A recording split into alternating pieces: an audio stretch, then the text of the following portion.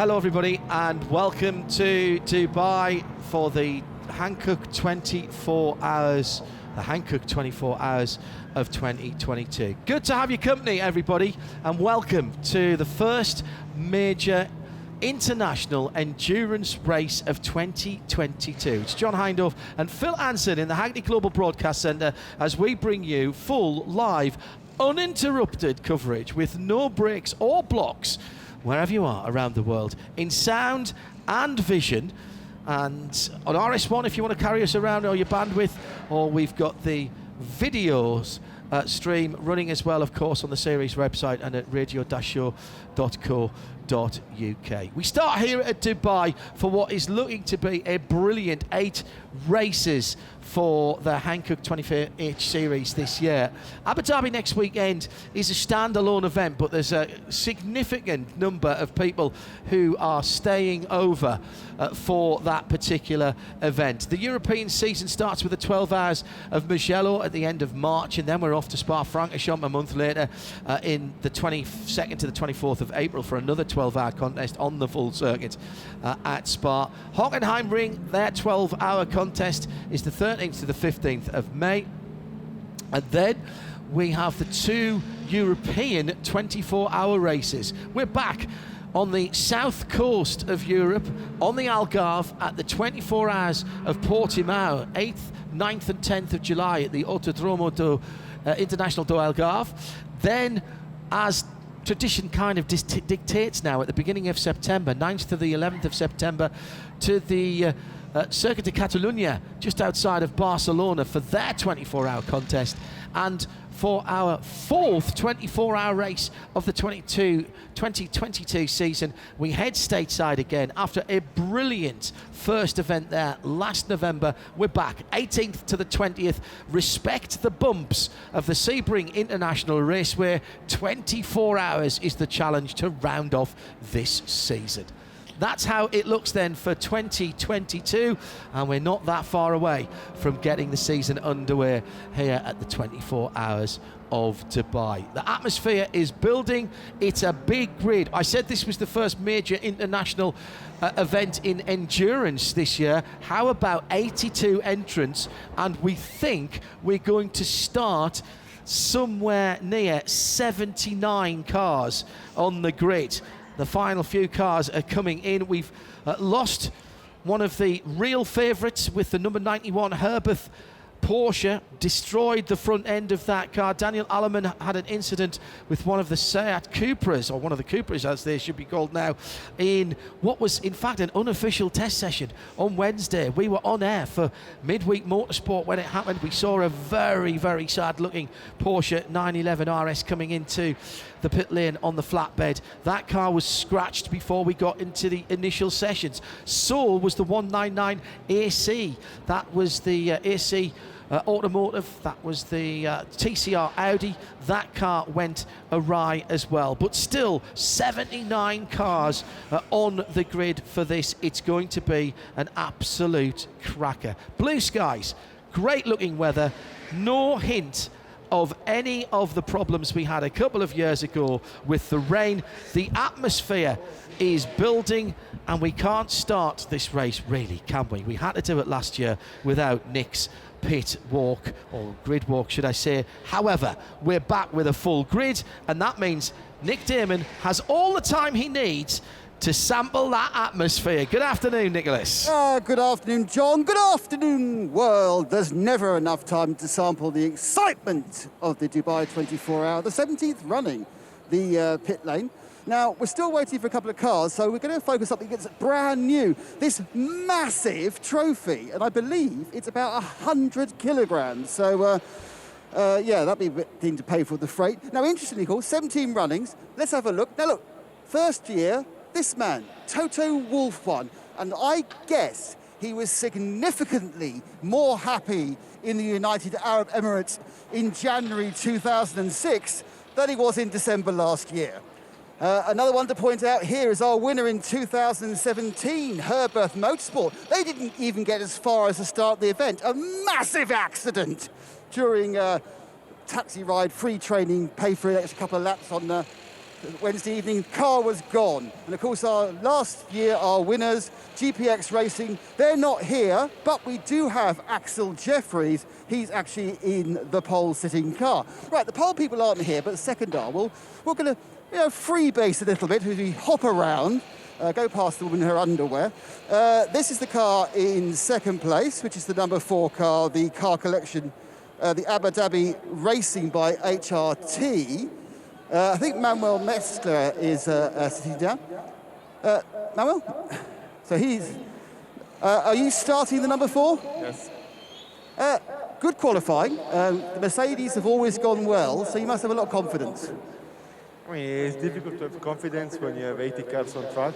I mean, it's easy that will do less mistakes and less penalties and contacts will win the race. So, I mean, you can be quick as much as you want, but you have to stay out of trouble and take care on traffic for sure. It's noticeable. You've brought this car to the pit, to the grid a long time before the others. You're just trying to warm it up with the sun. I have no idea why. They just told me go on the car and go on the grid, so I did this. So I don't know. Thanks, Manuel. So that's the bright yellow number 4. Now, I think our third place car, which is the 777 machine, is just arriving. We've got the 4th car, which is the 92, which is the other of the... Oh, here's the top car. Here's the pole car being pushed into position. I'm not sure being pushed into position any of the drivers, but we'll have to see if we can find someone. I think who have we got knocking about the dynamic and everything? Oh, there's a driver actually sitting in the car. That's always a bit of a giveaway, isn't it? They're not late arrivals to the grid ball. It's just that we've started this early. What we'll do, we'll rotate around, Seb. Let's nip down and find people who are out of the cars and ready to chat. Again, looking over the side to see if we can find some people from the 92. This is the Grove de Pasquale Muller car. So, 92 car. Oh, yes, well done. 92 car starting well up. P4, yes. Has it helped that the Renauer brothers can now give their full attention to managing your team? Yeah, it's not nice to say this, but yeah, for sure. Yeah, it was a big crash. But yeah, the guys will help us for sure. Strategy have lots of experience in this race, and for sure everybody knows this race is all about strategy, being lucky with code 60s. This year we have so many cars, so the free practices and the night practice was like a big mess, you can say. Many cars, keep the car on track, don't destroy your car in the first few hours, and survive the night to have a good car for the end of the race. Now, you're in the Porsche. We've got just about every sort of other GT3 car around you. You've got a Mercedes in front, you've got Audi in front of you, Mercedes around. Have you managed to get an idea of where the strength of the Porsche is and where the strength of the other cars are? Normally we're quite good in qualifying.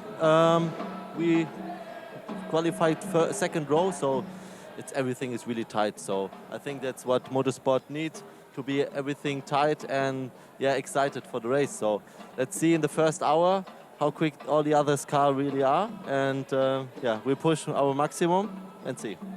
That's Sven Muller from the 92 car. It's got 3 Australians in the team with him, Mr. Grove, Mr. Di Pasquale. So they've all escaped from a land down under, much as a certain well-known tennis player will be soon as well. Over the other side, here we go. We've got Lucas Stoltz, who I think will be starting the 777. This is the third place qualifier. Have a quick word with Luca. Not the fastest Mercedes, but still right at the front. How do you feel the weekend's been going so far? Yeah, pretty good so far. We're really happy. Hop Racing, HRT is really good, doing a really good job. Yeah, car is driving well. I feel today is a bit hotter, so let's see. Tire deck was always a little thing here, especially when you have to drive really long on the tires. But yeah, we have to see. Yeah, you're the other Haupt Racing car, with the yellow one we've spoken to already. What's your advantage over your teammate? How are you going to beat that yellow number 4? Well, we try our best, but I guess it all comes down to strategy, because the cars are exactly the same. And we saw yesterday, even in qualifying, we are more or less on the same pace. So it will be, yeah, it will come down to strategy. Best luck. Thanks to Lucas Stoltz from the 777. I can see that Chris Mees is now out of the car, where he's going to be starting for our pole position machine. So I'll wait for Seb to catch up. Chris, so you've been allowed to start the car then? Yeah, I'm the starting driver. You were very late arriving. We've been waiting for you. I mean, what were you doing which prevented you from coming to the grid lane? Well, obviously we have a lot of people on the grid, also a lot of cars, so it took us some time to come here, to get here. Now, you're in the best place because there are so many GT3 cars, you're at the front, but how aggressive are you going to be to stay in front? Well, it's a long race. I mean, we are professionals, Marcello on the other side, Lukas Stolz behind me. Obviously, we want to give a good show, good fights, and give the fans some things to talk about later. But obviously, we aim for being up front at the end of the race. It's a long 24 hours. It's a hard race. It's a lot of cars on track, a lot of mixed classes. Everyone is going for their special class win, so everyone on the track is fighting hard. We almost have 100 cars on a short track, so it's going to be interesting with the traffic. You've got several Mercedes and several Porsches behind you. What are the advantages this Audi has over them? Well, we're a bit of a lonely star up here. Our teammates are actually in P7, which is really good. So hopefully they can come up front a couple places and we can work together like Mercedes and Porsche will do.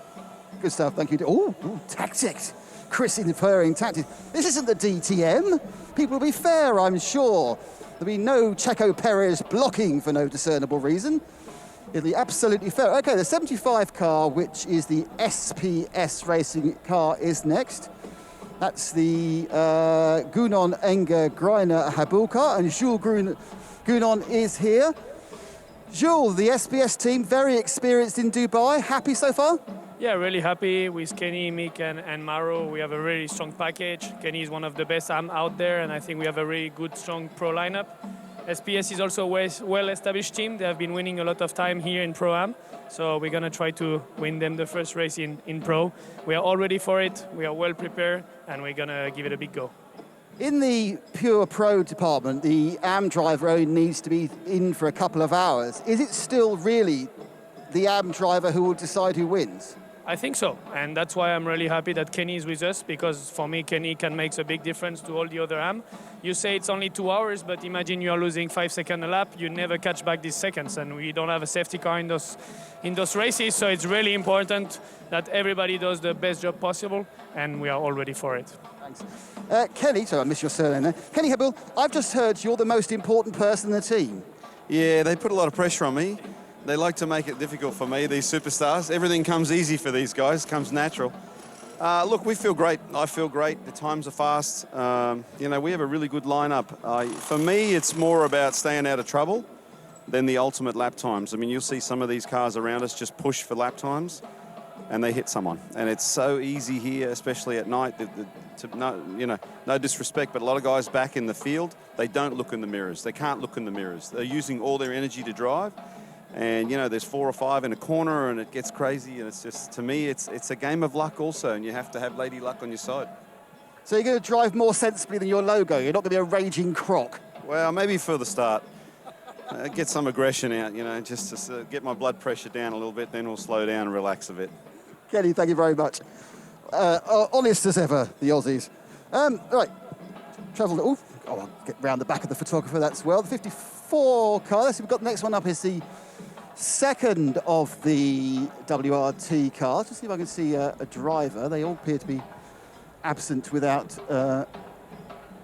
any sort of exeat or a note to get out of the way. Actually, I'll go have a chat with someone we don't normally chat with. Manfred Sandbickler from Hankook. It's great to see you, mate.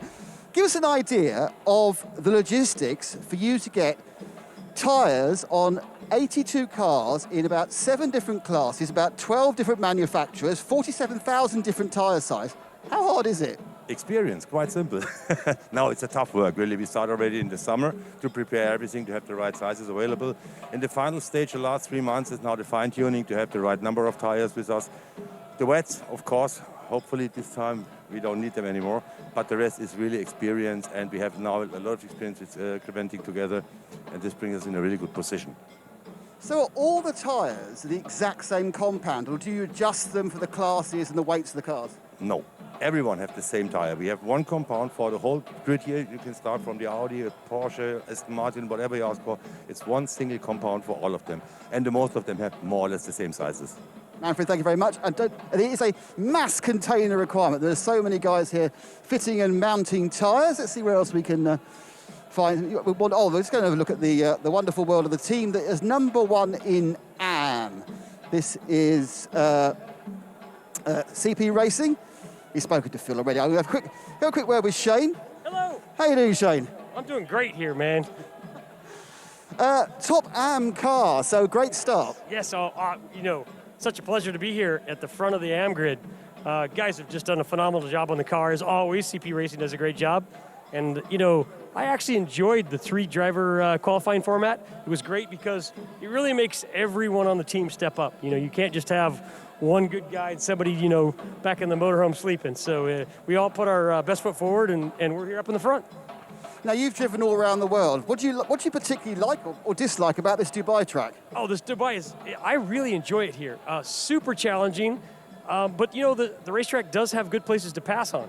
A lot of racetracks you go to, it's so difficult to pass. There are some good passing places, but with what we have, like over 80 cars or something like that, and even after night practice, it's still going to take a little bit of luck. I don't actually believe in luck. I believe in hard work and preparation, and after what I saw in night practice, I'll take some luck. Thanks, Shane. Well, Shane is a big fan of this Dubai Autodrome. John, talk us round the track. Well, thank you very much, Nick. It's a circuit that challenges everybody here. Just over 5.3 kilometres around. You head down the front straight, and then it's a big dive into turn 1. It's downhill. Get the car rebalanced for 2 and 3. Set yourself up through 4, 5, 6 and 7. You're braking through 6, and you're making the front Hankook tyres work really, really hard. Pick your line through 8 and 9. Charge down to 10, all the way down to 60 kilometres an hour. Over the top of the rise, out to turn 12, through the fast left-hand kink at 13. Into 14, that's another bank cambered corner. Over the rise at 15. Out of 16, pick your line through there as well.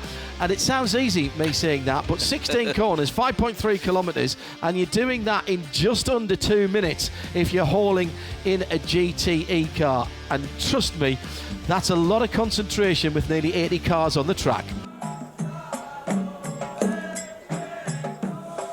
Well, John, how are you doing? We're still doing the Dubai Park Run, where we... I'm just going through thousands of Porsches, and we attempt to get to the TCE pole. Thousands of them. Well, there are. Billions of people exaggerate, Nick. Literally. Don't worry. Literally 1,000 Porsches. Porsche Motorsport have their base in the grandstand just along from us. I'm sure they'd be delighted if there were thousands of Porsches. They've done well to get the 992 Cup cars down here. They had their first season officially in 2021, and some of those early cars have been released from their original owners as they've got some new cars coming for 2022. And as ever, the Porsche Carrera Cup car has always been a very good endurance machine with a few little tweaks, and there's a few add-on packages that Porsche Motorsport do. So some of those very quick 992s have been pressed into service here, and now they have their own category in the race. Some of the GT3 drivers saying they are so quick that they've had to modify their tactics as to how to get round them because they're quick, particularly in a straight line. Still only pushing out about 507, 510 horsepower, but an all-new chassis, all-new body, all-new aero, and much more adjustable aero, particularly at the back end where they've got the swan neck, and that means those cars are going to be very competitive. Plus, they've got quite a big fuel tank, so they will be. I think we'll see some of those cars in the top 20 in the early running when the pit stops unravel. Nick has fought his way through those thousands of Porsches down to the TCE. Remember, 2 different pole positions at the front of the grid for GT, and then further back for TCE, touring car endurance. But the 2 cars on the front row are a little more GT than TC, Nick. Yeah, I must say, you hear about things being in different postcodes. The 2 they're different Emirates, it's so far away. Anyway, I've got to the top, the Le Arbre, Jacques Leconte's team, the 2 trees. It's the Ligier and Steve Zakia. Steve, you claimed pole yesterday.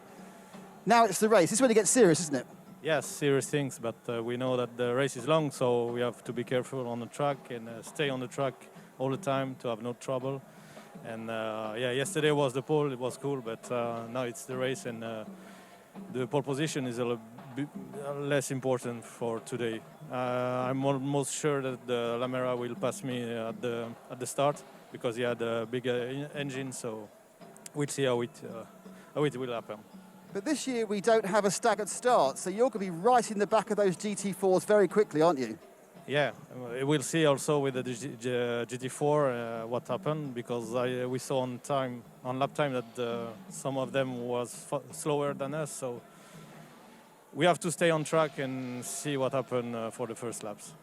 Thanks, Steve. So there, Steve, very conservative, taking that very conservative. I think he may be right with that Lamera, but I'm pretty certain it might have a bigger engine, but it doesn't quite put out as much power as the Ligier. I think the Ligier is 350 and the Lamera is about 320 or 330, but they're both very light cars, Nick, coming in around about 1,000 kilos, tube frame, classic tube frame GT racing cars, and a new breed in some respects of a GT car. We've got the new GT4 Ginetta, of course, in the race as well. But that Lamera, we're not going to miss it with that big purple star on it, are we? No, they're doing some last-minute tyre wrap work inside, which I'm quite pleased about. The drivers aren't immediately obvious. I'm not sure where they've gone over in the shade over there, actually. But we'll carry on going down because there's many other classes to enjoy. The 116, which is the top of the TCR cars, this is the brand new Audi. And everyone went, oh, it's not fair, they've got a brand new Audi and we can't go that fast. Not quite sure who's going to be starting the car. Again, there's kind of we've run all this way and there's hardly anyone to talk to. It's just not fair, honestly. 116 is the car that Rob Huff is driving, and I would think that Huffy would be starting the car, but well, he may have gone for an emergency brake then. This is the car in second. This is the 159. This is the Thai only team. Let's see if we can find a Thai driver. They're sponsored by Scalextric, which is a good start. Wait, where are your drivers? They're hiding in the shade. Okay, let's go. Now this is going to be interesting, Nick. What car number are we at? We're at 159. Ah, yes, 159. So your driver choices here. I've got one already, John. And, right. It's Kashuri. It's Kei Kashuri. You're very lucky. Thank goodness, because some of the other names I would have had a major struggle with. Anyway, great performance. You know, an all-Thai team. You got yourself on the front row for the TCR class. So happy so far? Yeah, it's quite happy with the car. The car is quite good setup, but we still have something to improve. So it's good for the race. Yeah. How balanced are your 5 drivers? Are you all much of the same speed? Yeah, we all much at the same speed. So it's good for the strategy. So it should be good for the race. And what's your strategy for the start as a team? We just try to keep the position at the start and try to keep this position as long as we can. That's it. Good strategy. Great stuff. Thank you. That's the 159. Is that just wandering across, see if I can... Which of the Kashuris was that, Nick, that you were talking to? K. They're both K. Yes. The younger one. Was that Cantasac then, or Canta D? Honestly, Perm 1 from 2. Okay. Very nice, though. And here's an old pro, as they say. What do I call you? How you doing, Rob? Very well, thank you. Yeah, looking forward to the start. Yeah, I mean, we've just got to take it easy, stay out of trouble, try and survive the first 20 hours and see where we are with 4 hours to go. And yeah, I mean, you know, it's the first race of the Audi for an endurance race outside of WTCR. And so far it's proved an amazing car. You know, it's a delight to drive. It's very fast. I've got some great teammates in the car with me as well. So yeah, just looking forward to a steady, fun and successful 24-hour. TCR are incredibly competitive, and you know you've come in there and blitzed us all in the 116. But you know, using your time in the car is going to be absolutely key. So do you kind of already know when you think you'll be in after the start, or is it always a piece of finger in the air? I think you know, with 24-hour racing these days, you've just got to take it as it comes and react accordingly. You know, I think long gone are the days where everyone has their set position and set time. Anything can happen at any point, and yeah, we'll react accordingly. We've got some great engineers on the car, and yeah, let's see what happens. But you can't make a plan. You know, you can make a rough plan, but whatever you plan, it will go out the window after the first stint, I'm sure, even the first corner. and yeah, we'll react accordingly. Well, you've been doing this for years in many different cars. Have you won a 24-hour race before? No, I've been bridesmaid many a time, but never won one. So, oh no, that's a lie. We won the 25-hour Thunder Hill race with Rob Hollins TT. So Audi's been good for me, and yeah, Audi's the one car I have won in. So let's see if we can make it 2 this weekend. Thanks, Rob. So he hasn't won a 24-hour race because he's won a 25-hour race. I don't want to get too pedantic, but you know. Was he leading at 24 hours in the Thunder Hill? Well, do you know what, John? That's the very good point. Because frankly, if he wasn't, it doesn't count. Walking back now to look at the remaining cars. This is a Ligier or Limera. They both look very similar in the orange there. That's the Bugatti Shoes Sponsor 295 car. That's the Ligier, isn't it? And then we have the 188. Let's have a quick word with Stéphane Parrin. Stéphane, the competition in TCR has gone up another level. They've got another Autorama Wolf Power car. They've drafted in a world champion. It's not really fair, is it? Yes, it's always a big fight in the TCR class. The new Audi is with a BOP with a big joke because very not fair, I think. But we will do our race and we will see. We have a strong lineup and with experience, and we have the lucky to share the wheels with Yannick and Miklas for the first time this year. And we hope to fight for the victory like usual. Yeah. Thanks, Stefan. Good stuff. Actually, we've got both the Audis, John, nose to tail here. Do you want to do a quick visual comparison? Yes, I do like a bit of show and tell. Now, here we go. Now, this is the key. This is the Audi theme here. This is the new rear wing. So on a second, reverse swan neck. Just one second, and we'll come back to you in a second on the vision. I'm just waiting for that to come up because I want to see this as well. To be honest, so there's the reverse swan neck on the TCR car now as well. On the TCR, the new one, and also a slightly different area in the air and the lights. Now you need to stay with Seb as he moves along, Fabian.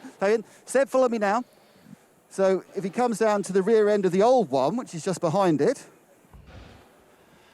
You will see, if Seb's still on, we have the old-fashioned wing, which is the forward-mounted swan neck, and a significantly, if he gets that, brilliant. If you just have a look at the rear arches as well, these are kind of bolted on, whereas the others the new ones look way more like they've been in a wind tunnel for a while. And that's just at the rear. But the basic body shape is the size. For example, the lights are almost identical. It's still based on the same version of the RS3, so it's not like they've moved a generation on. It's very much an Evo, but we know how efficient those reverse swan neck wings are, don't we, John? So that's why they've gone into them all. So I think Rob Hubb was saying that 80% of the parts on the new car is new. He said the fuel tank only. Yes, he did. He said that he did indeed say the fuel tank. I'm sure the tyres and wheels are transferable again. You're such a pedant sometimes. Well, that's where we are. So we wonder. This is just have a quick wander down the back here. I'm just wondering whether we've got what the situation is going to be with the various dead cars we have, which didn't quite make it back, did they? We had 451, we had 103. 451, the Zorg Avia Rennsport BMW was being rebuilt earlier this week. There was the 103, of course, which was involved in the 91 accident back a couple of days ago. I'm just That's a saying, Cupra. Right back of the pits. The back of the pits. And there's the 103. This is the precision performance motorsport car, the Ladurna Mohamed Alouez, Marco Santamaria and Nadia Zohua car. This is the first time you'll have seen this on the track because it's been completely rebuilt.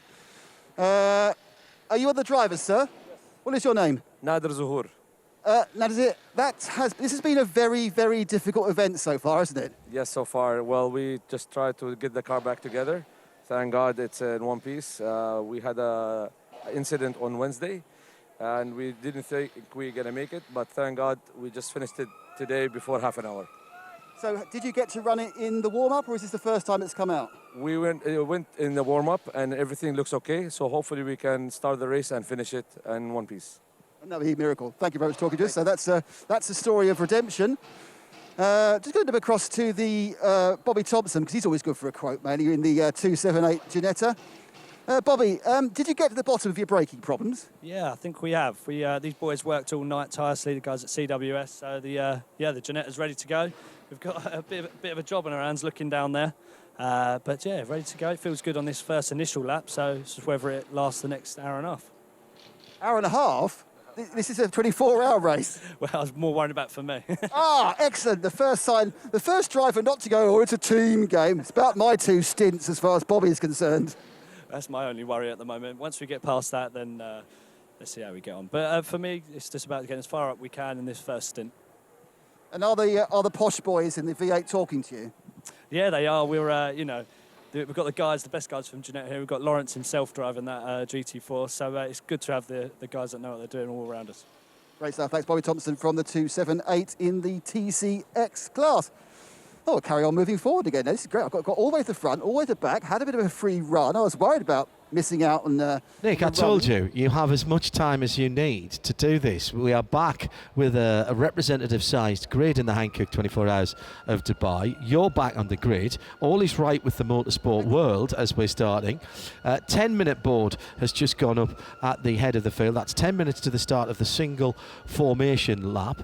So start picking off some of the stories, if you want. I'm going to try and move back out of the TCR into the tail end of the GT race that we kind of skipped. Well, actually, I ran past part of the point where my radio pack fell out of my pocket, which was rather embarrassing.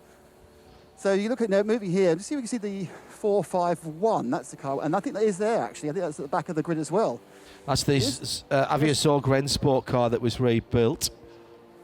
Just putting in one of the drivers. I mean, basically they've had to completely rebuild the nose of the car. It didn't look like a particularly difficult accident. I mean, obviously all accidents can be a problem.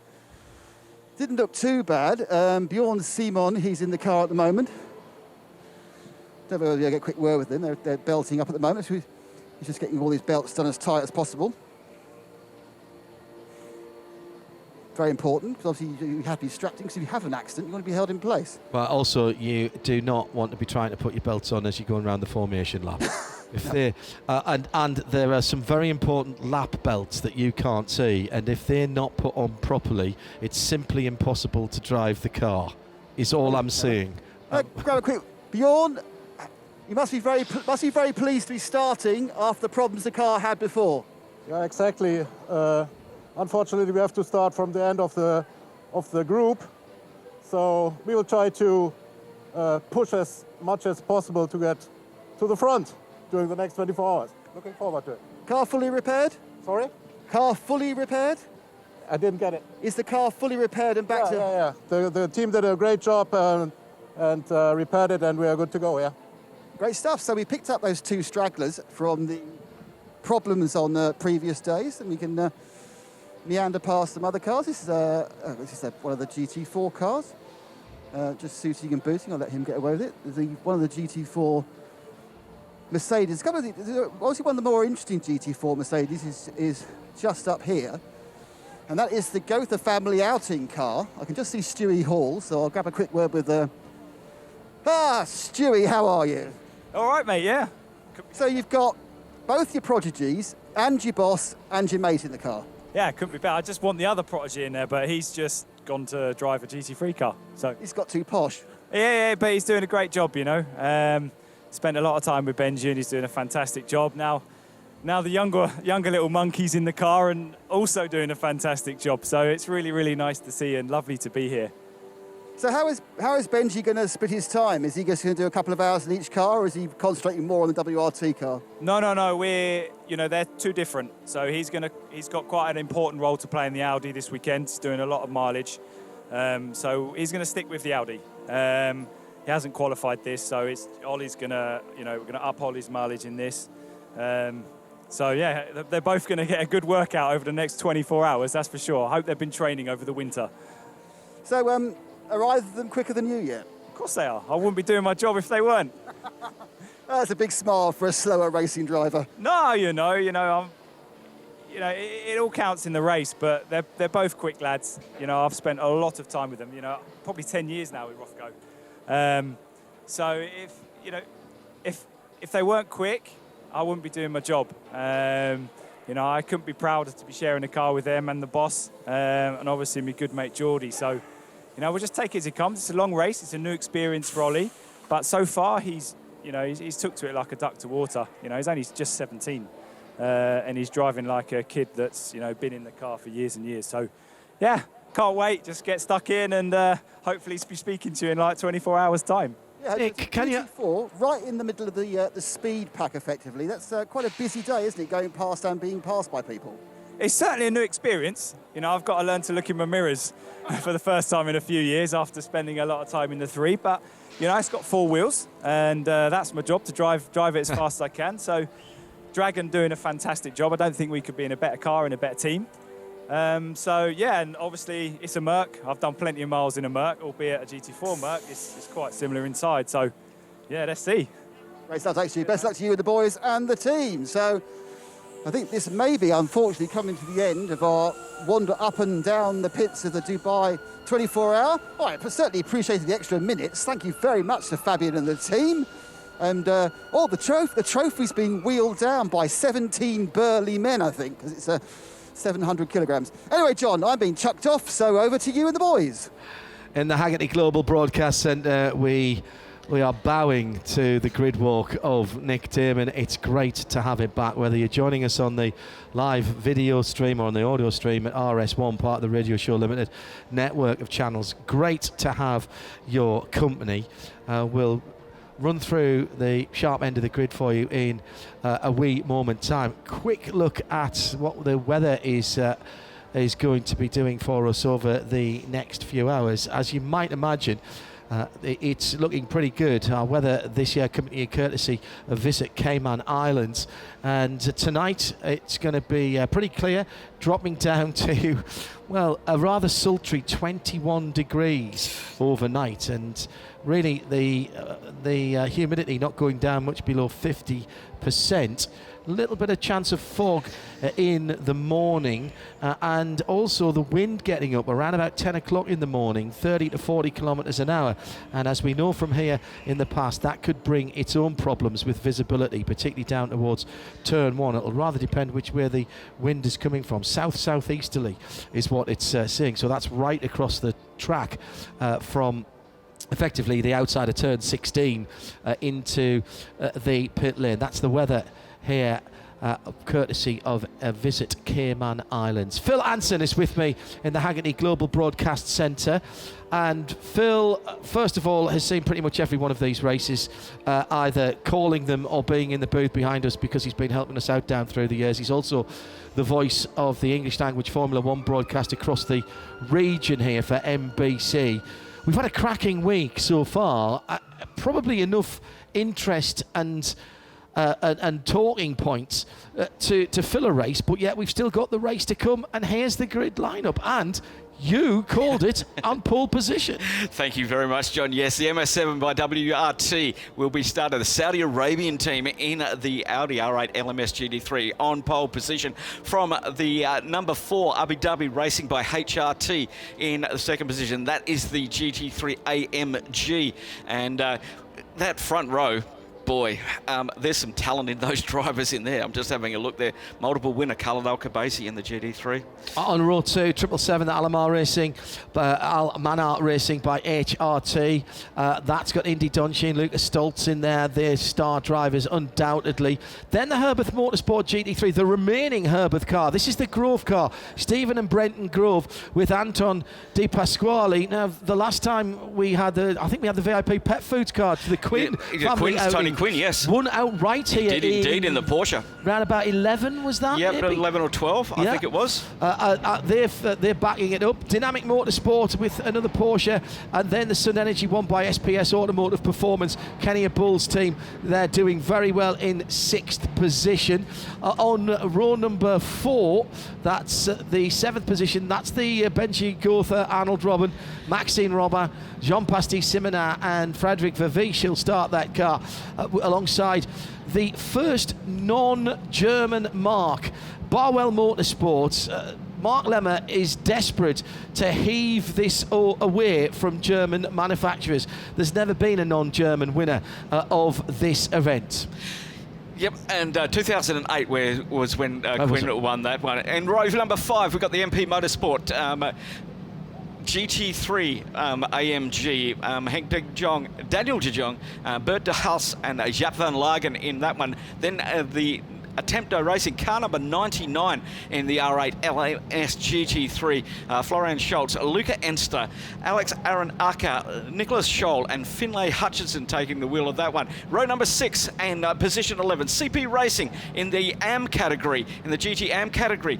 Charles Putman, Charles Esplinup, Phil Quaife and Shane Lewis in that one. Yeah, Phil Quaife, a late replacement for Joe Foster, who hurt his ankle. Then it's Dynamic Motorsports Porsche, Racetivity in the Pro-Am category. Francois Perrodo starting that one. It'll be the Capital RT Yadro AMG GT3 in 14th. ST Racing, Sam Tan's team with Harry Gottsacker, the TCR ace from IMSA, normally drives Hyundais.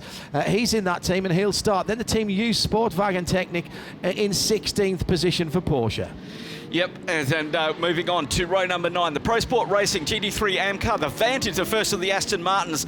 Max Demaray, Julien Demaray, Jean Gloriex, and Simona Balkan. I do apologise if I get them wrong. I'm from Australia. Okay, following on from that, it's the Duo Racing by Herbeth Motorsport, car number 93, as the cars are now rolling.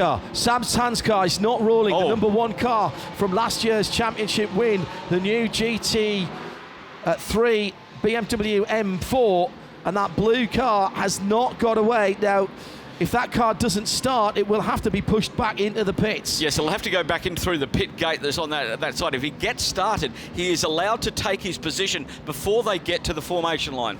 Let's carry on then. The 30 in position number 19, Schubert Motorsport, then ST Racing in 20th. Car Collection in 21st with SPS in 22nd. On row 12, it's Dual Racing. The Mutrans are back, and it's Ramsey who will start a new era for those guys with TF Sport and an Aston Martin Vantage. Leipert have their Lamborghini in 24th position. Row 13, Car Collection and Sandlock Racing. It's an all Audi row. Row 14, Team GP Elite in the GT3 Cup 992 category with Red Camel Jordan alongside them. That's all Porsche, as is row 15, ID Racing and Leipert Motorsport.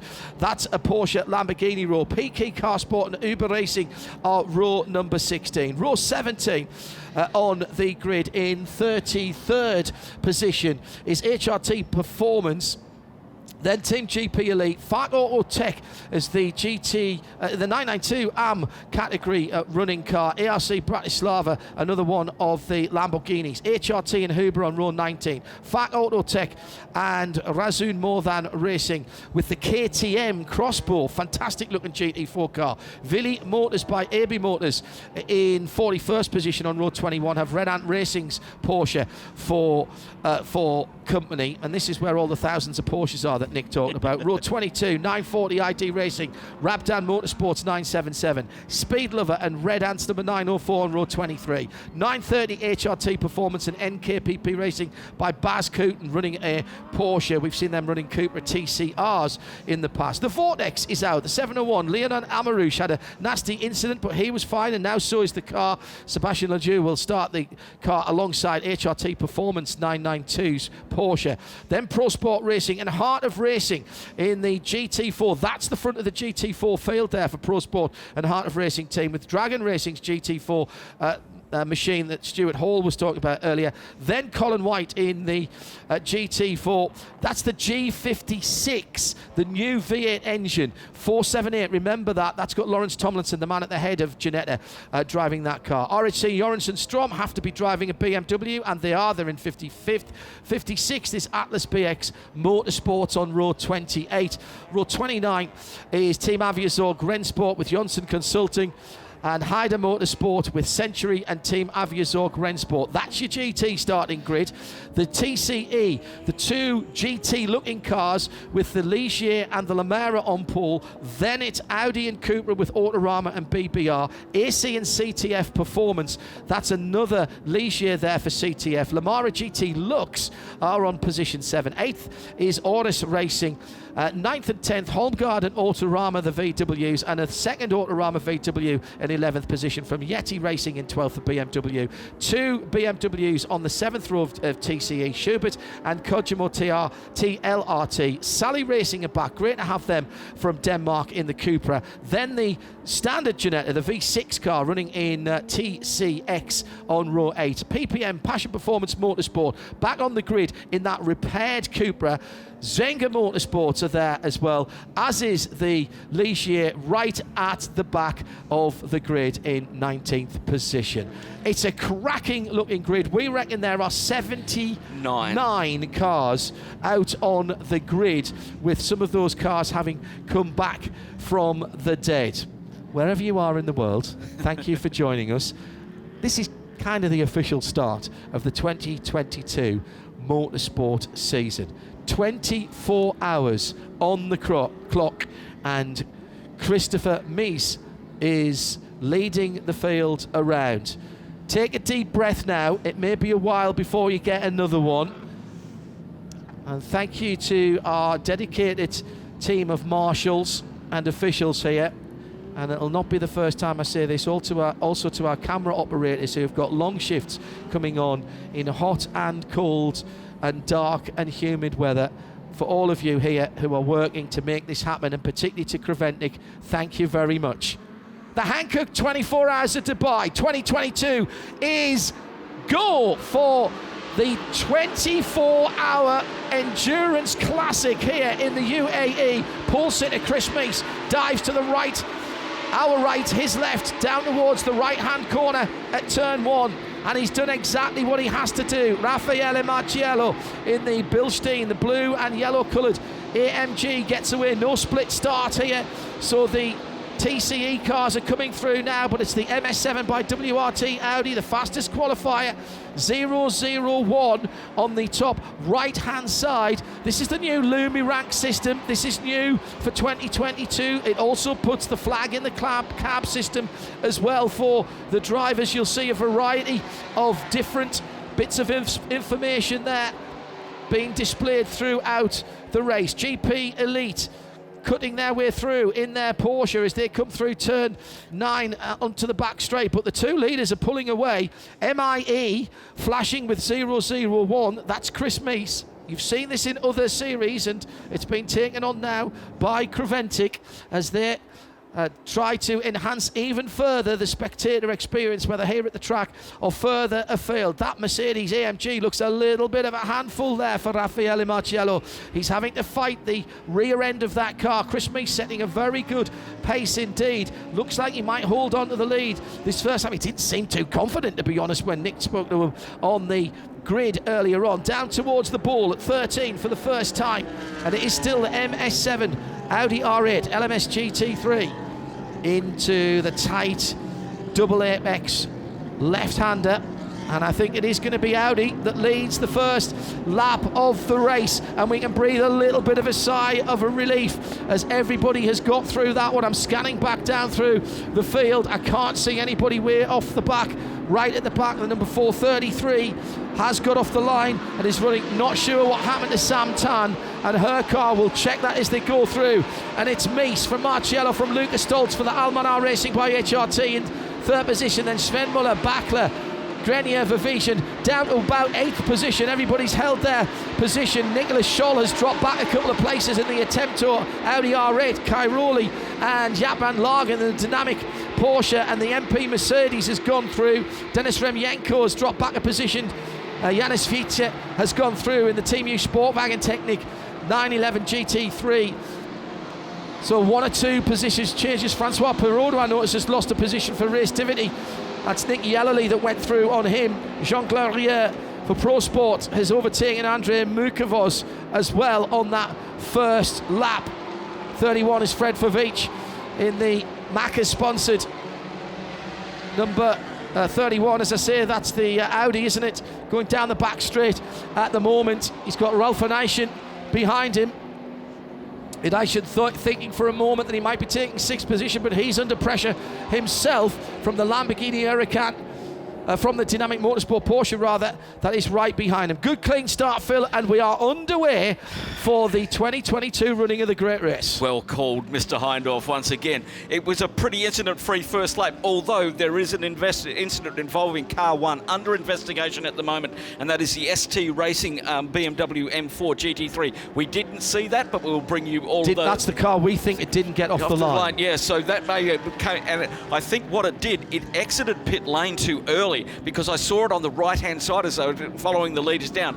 If it was in pit lane, it had to wait until the end of the, like the last car has gone past. I believe they may have inadvertently, and we'll leave that in as it is, but they may have done something that brought them into disrepute. Yeah, Harry Gottsacker is in 35th position. Yeah. Now, what I don't know is whether they got off the line and retook their position, or whether they went back into the pit lane. We just didn't pick that up. Well, the thing is, if he was in the pit lane, because I saw him come out of there on the left-hand side as he was following the leaders on the right-hand side, sorry. So he did exit pit lane, so they must have pushed that car back into the pits, because I didn't see him at the end of the field where he would have been, because you know, on the formation lap he's allowed to take their position before they get to the control line, which is at turn 14. So we'll wait and see how that one comes out. But at the moment, a very clean start from all of the 79 competitors we have on track. There is quite a few changes in positions, as remember in qualifying, 3 drivers had to set your qualifying time.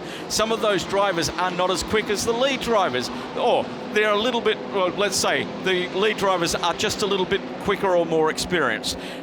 Pro-Am and amateur categories here at the 24-hour, as we follow the leaders again down in there, and that number 4 car, Rafael Marciello, is not letting Chris Miles get away from him at the moment. Lucas Stoltz and Sven Miller playing a waiting game. We've got one car very slow at the moment. That is the...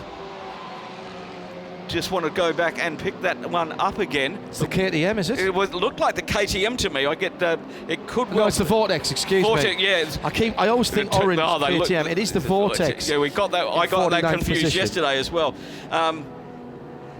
We'll see where they get on to. So we're in 49th position. As they came through, but that car is clearly dropping back just a wee bit at the moment.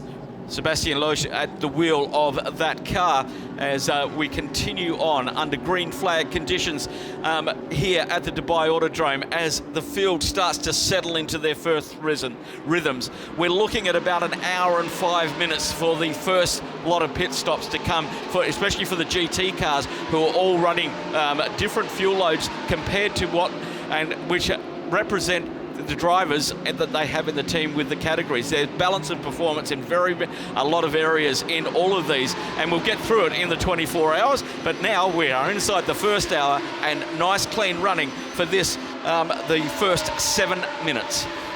And for the moment at least, Chris Meese still has a clear track ahead of him. He's got a couple of corners. He's coming through at 7 now into 8 and 9, which is the parabolic onto the back straight. The first car he's going to come across is at turn 10. The Zengo Motorsport, which is the Zengo Motorsport machine. Yeah, they were literally the length of the long. They're a kilometre ahead of him when they came onto the back straight. That Zenga car just dropping back a little bit. Zoltan Zenga's team from Hungary. Yeah, in front of them is PPM Passion Performance Motorsport and in their Cooper and TCR as well. And it won't take long for these GT cars to get amongst the back markers, and that's what endurance racing is all about. About 5 to 6 laps, and they're already dealing with traffic, and because everybody's on fresh tyres, it's all about getting a track position early, and especially if you're the lead driver, that you can make those positions, then it's up to your remaining drivers to hold the position that you make once you get back into the car. But it looks spectacular here, John, from the Haggerty Global Broadcast Centre, looking out over this absolutely packed Dubai Autodrome full of cars. It's amazing. And quite a few spectators as well. Yes. Everybody has had to show their COVID certificate before being allowed in, and you're given a wristband if you have come in from the outside, so running under very strict COVID protocols here. Let's not forget that Creventic were the first motor racing back in Europe with a 24-hour race, believe it or not, at Portimao in 2020. Yes. They proved it could be done. They proved that race teams wanted to be back and could be trusted to be back and follow the rules, and they're running under very strict protocols here, as the whole of the Emirates has been. The attitude towards the pandemic here is very impressive indeed, and everybody from those who checked us through passport control to our taxi drivers are telling us just how impressed they've been with the system of operation, and everybody, pretty much everybody here has been vaccinated multiple times and know what to do in bringing their COVID paperwork with them, and that's how they've been let in here this weekend. Yeah, the government here makes it very easy to, if you've done the right things, you get, as you said, when you came through customs and everything, getting everything done seamless. Yeah, and really, I think that's really important, especially for all the drivers and teams out there. Just having a look at GT3 Pro-Am leading that one. Jeff Van Lagen in the MP Motorsport at Mercedes leading the Pro-Am class. He's got a GT3 between him and the next one as well. So now, just interesting here, if you're watching this for the first time and enjoying it, as I'm sure you are already, although we've only had 9.5 minutes of racing with 3 Porsches almost side by side coming out of turn 9, you will notice that nobody in the pit lane is wearing fireproof overalls, and some people are wearing shorts and t-shirts. Where's the safety in that, I hear you cry? Just 1 second, as we've got a pass down the inside for 34th position, and that's the Philip Saga HRT Performance ID Racing Battle, and Max van Spluntern's right in there as well, but Longin not too far ahead in the Audi GT2, the debut for that car in GTX. We'll keep an eye open for that one, but it's the 934. Yeah, it might be. Max van Splunteren in the bright orange Team GP Elite. We've seen them running a variety of cars down through the years. He's under real pressure at the moment, but just going back to a couple of bits of housekeeping, as I said, you won't see people wearing fireproof overalls in the pit lane. That's because there's no fuel in the pit lane. The fueling is done completely separately and outside the pit lane in a dedicated fuel station, and 2 of the pumps are out of service. Yes, I'm hearing from race control. So that they'll be being worked on even as we speak. But tactically, if we get an early code 60, which is how we neutralise the race here, it is highly unlikely, if not 99.9% authority, I can say, that we won't see a safety car. We might see some intervention vehicles, but in Creventic racing, in the 24-hour series powered by Hankook, it is all done by full course purple flags, 60 kilometres an hour, 961 Porsche. That's the FAC Autotech car at the moment. It just goes around 961. Yeah, has immediately rejoined that car. Did they jump, or were they pushed down at turn number 1? They were side by side with a red, white and black. Oh, now a bit of damage there. The KTM is red, white and black, not orange, which has thrown me out. Totally. But that's the new GT4, relatively new GT4 at KTM. The good news is the 961 is pointing back in the right direction. It's Alexandra Fack of FAC Autotech. He's lost a couple of positions, but he is pointing in the right direction. He'll be hoping that there's no suspension damage on that car. It looks like a Porsche Carrera Cup race in the midfield. We've got 2 different versions of Carrera Cup cars, the 991.2 and the new 992 car. You can tell the difference. The swan neck rear wing, as on the 924, the silver and blue car, that's a 992. The car ahead of it is a 991 with the normal under fastening to the rear aerofoil. There's a huge performance advantage in the new 992s, and the pro drivers telling me after the inaugural season of the Porsche Carrera Cup North America presented by Visit Cayman Islands that those cars are as quick as GT3s. One of the Lamaras, it's a 223 car with the grey star on the side, has come to a halt just on the outside. That's the Lamara GT3 look. Sebastian Guignard behind the wheel, 4th in his class, and that's a really dangerous spot because it's fast down there. It's very dangerous. Now, if that car does not refire, that's going to be our first full course purple, code 60. Sebastian with the bright orange helmet trying to get that restarted at the moment, Phil, but there's no lights or anything on that car. That is completely dead at the moment. Yeah, keeping an eye on that. You can see the marshals on the radio to race control, just checking whether they can fire that car and get it Code back 60. and run. Yeah, we're under code 60 already. 15 minutes, 15, yeah, well, 23 hours to go, and we got our first code 60 and about quarter of an hour into the race. So the situation now is that all of the marshal posts display purple flags with a white cross and a white 60 in a circle in the middle, and on the dashboards of all the cars we have the code 60 signs as well. No overtaking, 60 kilometers an hour. There are target times for the lap and for the sectors. In fairness, most of the teams have a secondary limiter for 60 kilometers an hour as well. 40 kilometers in the pit lane. Correct, 40 kilometers in the pit lane. Yeah, a lot of these new GT3 cars have got the ability to program multiple limits for just such an occasion. Effectively, what we're doing here is we're freezing the field. Yep. And nobody should have an advantage or a disadvantage. Number 67 Porsche is the bright gold car right alongside the number 77 Audi. Dynamic motorsport car. Yeah, and the 77 is the Barwell Motorsport. Sorry, that was the Lamborghini. My apologies. And just they did not want to give an inch at all there. And there's no real need to do. There's no rules like overlapping as there would be in Australian motorsport, for example. So, but the dynamic car has dropped back in behind the Barwell machine. Here we go. Early pit now. Now these cars actually are the first cars to hit the pit lane. Now let's see. Chris Meese has come in the MS7 by WRT. Now, he's shown in the pits. Does he go straight through? I can see him now right underneath us, the 777. Lucas Stoltz following in. Nick Damon, we welcome you to the broadcast in your full-time job as pit lane reporter. Are they going straight to fuel?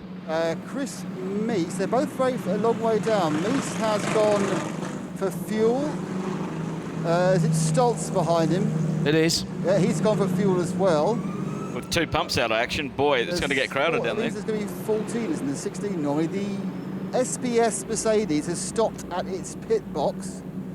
The three other GT3s trundling down the pit lane, they've all gone for fuel as well. I can tell you now, Nick, that Sven Muller and the Herberth Motorsport Porsche have done something very non-Herberth. Normally, code 60, the Herberth Porsche's in the pit lane. Sven stayed out, and so has Klaus Bachler for Dynamic Motorsport in the 54 Porsche. So they've both stayed out. Jean Glorier for Pro Sport Racing in the Aston Martin Vantage. The GT3 AM third position car has stayed out. Francois Perraudot for Racetivity has stayed out. John Loggy for SPS has stayed out. That's the number 20 Mercedes. The Duo Racing by Herberth Porsche 93, that's a Pro-Am car. That stayed out. Patrick Kolb has stayed out for Car Collection. Ramsey Moutran has stayed out in the other Aston Martin from TF and Dual Racing. I tell you what, though, they are absolutely rolling the dice. Those who do come in, not sure how long this is going to be or how many they're going to have. The thing here, John, under the code 60, you're only allowed to fill 50% of your capacity. Yeah. Now, they wouldn't have used 50% of their capacity because they're allowed to fill the tank fully up to do the start. Stop. So it's a splash and dash. It'll extend their first stint.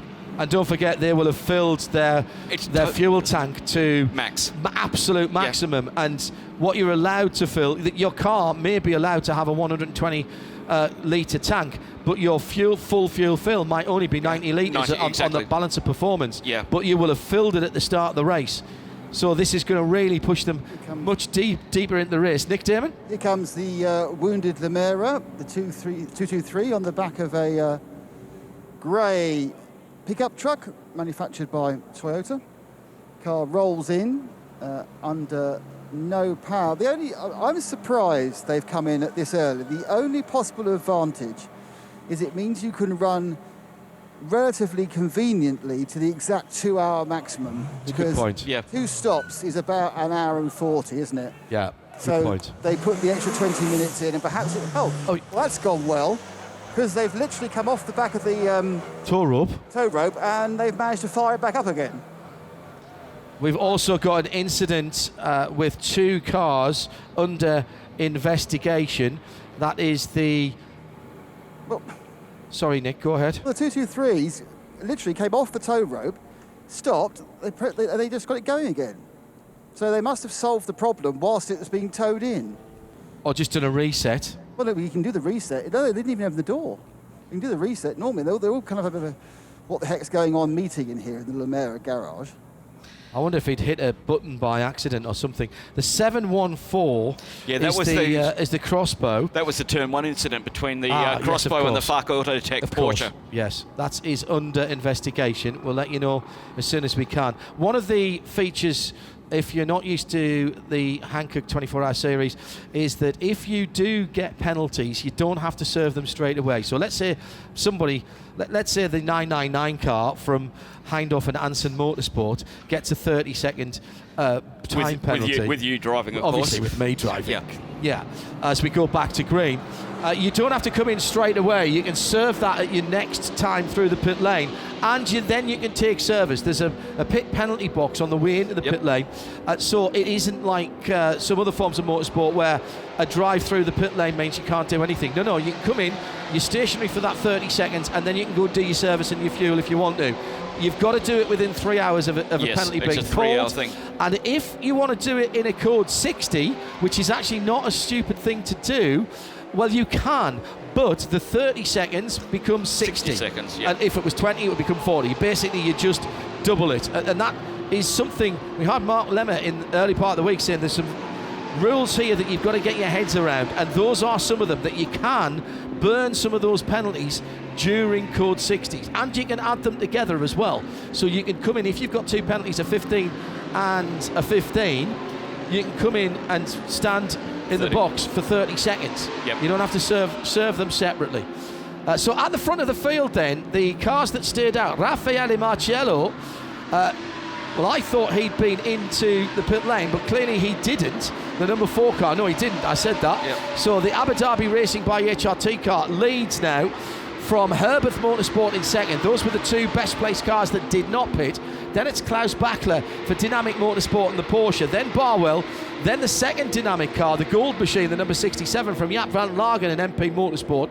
The first car that has made a pit stop is Chris Meese in the MS7 by WRT Audi that was on pole position, and they are down in 17th position, 35 seconds away from the lead, but they effectively have got another 20 minutes of fuel on board. And that is the key here, because we know these tyres will last. And that is the key, that these it's all one compound for everybody, and we know these tyres are good for 2 hours. Pump 3 and 4 are back in order just after that code 60, which because everybody was going to the pumps and we had them out of order just for a moment, which may have affected some of the drivers. Just following on from John's may have affected the strategy, by the way. Exactly. Following on from John's point that you don't see anybody in pit lane with fire suits on. They do wear fire suits down in the refueling area with masks and goggles and everything. It's a standard area, and they have to fuel with a gun pump. There's no dry brake refueling systems on these. It's a normal one that you pull up to in your car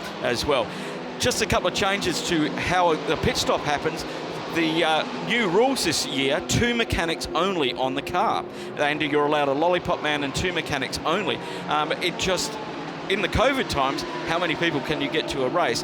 And that's for every team. So every team is, and what that does is give you more time to get the new driver into the car, because you're allowed 2 driver assistants as well. So just massaging of the rules that Creventic do so well with these series, and they've massaged them into a COVID period as well, and made them make it more cost effective for the teams to get out here as well, with the not having as many guys on the pit apron. You can have as many as you want inside the pit box with social distancing, of course.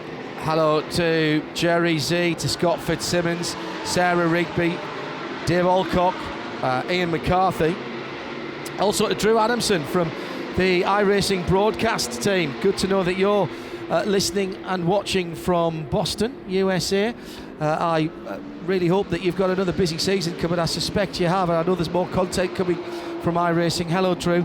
It's been a great help to us in covering some of the major iRacing events in the last 2 years now. And Jesse Young is listening from Australia, rooting for the Barwell Lamborghini, of course, the number 92 Grove Porsche. Shout out for Anton Di Pasquale, and he's splitting between 3 major manufacturers here. The number 75 Sun Energy 1 to be in contention for the win. I think you picked 3 good ones there, Jesse, if I'm honest. At RSL_studio, if you'd like to get in touch with us here in the Haggerty Global Broadcast Centre. It's Phil Anson and John Hindhaugh with Nick Damon in the pits in the opening 25 minutes of the season opener for the Hankook 24-hour series. It is the Hankook 24 Hours of Dubai at the Dubai Autodrome.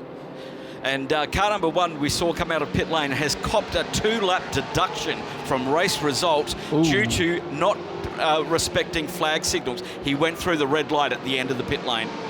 Nick Damon?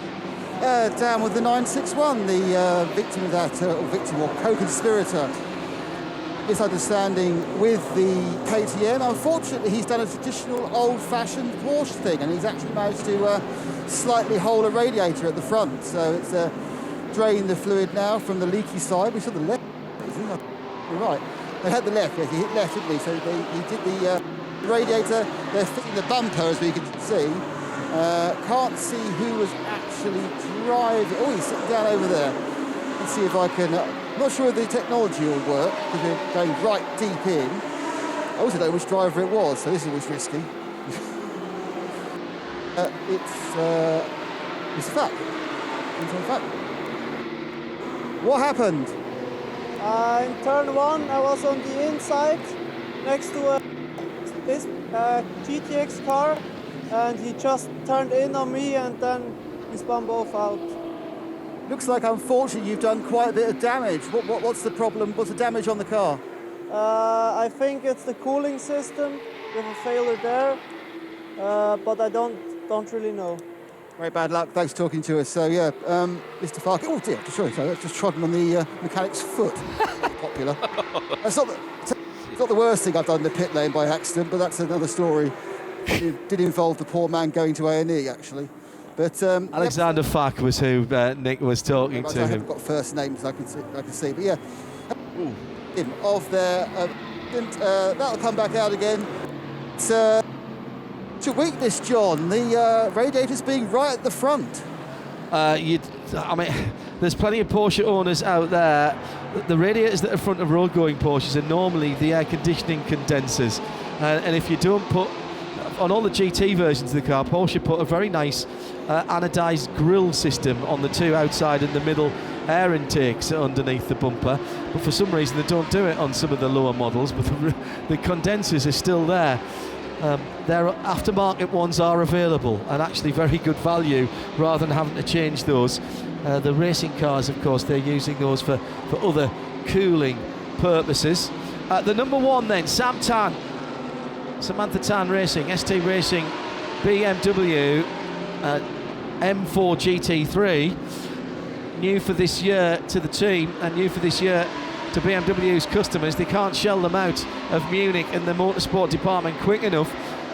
Literally they can't. They can't fulfill orders at the moment. There's a backlog of customers, such as the demand for that machine. Well, that was the car that has taken that penalty. Phil was explaining it earlier on. It was pushed off the grid behind the wall. Yes. We saw it not moving, if that makes any sense. We noticed it not moving as everyone else pulled past that very pretty number 1 blue car. It came out of the pits on a red light, did not wait for the green light. I think it was Harry Gottsacker who was starting the car, and he'll be disappointed with himself for that. He's an experienced Hyundai driver in TCR for Brian Herter Autosport in the USA, and he will be, I think, very disappointed with himself. A 2-lap, a very punitive penalty there, but that's a serious mistake. Yeah, disobeying flag or light signals is Yeah, you don't want to do that. Zengo Motorsports in the pits, back in the box, the 133 in there at the moment. We have another penalty as well, 60-second penalty for overtaking under code 60. I saw it. It happened between turn 14 and 15, and it's a RHC Jorgensen Strom by Century BMW M4 GT4, and they are going to cop a 60-second time penalty for that one. But again, remember, they don't have to serve that one straight away. Nick Damon is down with Zengo Motorsports. And if I could speak German, I could tell you what the error code was. It's the Geschwalschung Niederdrucksystem. That's where the problem is. So if my terribly bad phonetic German can be translated by someone like right turn lever, that's the page of the errors they're looking at. But the car undamaged. Say that again. I've walked away from it now. Can't remember it. Are you going to give us your best score? Oh, hang on, he's gone to another page now. This is exciting.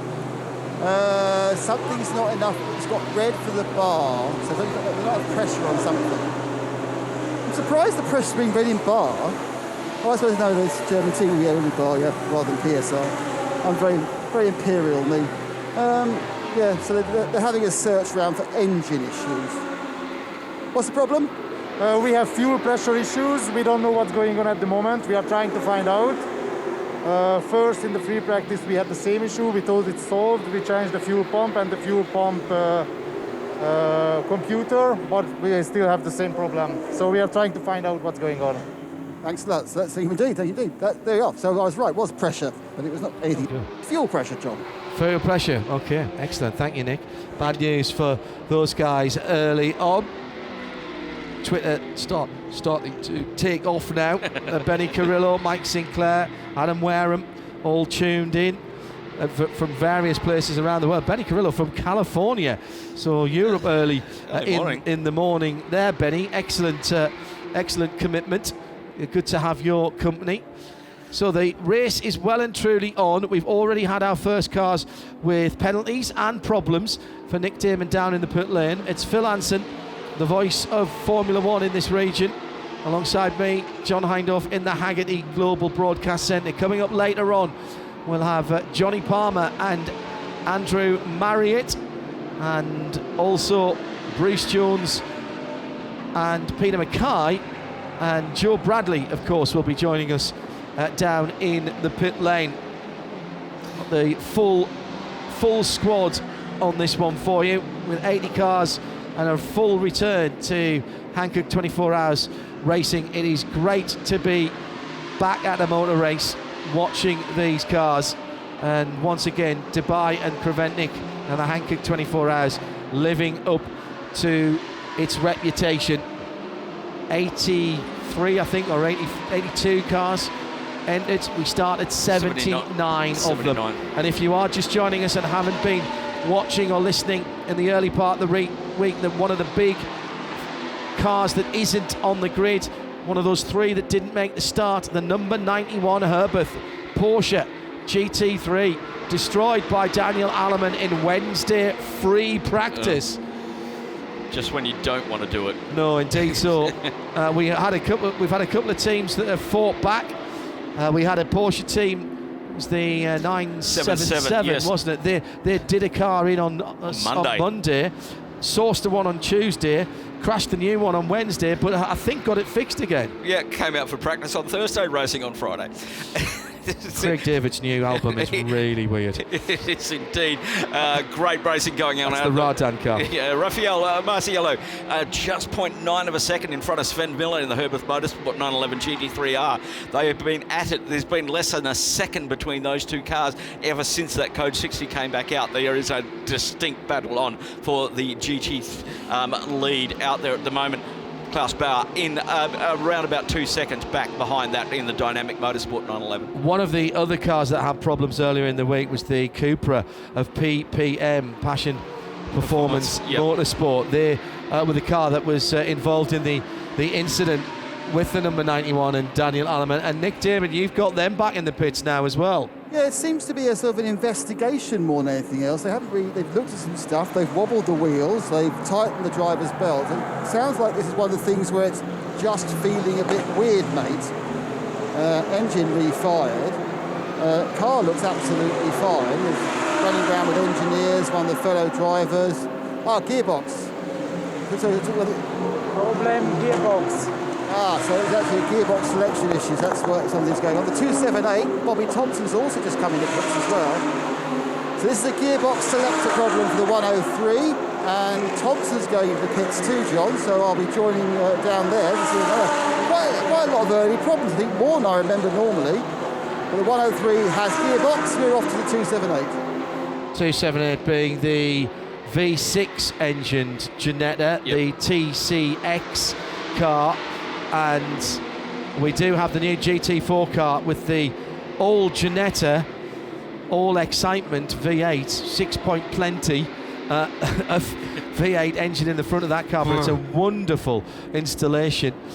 Meantime, towards the sharp end of the field, the number 92, Sven Muller, Herbert Motorsport in the Grove Porsche. How good is it for me to see the Grove Herbert Porsche? Because I'm normally seeing that when I'm down at Bathurst for the Litwin Molly Bathurst 12 Hours, which has been moved into May. That's their third date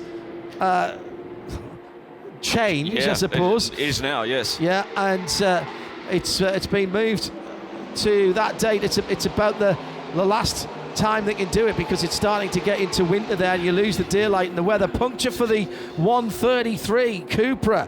Now that is the Zenga Motorsport. They're just out of the pits. Now is that a puncture or have they got another problem? I think they've still got that same fuel pressure issue that they struggled with on Wednesday, Thursday and yesterday as well. We saw them getting towed back on a couple of occasions, and maybe they haven't got it quite right there. And just trying to get it back up to speed, but maybe it's something a little bit more serious on the back end of that. But yeah, hello to Crowsey, who would be down there helping you with the Bathurst 12 Hour. Well, he'll be there in May. Yeah, in May, indeed. Whatever happens. I really feel for supercar events who run that event now. They've had no luck. Car off the track there for a moment. That is one of the Ligiers. 207.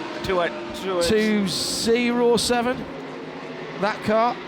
That is the 207, I think it was. Let's go back to Nick Damon. Yes, just had the kind of a chat wave from Bobby, who's got to staying in the car. Straight stroke from the front left. What's the problem? They've got some sort of issue where the brake pedal just stays down, and then eventually overheat, and we have no brakes. So we've got the pace to be in the lead, but it's just holding it and getting it there, and it's so early in the race, you know. So I'm sure the boys will get on it, and we'll try and fix the issue. So this is a different braking problem from earlier in the week then? Well, they all start a bit different, and it all results in the same thing, having no brakes at the end, unfortunately, which in Dubai, with this speed, you need them. I think at any racetrack. Thanks, Bobby. Thank you. I think you need brakes, to be honest. Yes, another issue, but this time manifesting on the front left, John. Yeah, thank you. Whatever your name is. Thank you, Nick. Sorry, I was only messing. Yeah. I want to finish off the thought about Bathurst and the Litwin Molly 12 Hours. Plenty of battlings going on down through the field, bit of side-by-side action there. Out of the 1,000 Porsches that are out there. Yeah, that's the battle for 32nd position. And that was Max von Splunteren and the Team GP Elite, that bright orange with almost a Coca-Cola white stripe over the front and rear wheel arches. I really feel for supercars because they are running out of daylight, they're running out of time. Yep. It's a 12-hour race, it's winter in Australia, it'll be getting cooler. Zorg Rennsport, the Avia 451 car, that's the car that had problems earlier in the week. That's got an issue at turn 13. It's staying way off the I think start it's for Bjorn. heading back to the pits. Yeah, Bjorn Simon doing a very sensible thing and staying off the circuit as much as possible. I'd expect to see him pull into the pit lane after turn number 15, which he is indeed doing now. So that's a call for Nick Damon to go back down to Avia. The weather, the daylight, a very congested calendar in Australia. They've plonked themselves in the middle of one of the busiest months worldwide for endurance racing.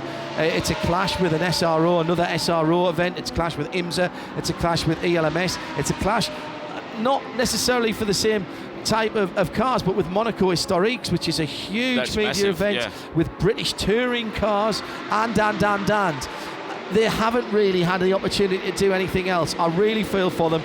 They have to pick a date and try and get it done. What that will do to the international entries is the big question. Yes. Now, it could be that the cars would get there because, well, it's right in between N24 qualifying, Nürburgring 24 qualifying, and the race. So shipborne transport is out of the question. Yes.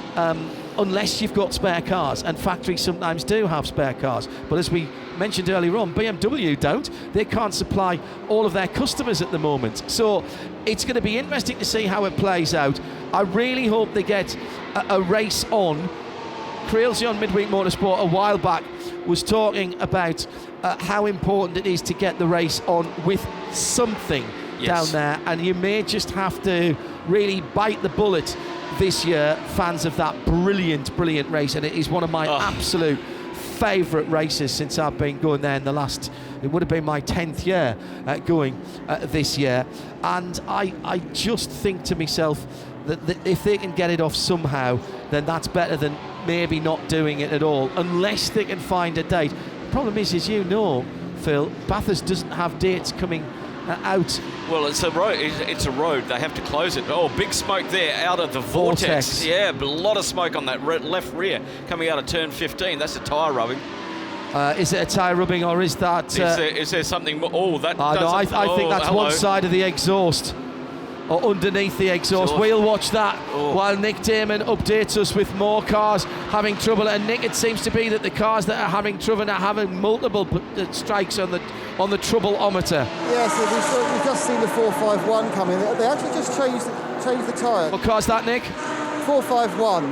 The Sorg Rennsport car, the car that was rebuilt, well, not hastily, about a day and a half. That just came in for the tyres. Then we had the 222 Lamera come in, so that's the standard one, not the Lux. It's one without the leather and the air conditioning. That's the Lamera GT. That came in for another one of these very strange, let's have a bit of a look at it jobs. The second time the Lamera's come in, been patted on the backside a couple of times and gone out again. So my guess is they've been doing some little data update or little fix on the car, and that went out as well. So we've had a number of cars visiting a number of times, and both the rebuilt cars were in at the same time, but they're both now out. You're going to get the vortex in a second, Nick, because the the right rear suspension's collapsed on that car. Yeah. That's what the smoke was. That was the smoke was, and we had the left front wheel off the ground at one stage. So I think there's something not quite right. Not all four corners are connected, I don't think, on that one. As he's got a long way to go back to the pits.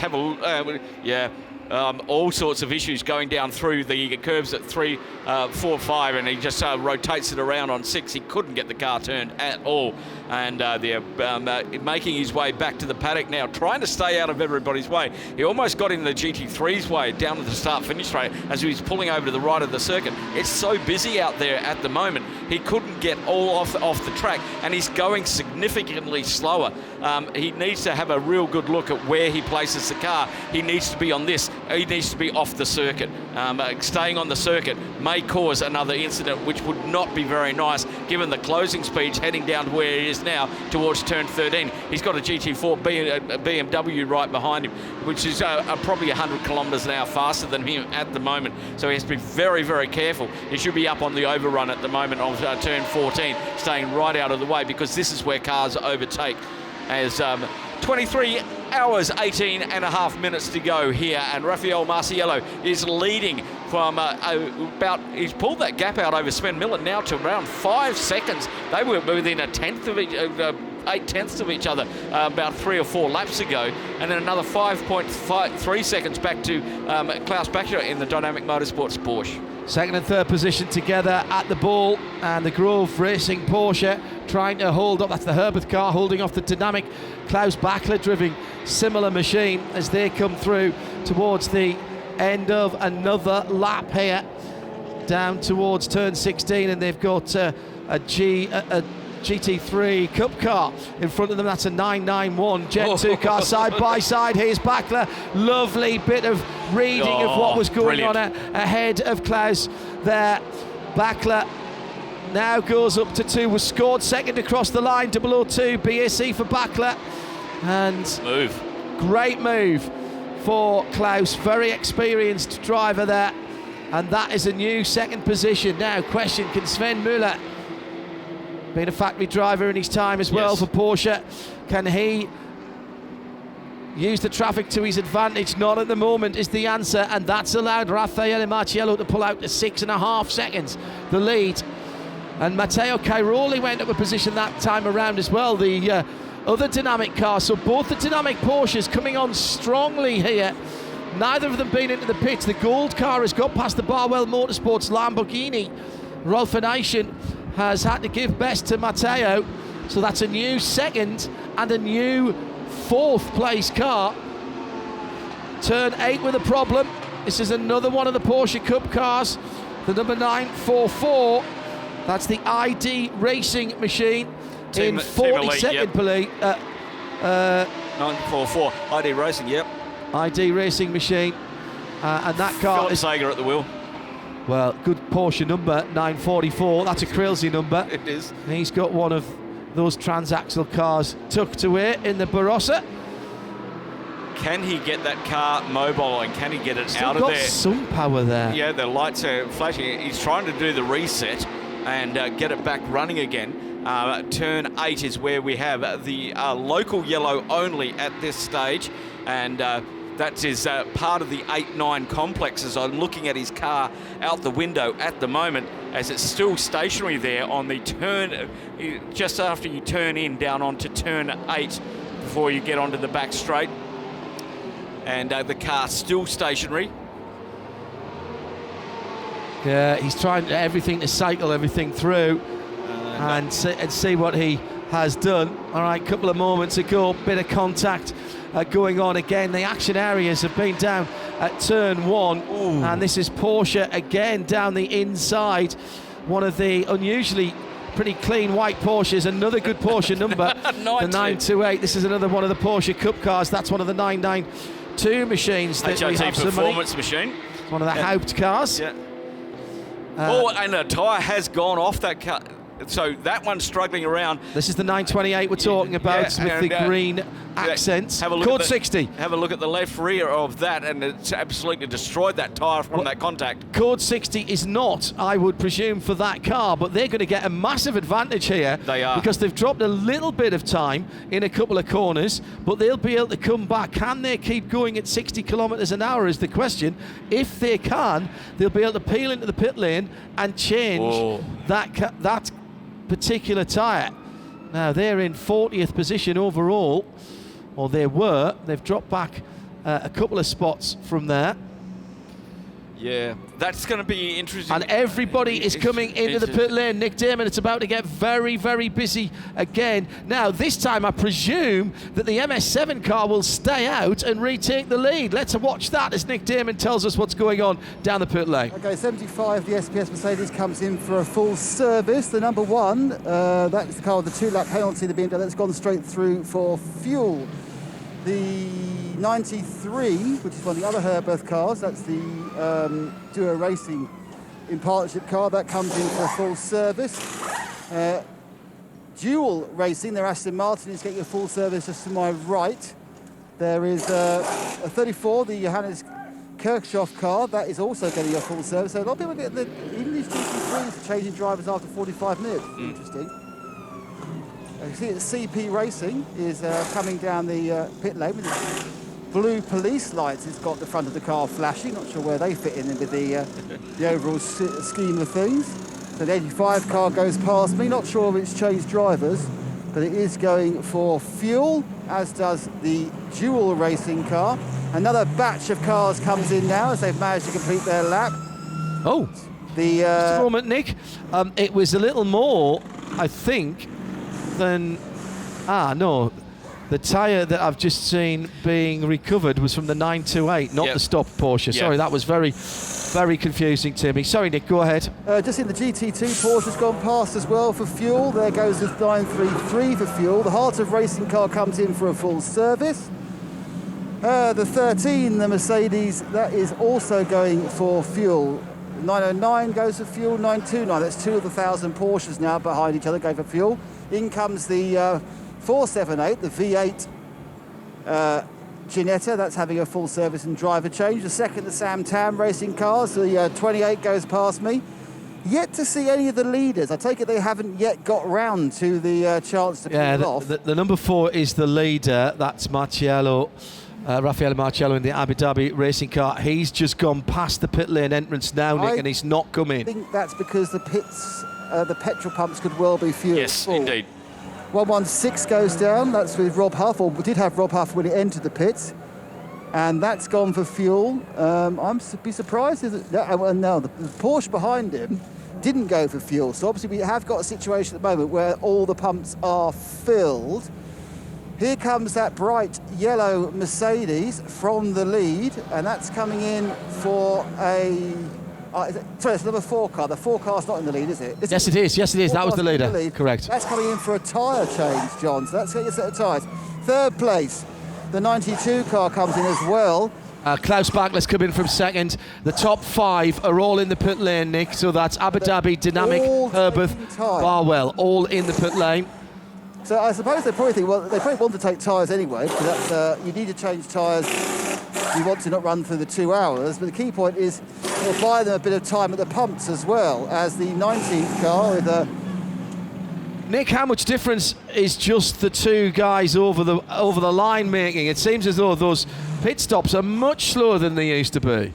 There's a problem, but what I will say is the number 4 car came in before the 92, but the 92 has left long before the 4 from the pit. So yeah, I think you'll find that once again, you know, the Herberth boys have got themselves sorted out. Here comes our 4th place man, Rolf Nijkin now in the 77 Barwell Lamborghini. And is he going to go? Oh, and you can actually see the cars queuing. You can see the Haupt number 4 queuing to get into the fuel. And in seeing that, the Barwell car decided not to queue, so the 4 car missing out. Well, that means there's a big queue in front of him, because that is only the entrance to the fuel area there, Nick. So that's going to be sitting there for quite some time. 2 cars have just it's literally, this is just like queuing into Tesco on a busy Saturday. Other supermarkets are available for those of you who aren't from the UK. 3 more cars peel in, which is just a bit ridiculous because they're going to wait. No, 2 of them did. The 3rd one abandoned. If you think it's going to last another lap, this code 60, it isn't. Go round again. 1 minute to the end of code 60. So yeah, under 1 minute because the 944's in the pits. The 4 cars made a major error there. That's Raffaele Marciello in the Abu Dhabi Racing by HRT. They came down next lap. Don't forget, they can only get half a tank as well. And he's abandoned. He's drove through. He's gone through. He got a clear run, and I'm pretty sure he's abandoned the fuel stop, the 4 car. So Agreed. Wasted time. He's on an outlap now. Well done, Nick. Thanks for that. We're going back green any second. We'll reset the field for you as we're coming up to 55 minutes of racing. Just one of the later callers into the pit lane, the number 20. This is the dark-coloured Richard Mille and CrowdStrike sponsored AMG. That's the SPS Automotive GT3 AM car. This is the P-Berg Kurtz John Logie who started the car, and Rima Jafali, the Saudi Arabian first Saudi Arabian female racing license holder. Yes. Yeah. So first to get an FIA international license. As the 944 makes its way down the pit lane. Green, and we are back under racing situation again. Everybody gets the green at the same time, courtesy of their Lumi rank display inside the car, so everybody accelerates at the same time. It makes it a little bit fairer. I'll guarantee you that the engineers are still calling it to the guys. Yes, they will. I guarantee you. That's your safety. That's your backup. That's your redundancy.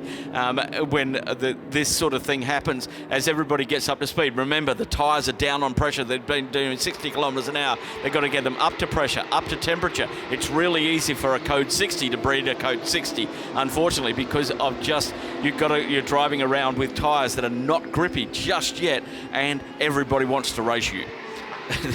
Coming up to the end of the first hour, we've had a couple of code 60s and not sure everybody has made the right decisions there. Nick Damon down in the pit lane in the Haggerty Global Broadcast Centre. It's Phil Anson and me, John Hindhoff. Welcome along wherever you're watching or listening via 24hseries.com or radio-show.co.uk.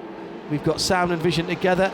If you have to move away from us, and we realise that 24 hours is a big commitment, even on a Friday and a Saturday, then really it's not a problem. We can give you the audio feed only. That's on RS1 via radio-show.co.uk. Exactly what the commentary that you're hearing for the TV feed, that's going out on radio as well, and we'll try and make it as radio friendly as we can, and not say look at that, look at this, but we do get a bit excited once or twice. I'm excitable. RS1 all the way through to the end of the race. There's a huge amount of digital content as well on the 24hseries.com site, so if you want to go there, including a more than 100-page event program which celebrates, amongst other things, 10 years of Radio Show Limited being involved in this great race. Out of the 17, this is the 17th running of the Hankook 24 Hours. So dynamic from MP. Matteo Caroli has held on to the lead, courtesy of not coming in. Jaap van Lagen has stopped, but somehow managed to stay in second. I thought it was because he just took tyres, wasn't it? So the only car in the top 5 not to have stopped is Matteo Caroli. They stayed out and have taken the lead from MP, from Herberth, from Dynamic, from Barwell. Rick Bright is now in the Barwell car. That's a change of driver. Brendan Leach for Leipert. That's a change of driver. Oh no, it's not. Brendan started, didn't he? Yeah. No pit stop for the Leipert car as well. So they've clawed their way up into 6th position, only 9 seconds away from the lead, and that's all been down to the fact that they didn't make use of the code 60s, but they will not be able to go as long as those who did and took the fuel. Yes, indeed. But it's further complicated, Phil, by not everybody who came in that last stop took fuel. Exactly, because the pumps were full, because everybody was trying to take full. This is where the strategy game really starts to come in, and when the engineers start to pull what's left of their hair out after almost an hour of running, even though we've had 12 minutes, 17 seconds under code 60 already, it's still really a logistics game. When I first started doing this series, it was a 24-hour endurance race and everybody was along there. GT cars, it's basically now, with the strength of these cars and the caliber of the drivers, it's 24 one-hour sprints. Yeah. Literally 24 one-hour sprints. You've got to be on it all the time. You're doing next to quali laps with a full tank as Lucas Stoltz moves up into 9th position. The first in GT AM at the moment in the Pro Sport Aston Martin Vantage.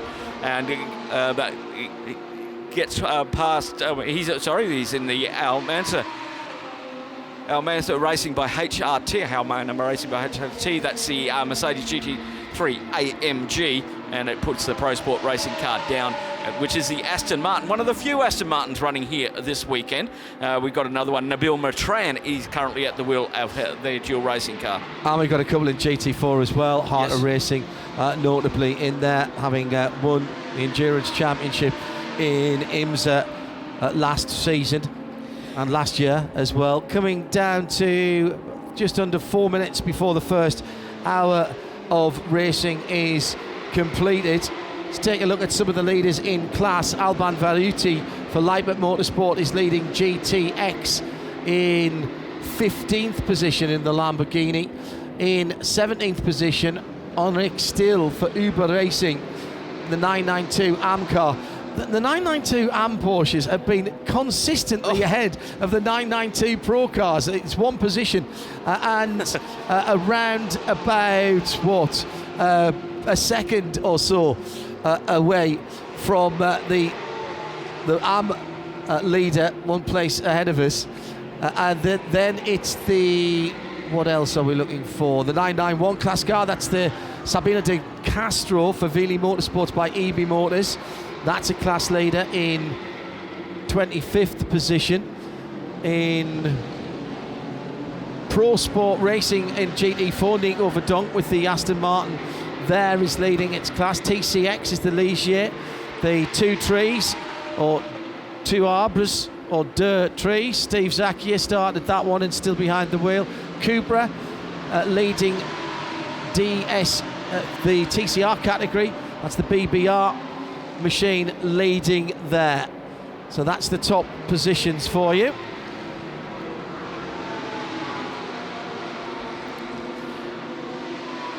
As we just about to click over, about 2.5 minutes to click over the 1 hour mark here. It's Matteo Caroli leading in the Dynamics Motorsport car, just 1 second from Sven Miller in the Herbeth Motorsport, both Porsche 911 GT3Rs. And then the third Porsche 911 GT3R, Marvin Dienst in the Dynamic Motorsport car. The Dynamics are coming forward, as John said. That's 1, 2 and 3 in GT. 1.6 seconds separates them. Marvin Dienst has just overtaken Jaap van Lagen in the MP Motorsport AMG GT3, but running in the Pro-Am class and doing very nicely indeed for a Pro-Am car. At RSL_studio, everything else is waiting, says, what, so nobody fuel saves? No, people do fuel save. There's still a skill in pedaling any of these cars at a pace without being full rich and stretching. The major issue, or the major consideration, is that drivers can only do 2 hours behind the wheel of the car, and in one go. Yes. Now that can have a pit stop in the middle of it, obviously, because you can't go 2 hours in most of these cars without either an awful lot of code purple or indeed a call to the pumps. But it is still always worth saving fuel when you can, because of what Phil was saying early on. A huge slide by the Dynamic Gold Porsche, and it was too much of a slide. That's the leader in class, and that has just slid out. And we've got a Ginetta facing the wrong way at the final corner, off the racing line, and has pulled further off the racing line. Beautiful flick turn. Done. It was the Nice. 278. Yeah. That is the V6 engine car, and now is pointing in the right direction. Luckily. That was started by Bobby Thompson, and I think Bobby's still in the car. Yes, he is. You can see that with the yellow THO on the... They've got it on the top left-hand side of the windscreen, of course, because that's a right-hand drive car. That is not a healthy Ginetta. Has he got a puncher? I don't think so. He's just going incredibly slowly down, and he's coming onto the racing line, which is the apex down into turn 1. He's pulled. That's getting very off the road. smart. It's very smart move there. I wonder if he's got a transmission or driveline issue there, Yes. Phil, because he did the spin turn. That was fine. Yeah. He accelerated up, pulled, I think, what would have been second. Yeah. But then it looked as if when he went into third, that it didn't want to play. Let me just go back to fuel saving for everything else is waiting. What Phil said earlier on was that as the Ginetta has indeed stopped, so we'll keep an eye on that. When you go for fuel, it is a pistol grip normal fuel pump that you'd see in your normal service station. These are not quick fills. There is a variety of ways that filling is balanced out in terms of time, including using fuel restrictors on the cars themselves as the fuel goes in. But basically, it takes time, and it takes quite a lot of time. So if you can save a few litres, that is time that you don't have to put in the car. Now, one of the leading lights, early leader, Raffaele Marciello, Abu Dhabi Racing, is slow and is in the pit lane. Whatever was ailing that car, he's coming right in front of the 777 of Lucas he's Stoltz. gone around the outside of him in the pit lane. That's fine, because he's not in the pit lane yet. Yeah. The pit lane doesn't start until there. now, when he crosses the line. Ooh. I think that'll be all right. And it was clear that the 4 car was going slowly. Yes. The highway code always says slow-moving cars count as stopped, so you can overtake them even if there's a double white line there. It's kind of the same in racing. Nick Damon's down in the pit lane. More drama for a front runner, Nick. It's Joe Bradley now. I've just taken over from Nick. I've got the 977, the Ramadan Motorsport by ID Racing. They're going to be full time. I'm just in driver change. Didn't see who got in. Oh, he stalled. Oh, and a nice little pull away there. Nice essence of rubber as he pulled away. We'll try and grab a word with the driver, but I think Seb and I are going to head up the pit lane to Ginetta, and also the big teams are coming in, aren't they? Sorry, what was that car, Joe? I missed which car you said. That was the 977, the Rabdan Motorsport Porsche. Thank you very much indeed. The 701, that is the Vortex, which went into the pit lane earlier on with problems. That car is back out on the pit lane. Lucas Stoltz is getting a set of Hankook tyres. So is the number 4 of... Who was that brought the number 4 in, did we say? It was Matteo Caroli, wasn't it? Yes, it was. No, it wasn't. He's in the 67. 4. Where's the number 4 gone on my timing screen? It's down in 23rd position. It's right. Rafael Masiello. Thank you. That was getting full service as well at its pits. I'll tell you when they go. Lucas Stoltz is already moving. He is in to the fuel area. So is Raffaele Marciello. At least that car. Can't tell you whether they've changed drivers until they come out of the pit lane, unless Joe saw that, and I don't think he was far enough up the pit lane. Hours worth of racing completed. Herbert lead from the 2 dynamic Porsches. It's a Porsche 1, 2, 3. Weissach will be happy. Mercedes in 4th position with MP Motorsport. Then Barwell's Lamborghini ahead of Leipert's Lamborghini. Rick Breukers from Brendan Leach. Then the first of the Audis. First of the Audis is the Paul Sitter MS7 by WRT in 7th position. Yes. Seriously. Only 2 cars in the top 10 who have not stopped are the dynamic 3rd place number 67 and the Leitman number 10 in 6th position. We'll do some class rundowns in a little while. It is still fast and furious out there as we are looking now for the first scheduled stop. I expect to see Matteo Caroli in within the next 4 or 5 laps. Yep. Certainly before around about 1/4 the hour. Yeah, they all have different drive times, whether you're a Pro-Am or an Am. And it's changed a little bit this year. If you've got an amateur driver, they've got a minimum amount of race time, which is 2 hours. If you have a pro driver, they're only allowed to do 50% of the race duration. So we've got a 24-hour race, so it's 12 hours for that. If you're a semi-pro driver, there is no restrictions on how many laps or how much driving time, as long as you stay within your 2-hour window, that you can do with the race. And then we have in the GT classes, it changes a little bit for the Pro-Am, because we have Pro-Am Plus, which means you can refuel at 100% under code 60.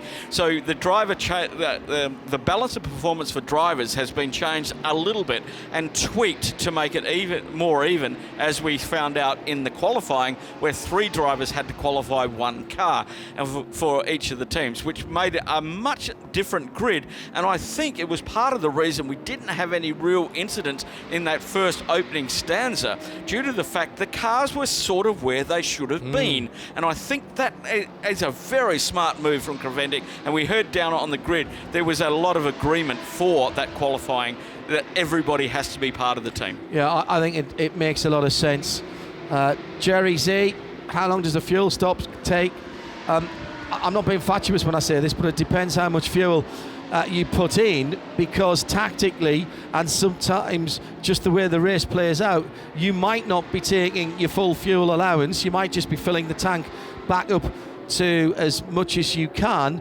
And also in code 60 for most of the classes, other than what Phil was just saying, you only get 50% of your fuel allowance. All of the regulations, by the way, are on 24hseries.com if you want to have a look at that. 401 Pro Sport, the orange, white and grey Aston with Nico Verdonk at the wheel, is leading GT4, healthy GT4 entry, Phil, into double digits. Yes, and indeed. I'm really pleased to see that. I honestly, it's the growth. I don't understand why GT4 hasn't been more well supported in the past in races like this, and the Bathurst 12, if I'm quite honest. I suppose if you look at the cost of the running of the cars and the cost of the buying of the cars, is it significantly less than a GT3? Well, yeah. Define significant. Exactly. To define less in motorsport. Yeah. Yeah, but it's a case, I think there was when I looked a month ago, there was 12 entries. It had the most of any GT class anyway. And it is, we've got the Gianetta, which has been built. We've got the 278 being towed back to the pit. Right, that is the car that was having problems before, that spun on the front straight. Yeah. Now they'll take that through the cutout at the mountain circuit, the club circuit cut through. I think, maybe not. They're waiting for clearance from race control. We might need a quick code 60 here just to get that car back around.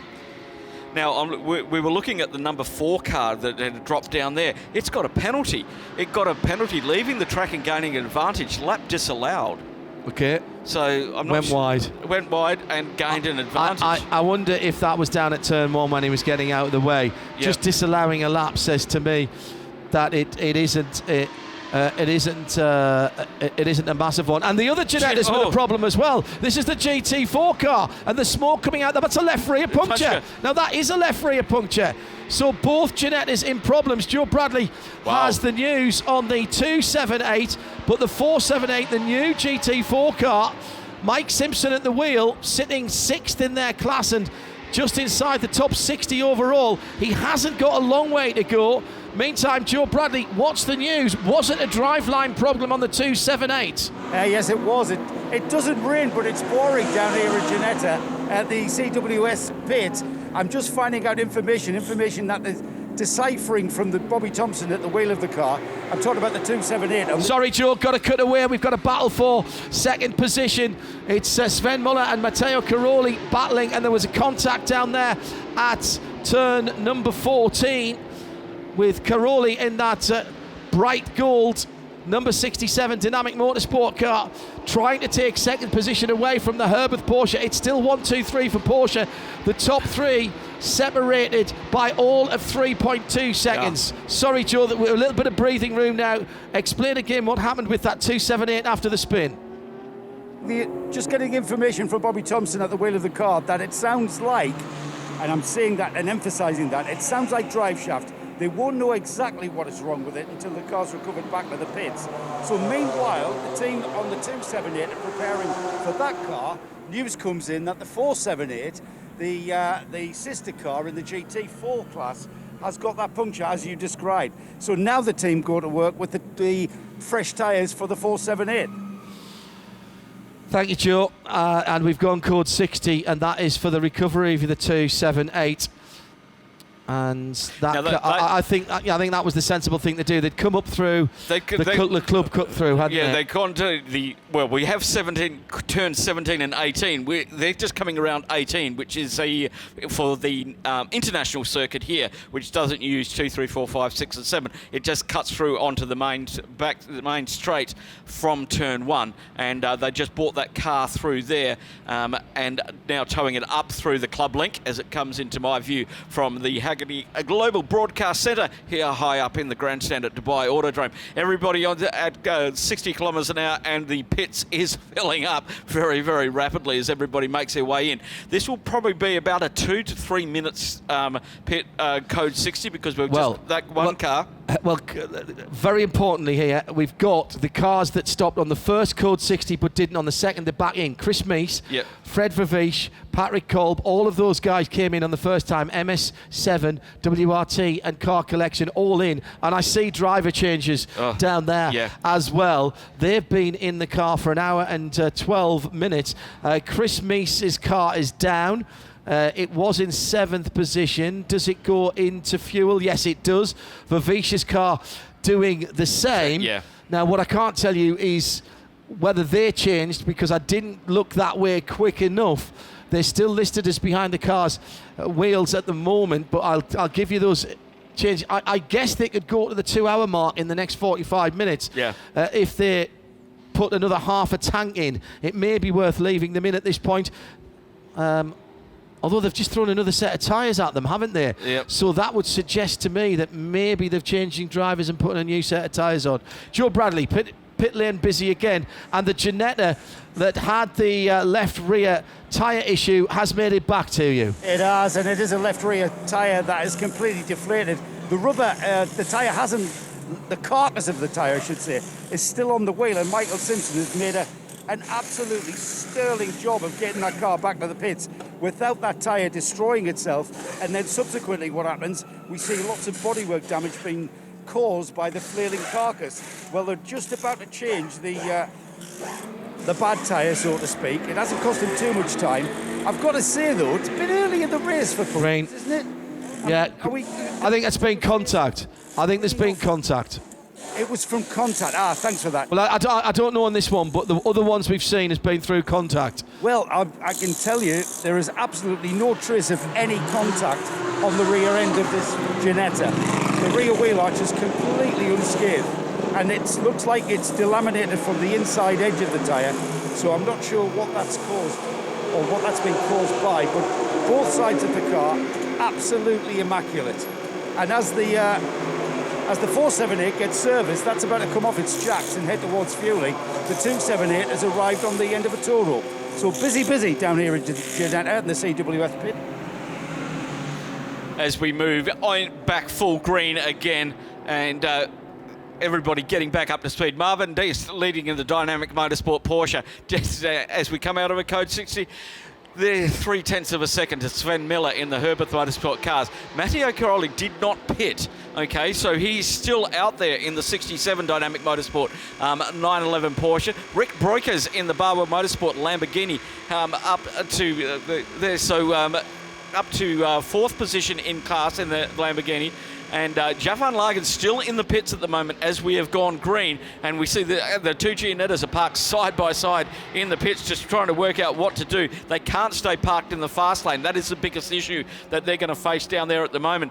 Jeff Van Lagen in the pits, still leading the GT3 Pro-Am class, and fifth position overall. Well done. Thanks, Phil. That's Phil Anson here in the Hagerty Global Broadcast Centre. Awful 10 minutes or so for the Ginetta team as the TCX car is pushed back into its garage, and they'll go to work on that. We went back green during Joe's report there. Let me give you a rundown. Dynamic stayed out, so they've only pitted once. Marvin Dees now leads in the 54 Dynamic Porsche from Sven Muller, who was having his hands full with Matteo Cairoli in the gold car in third position. Rick Breukers up to fourth. Jaap Van Lagen in fuel, as we've just heard from Phil. Then it's Brendan Leach for Leipert. They've still not stopped, by the way. Neither has the Dynamic number 67. Let's go back down to Ginetta. Colin White is with Joe Bradley. And give us the tale of war, Joe. It's stupid question time, Colin. Any ideas what's caused that? Because the car looked immaculate. Yeah, it's obviously something on the track there, just past the pit entrance. Picked a puncher up, and it's a long way round to come all the way round there in this sort of weather, so it's delaminated itself because he's drove on with the foot being flat. I tell you what, great job by Michael Lowe, because the carcass stayed intact and didn't cause any bodywork damage. That's right, it hasn't flailed. Mike's a professional driver, he knows not to go too fast, and he's brought it back safely, so we few tyres and off we go again. And just behind you, Colin, the 278's just arrived, and I'll leave you to assess that one.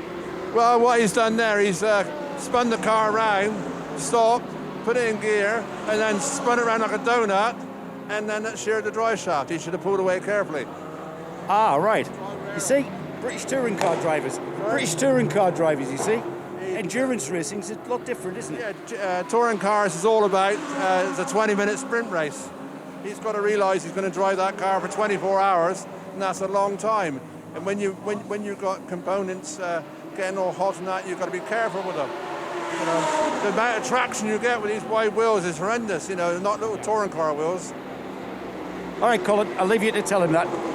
I'm going to leave Colin White to tell Bobby Thompson that.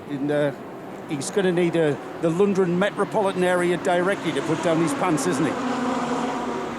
Yeah, indeed. Thank you very much, Joe Bradley, down there in the pit lane at the moment, as Marvin Dees still leading the way. 32 laps in the books, only 0.8 of a second separate him and Sven Miller from first and second in the GT3 category. Then third place, Matteo Caroli in the Dynamic Sport 911. Porsches 1, 2, 3 at the moment, followed by Rick Breukers in the Barwell Motorsport Lamborghini Huracan GT3, and Brendan Leach in the Leipert Motorsport Lamborghini Huracan GT3. To top 5 out there at the moment, separated not a lot, about 9 seconds separating 1 from 4. As almost an hour and a quarter gone here at the Dubai Autodrome. We've spent around about 15 minutes of that under code 60. Just finished our third code 60 for the event. as both of the Gianettas in the pits at the moment, and hopefully we'll get one of them back out there, but one with a sheared drive shaft. Thanks, Joe, finding that out. See a cyclist on the screen, Tom Boonen, very, very competitive cyclist in the day, also very competitive in the Ant Racing Porsche 911 GT3 Cup car, running in the 992 AMCA class at the moment in 3rd position, 18th position overall. And so the GT3, GT-AM, GT3 Pro-Am starting to get mixed up as they go through their drivers. Can I just say, I did predict that the 992s would get up among the top runners. Yes. We've now got 3 992s inside the top 10, with Lauren Heinrich, who has a 24-hour sim race to do on Sunday. He's flying back for that. He leads for Huber Racing in the AM version of 992. The 992 Pro is Jerome Blakemolen, who is about 9 seconds behind me. Why don't we have a gap to that? That's interesting. Need another column on that screen. And the 3rd in the top 10 is Henrik Still for Uber Racing, the 2nd car, and that's another 992 AM. So that's the first 2 in AM and the first in Pro, 8th, 9th and 10th in those new to this in terms as a class, as a race. We've seen them before. Sometimes they ran in SPX last season when people could get a hold of them. But there's a new class now, the 992 Carrera Cup cars, or GT3 Cup cars, is what we call them here, and they're running very nicely indeed. One of those still hasn't stopped, actually. I think that's Henrik Still who hasn't stopped. Correct. The Huber Racing car. The Ligier is leading in TCX 41. And the TCE Championship. This is the 202, sitting in 41st position. Steve Zakia started that car. They've been down the pit lane a couple of... No, they have not been down the pit lane. So that Ligier has stayed out all the way from the start. And Steve doing a good job. Good to have Steve back. Just running off the road a little bit there at the exit of turn 9. The yellow flashing 001 tells you that it's leading the TCE category. Yellow for TCE, white numbers on the windscreens for the GT categories. Coming down to another half an hour of racing completed in about 10 minutes. And Mero Kinopka is in the pit lane at the moment, and in fact is in fuel for ARC's Lamborghini, 4th in GT3 Charles Espinal, by the way, has they've cycled through, and Charles is behind the wheel of CP Racing. They've stopped a couple of times during the Code 60, and that's worked for them. It hasn't worked for everybody. And Espinal, and then for CP Racing, is up to 6th position and leads GT3 Harry Kotzacker is listed in 7th position for ST Racing in the BMW. That's the Sam Tam car, and leading the GT3 Pro-Am category. But they picked up a 2-lap penalty, and I cannot believe that they have managed to mitigate that. I don't think it's been added as yet. I've got it on my penalty list, but I don't think it has been put in there. And it says 2 laps deduction from race results. Okay, so that's at the end of the race. That's at the end of the race. Okay, that's going to annoy me all the way through the next 24 hours then. It is indeed, because it's sort of come in from the pits and we're just going to drop 2 laps off you. No, they're going to do that after the race is finished. So we've got to have a look at where they are on the lap count. They may still be arguing that as well, of course. Well, exactly. If they've got some video evidence that says the red light wasn't on at the end of pit lane when he drove out. And Harry is a very, very experienced driver. Well, there could have been 2 things. There could have been a marshal giving a green flag and a red light, or there could have been a green light and a marshal giving a red flag. Oh, I wonder if it was the marshal giving the green flag at the end of the pit lane to go with the green flag for the start of the race. Because there's a marshal parked up on the fuel Bowser exit who's got a flag as well, which can be confused with the pit exit. Oh, that is a brilliant call there, Phil. Absolutely brilliant. And I reckon that's what's happened. Hello to Chris Humphreys, one of the Orange Army from the UK. He says, I love Colin White's honesty. Bobby Thompson has stripped the drive shaft. Yes. You get nothing but absolute 100% honesty from Colin White and CWS Racing. Absolutely brilliant. Absolutely brilliant. So the GP Extreme bright orange Porsche comes down across the start-finish line, in behind the car collection Audi at the moment. And he's got a bit of a drag on. This is the 934 Lucas Grunewald. He's in 24th position, second in class, and trying to make up a position on the standings. That's not a class car he's racing ahead. He's in a Porsche only class. It's Gustav Edelhoff behind the wheel of the car collection Motorsport Audi, fourth in GT3 AM. They're battling over 23rd position. In fact, Bert Longcham's not that much further ahead, only about another second for the Audi GT2. The GT2 right in front of them now. You can see that with the big periscope.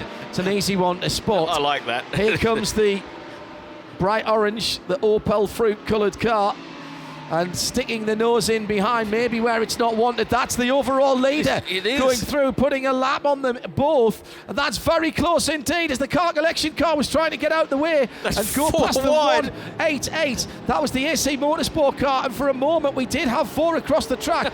The leader's not out of this yet. Edelhoff's deciding to tough it out with the leader of the race, doesn't want to lose the lap down into turn 10, and now is also defending from that orange Porsche as they go through 11. Nice bit of overtaking, but all four Hankooks off the track there by the number 934 Lucas Grunewald. Now he might not get away with that. I don't think he will. If I'm the team now, I'm saying actually give that back, but it's too late. It's too late. There's too many other cars. He's got too many other cars now. He's going to have to live with that decision now as he tries to unlap himself from the leader. That's another one of the 992 GT3 Cup cars. It's a GT3 992 Pro car, and that is very, very quick and very strong on the brakes as well. I was surprised. About to go past the GT2 Audi. And absolutely, it's got grip, it's got poise.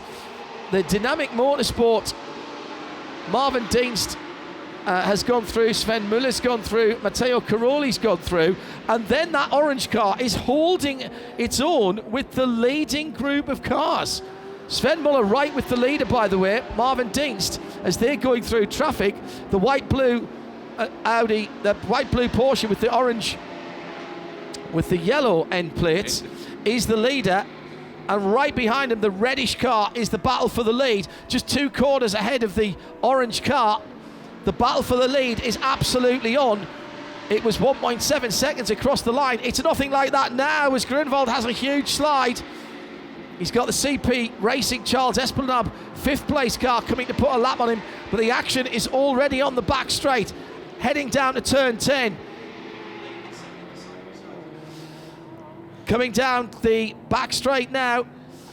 Number 2, but the 2nd place car pulls out, is putting the move on down the inside. Fantastic run by Sven Muller, and there is the pass for the lead. Muller takes the lead back from Herbeth Motorsport. Marvin Dienst drops to 2nd. Matteo Caroli in there in 3rd position. It's not over yet. The fight continues up to turn 12. Defensive line by the Grove-sponsored Porsche. Sven Muller driving the Hankook tyres off that car at the moment. 22.5 hours still to go. That's new leader, that number 92. Dienst in 2nd, and the gold car behind in 3rd. That's your top 3, all at the apex of the speed ball, all in one shot, as the sun is already beginning just to lower its trajectory. We're seeing a little bit of sheen. Who dived in there? That was Cairoli. Yeah. That's his first pit stop. First stop too. Hour and a half. Ooh, that's a long run. But don't forget, it's assisted by Code 60, and he would have been full to the brim, not full to his fuel. Hour and a quarter. We've been 15 minutes under Code 60, so it's an hour and a quarter. Take a little bit out of that, hour 10 minutes. Off the track a moment or two ago, Hank de Jong for MP Motorsport in the orange, number 19. That's the Mercedes-AMG GT3, 5th in Pro-Am. Joe Bradley has a pit lane caller. Yeah, driver change for the... Came in the lead, this car, didn't it? The dynamic Porsche. Third. I mean, it looked like a Porsche Cup race out there, that battle for the lead. Absolutely phenomenal driving in these early stages. We're having a straightforward service, all part of the service provided by Dynamic Motorsport. Tyres are on, car's off the jacks, and away it goes now, and for the second part of its service, which will be refuelling. Joe, did only one dynamic car come to its pit there? There was only one dynamic car came to its pit, but I did see a Porsche roll by, and was that the second dynamic? That was the 54. That was the number 54, the Porsche with the bamboo door. That's gone straight into fuel. So Marvin Deans did take tyres because he'd been in an earlier Code 60. He's just filling. Now he'll be able to use his full fuel allowance here, whether he needs it or not, and then go to his 2 hours in the car. That's very interesting tactically from Dynamic Motorsport. Cairoli, who was in third, did take a new set of tyres. Problems for the 111 Autorama car. This is another top car. The VW Wolf Power Fabian Dance. Yeah. And that is that another dead stick car? Well, it's at turn 5. Oh, hang on. I think the right rear wheel isn't fastened on properly. It looks to be proud of the wheel arch. He's pulled the car up. No. Well, this is a very interesting one here. Fabian Dance is another very experienced driver. He's continuing well off the circuit, and the run down from 5 to 6 has been covered under a local yellow at the moment. Headlights still ablaze, but doesn't look like there's any drive, and I think... Well, he stopped and started. Yes. But I'm looking at that... there's been maybe contact? 95. Aston Martin. This is the 15th position car. Nabi Moutron, the dual racing TF racing car. I think that's a turn 8-9, isn't it? It may well be, and just looking at that, they may have had contact. I'm just trying to see if I can It's the same sort of area of the track there, Phil, isn't it? Yeah, it is. I'm putting 2 and 2 together and maybe getting something a little more than 4. Yes. But the TF Sport red and striped car...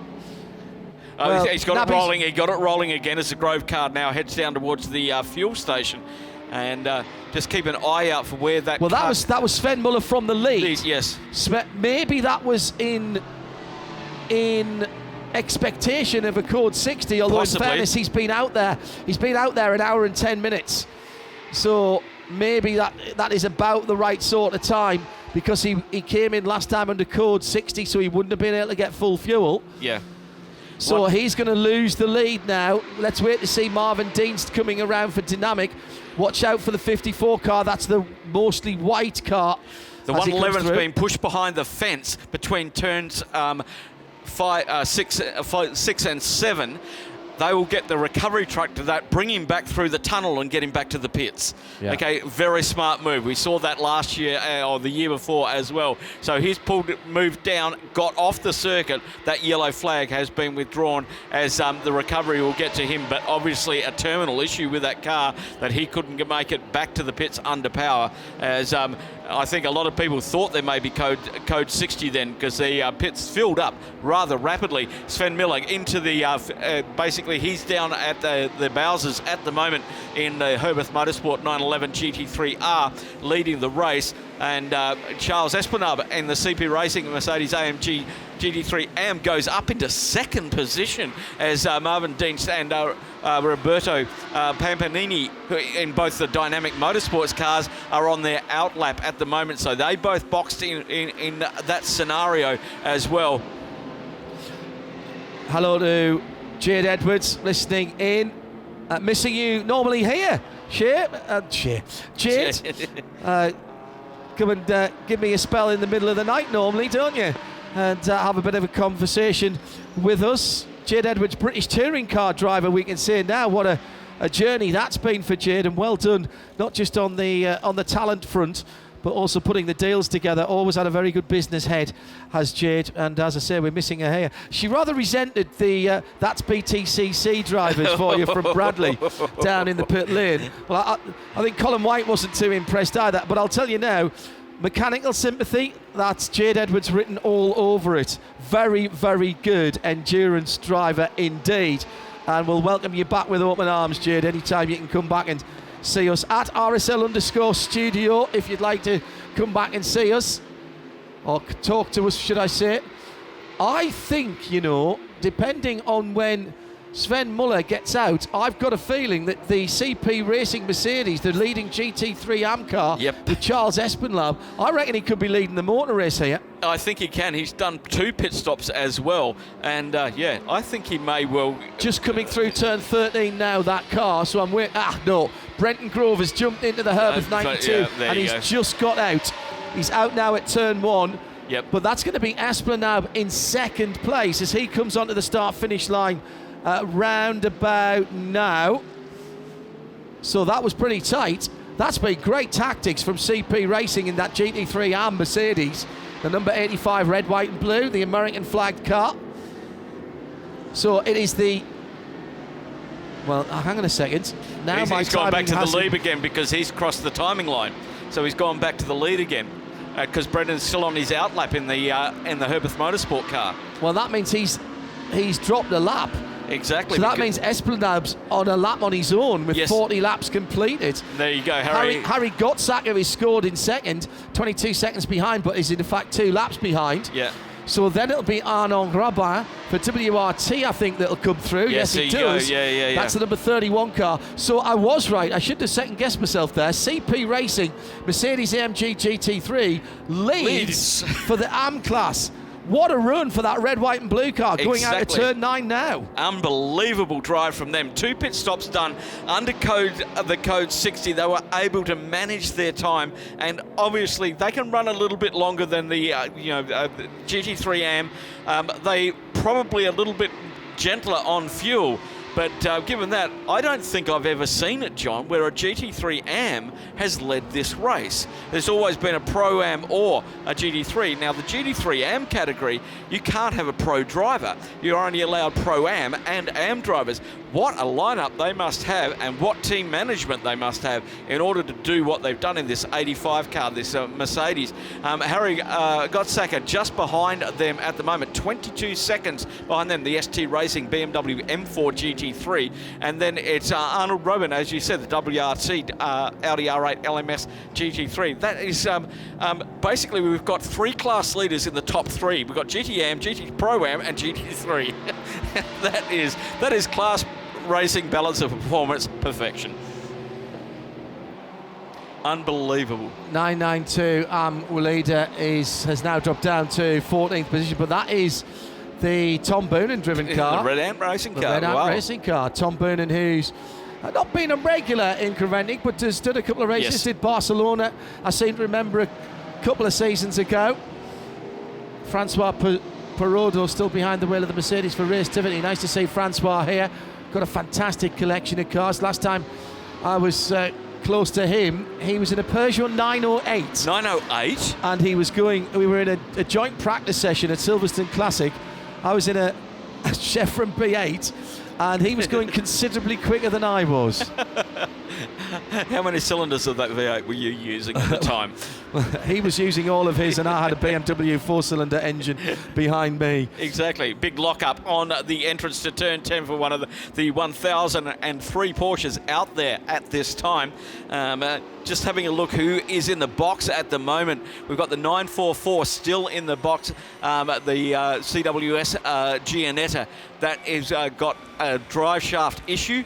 Then we also have Philip Saga, who is in the ID Racing. That was the Gianette G55 as it just flicks over. Sorry about that. The CWS Engineering, ID Racing, Porsche in there, as well as a 451, the Team Avia Sorg Rennsport. Heap of penalties for cutting the track, but obviously with those laps in there. Zengo Motorsport just on their outlap now, so they've been in the pits for quite some time and had that fuel pressure issue. Just hearing some news from other parts of sports car and motor racing. Head of BMW M Sport and Motorsport, Mike Crack, has just been appointed to Aston Martin F1 and will be replaced at BMW by the former Audi Sport head of factory motorsport, Andreas Root. He'll take up his position as head of BMW Motorsport and BMW M from the 1st of February. So domino effect there with one moving on. Problem for the 133 Zenga Motorsport car. They've just come out of the pits. They're on their outlap. I think that's another. I think that's another wheel not fastened properly. The left rear of that car didn't look right. I thought it was the right rear of the last Cupra that we saw, but to me that left rear doesn't look like it's on properly. It's moving around, and again it's sitting proud of the rear wheel arch. And that might just be an optical illusion with those wheel arch the extensions. arches are, they are. They've had that fuel pressure issue for days now, unfortunately, and it's one of those intermittent things that's so difficult to find. As I'm having a look down in the pits, the 202 is in for their stop. The 2-3's Lagier TCX leader at the moment. Steve Zacchia has brought that in to the pits for their first stop. Hour and 40 minutes gone. Right, couple of things. People joining us late as in comes the leader from the TCE and the TCX class. It's the Ligier, of course, the Deux Arbres car. And it is still Steve Zacchia behind the wheel, or at least it was when he came in. That 202 car's had a new set of Hankook rubber and heads down to fuel. A couple of people dropping in and asking what's going on with Harry Gottsacker in second place for the GT3 BMW M4. Is he second or 2 laps down? Well, he's second and 2 laps down at the moment. He was assessed a penalty for running a red light at the end of pit lane at the start of the race. The car did not pull away from the line. He was pushed behind the wall and he restarted into the middle of the pack rather than waiting for everybody to come through. Now, I presume that is still being fought over, but even if it isn't and that stands, that penalty will not be on the timing screen until the end of the race. So that's that number 1 car for Samantha Tan Racing. Meantime, Joe Bradley has news of Porsche problems and has also got the 111 Autorama VW down there. Yeah, before I dive into the 111 pit, the Autorama pit, I'll tell you about the 931. The 931 HRT Porsche has come in and it's got a problem with its ABS. Now, this is a problem that was identified, or highlighted, I should say, by pretty much all of the Porsche runners going way back to the test sessions that were taking place here on Wednesday. And what's happening is there's a lot of dirt out there and a lot of sand, etc. And the sensors are being, what's the word? Interfered with, let's say. Yeah, very good. And it sort of makes the car not able to use its ABS. And I'm not sure there's a way around this, because if there was, they would have sorted it out by Wednesday, surely. So we may see these 992 Cup cars in and out of the pits. The 931 already out. Just a second, Joe. We've got another problem for Team Avia Zorg Rennsport, but this is the 452 car, not the car that had issues earlier on. They've got their 4-way hazard flashes on and they're crawling back towards turn 14. I know of what you speak there with ABS sensors, Joe, because if you don't use a car for a long time, you can get rust into that, and that can affect the ABS sensors as well and make them give false readings and either come on all the time and therefore you get no retardation because they think it's locking up, or not at all, in which case you lock up the front wheels and get no retardation. Sorry, go ahead. And of course, I'm along with you. Of course, the point which you realise you've got a problem with the ABS is when you're optimising your braking point and going into a corner, and then you find you've either got no ABS or too much ABS. Yeah, and at that point you're committed. 992 Cup cars in and out of the pits with these dirty sensors. Yeah, and at that point you're very, very committed, because you use the ABS to brake all the way up to the apex. If you're not going fast enough. Right. 111, Joel, what's going on with that VW, the Autorama machine? Well, there's a lot of activity going on pretty much every part of the car. Now, usually we see activity on every part of the car because it may come in with a problem at the front. That doesn't mean you can't work on the problems at the rear. And at the rear, we're cleaning out detritus and bits of rubber that build up. But I think the problem's at the front. I'm just going to sneak in and see if I can see. Nope, new wheels going on the front. The bonnet hasn't come up. I'm really bemused as to what the problem is here. It's coming to the... I wonder if it's run out of fuel. That means it's going to have to be pushed into fueling. I'm just speculating. I'll see if I can get a word with Stefan Tanner. Now then, they've just tried to fire that car, and it stopped immediately. So this is I'm going to say fuel pressure, progress, mate. guys. I'm going to say this is a fuel pressure problem. I think they're going at a fuel pump or a fuel ECU. You know what? My cameraman, who I usually am attached to, is showing you the pictures of them working when I was at the wrong part of the car. Yeah, attention going on the fuel tank, John, so you're spot on, mate. Had this in from the Sim Racing bar steward at RSL_studio. How many hours of darkness can we expect? A lot, actually. Yes. It's a toss-up between here and the Daytona 24 hours, the Rolex, as to which has the most actual official darkness hours. Sunset here is 17:49 tonight. Sunrise tomorrow morning 7:06. So I make that 13 hours and 17 minutes. In a couple of weeks' time at the Rolex 24 at Daytona, which we'll have live for you in sound and vision as well.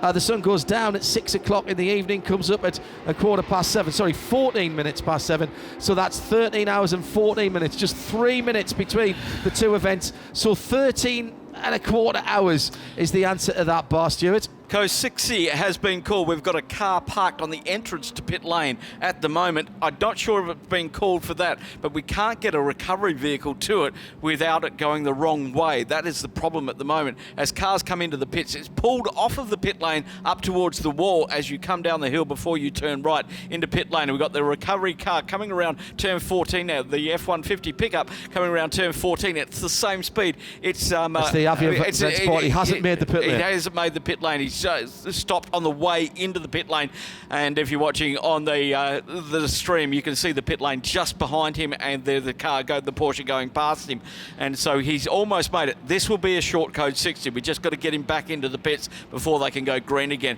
It won't be long, but we've got a lot of cars coming into pit lane right now. So let's see who takes the opportunity to come in. It's so dependent on where you are on the track. Francois Perrodo for the Race Tivity Mercedes is in the pit lane. That's number 83, the dark coloured car.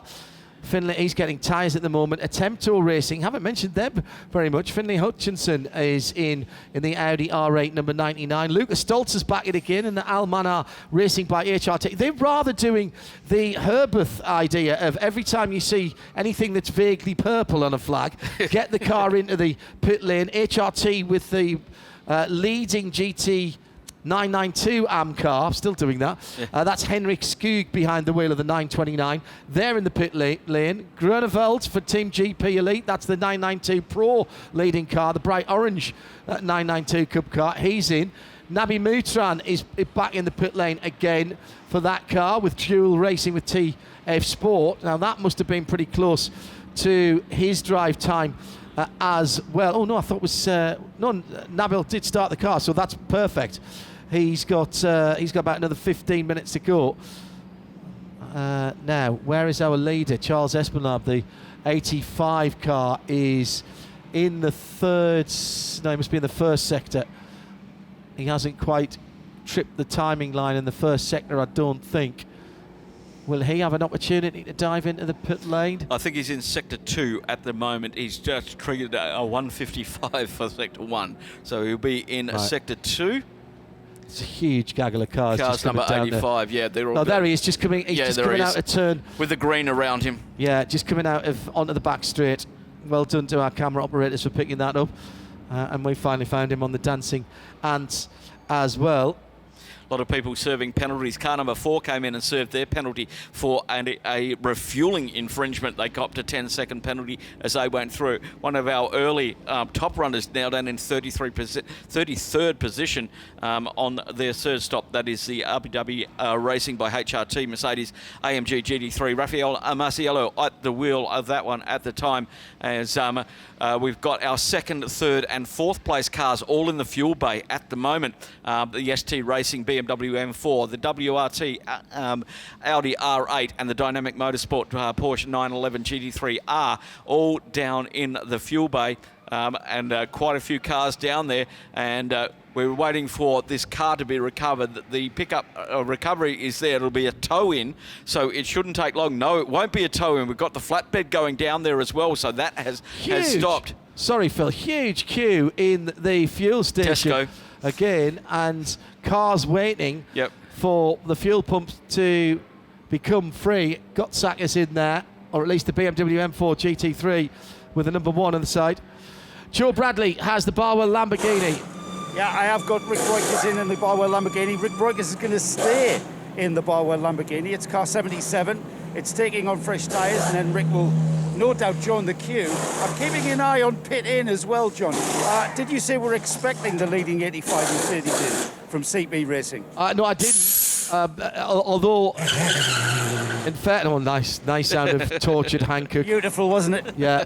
The CP Racing car has Charles Espinlab. He's been in for an hour and 43 minutes, so if he can get in, it wouldn't be the worst thing to do. It's a question of whether there's any room at the inn as far as the fuel pumps are concerned, Joe. Yeah, still no sign of him, John. The 77 has gone. He's coming to turn 14. He's coming to turn 14 now, so this is going to depend very much how long this is. He's in the ball now with the battery tender number 85 car, Joe. Carry on. The 77, John, that was that beautiful wheel spin soundbite from Rick Breukers there. He's left. Is that the 188? Yes, it is. The 188 in the TCR, third in TCR, comes in.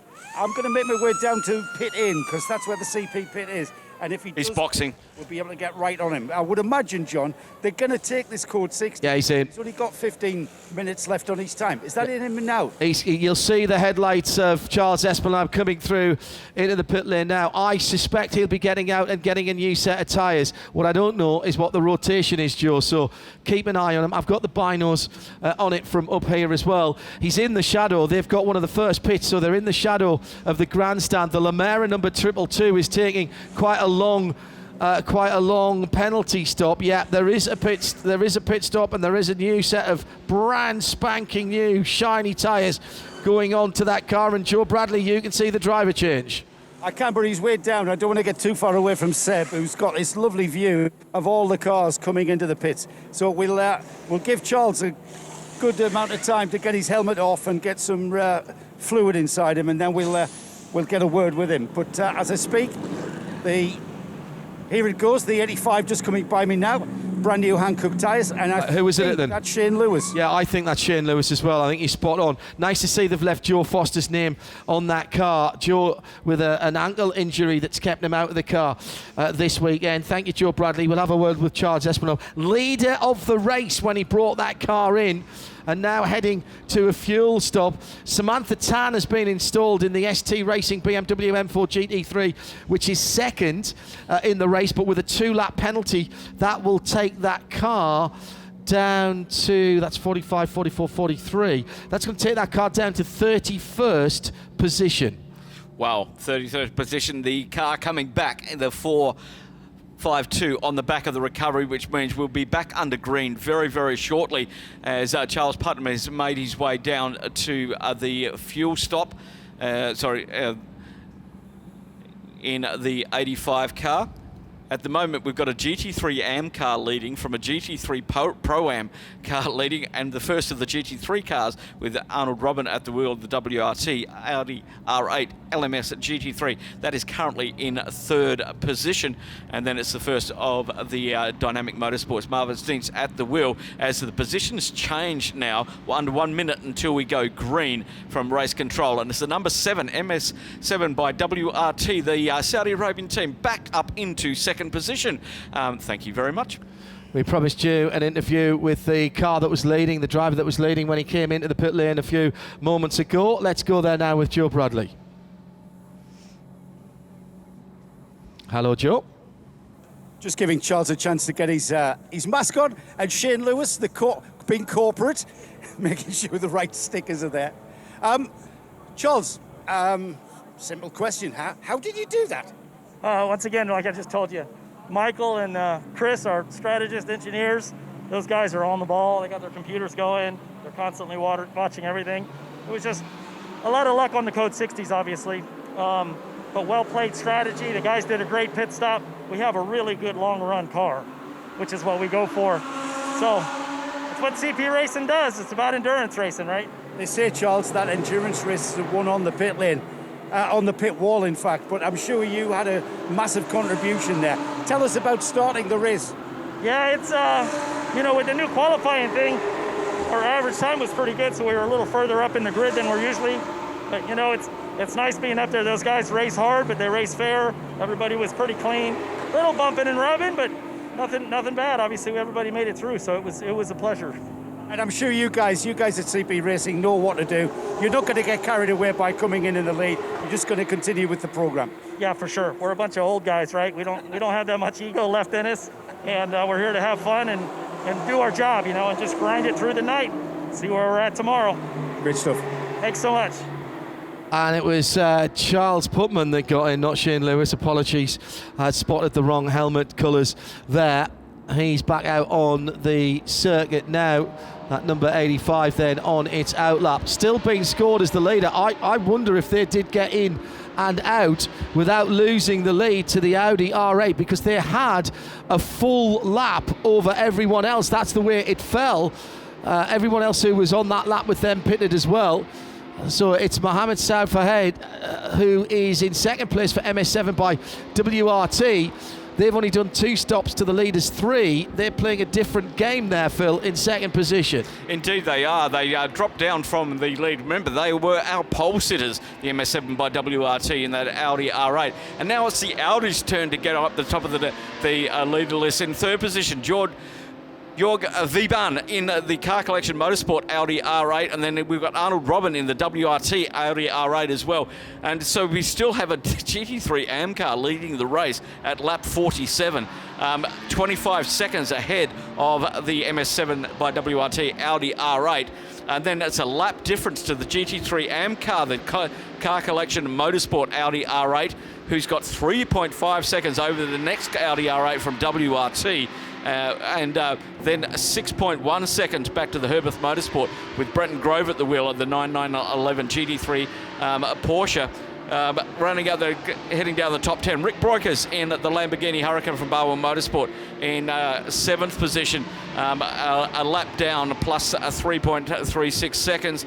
And then Roberto Pampanini from Dynamic Motorsport in the Porsche 911 GT3R in the GT3 category, another lap down for them. Then it is Samantha Tan who's got that lap penalty over there for ignoring the red light at the end of the pit lane, and they will get that at the end of the race, which will cause us, as John said, a bit of consternation of working out where everything is. And then it's Michael Jews in the Team Jews Sport 110 911 GT3R running in the GT3 Pro Am category, the top 10 at the moment. Having a look at who is where in what class in the GT3 Pro Am. It is the 7th place Samantha Tan ST Racing with 2 laps around there. I'll have a look at who is second in that one, and that is Michael Jews in the Team Jews Sport 110 in 911 GT3R. In the 992 Pro category, it's the Team GP Elite down there in car number 993. Roger Houdinus in that car leading that category. In the 992 AM, it's a HRT Performance 991 GT3 Cup, and it's a 992 category. Just having a look at where he is, and that is Gavin Bergstrom in that one. And then moving down to the 991 category, which has been the Pro and the AMs have been combined this weekend. It's the Wheel Motorsport by Edmonton, and it's Sergei Nicolay, I would say, in the 991 category. Moving over to the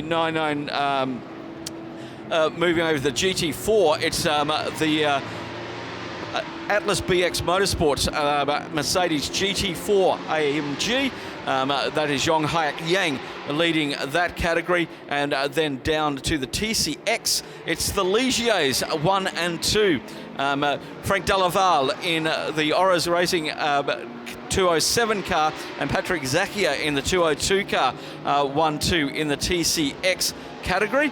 And just having a quick look for our TCR category.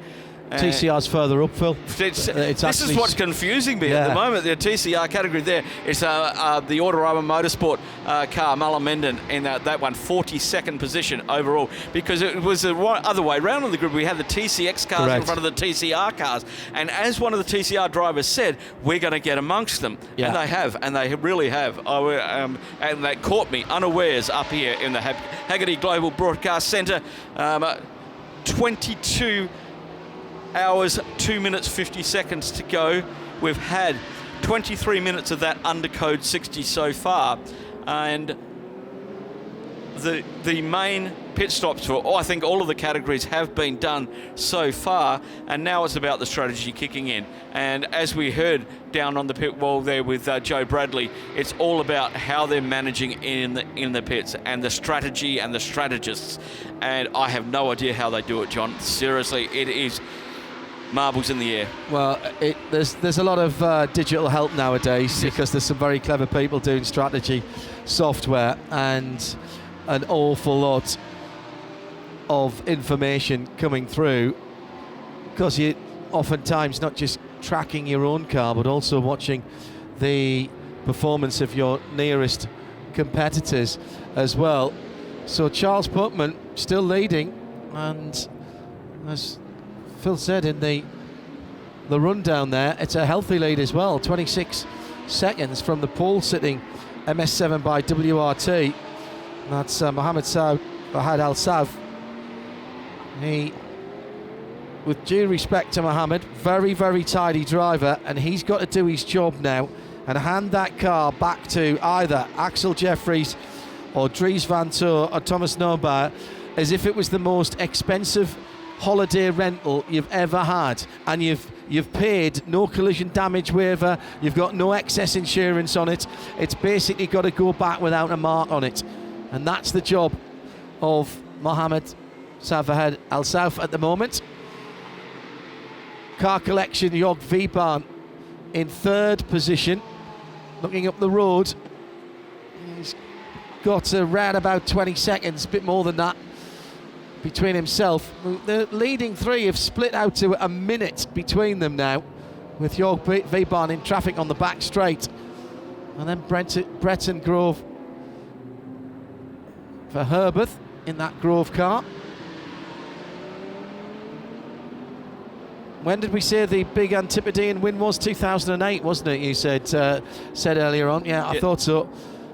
2008, Tony Quinn in the VIP Pet Foods car. Tony Quinn, who has been an absolute stalwart of GT racing, of all racing, but of GT racing in particular, in the Antipodes, not just in Australia but in New Zealand as well. Well, he owns a lot of circuits down there now. He's just bought Queensland Raceway as well, which includes another circuit to the north of Brisbane as part of I think 3 that he owns in New Zealand at this time. So yeah, getting much into that, and yeah, doing a lot of work at my old home track, Queensland Raceway.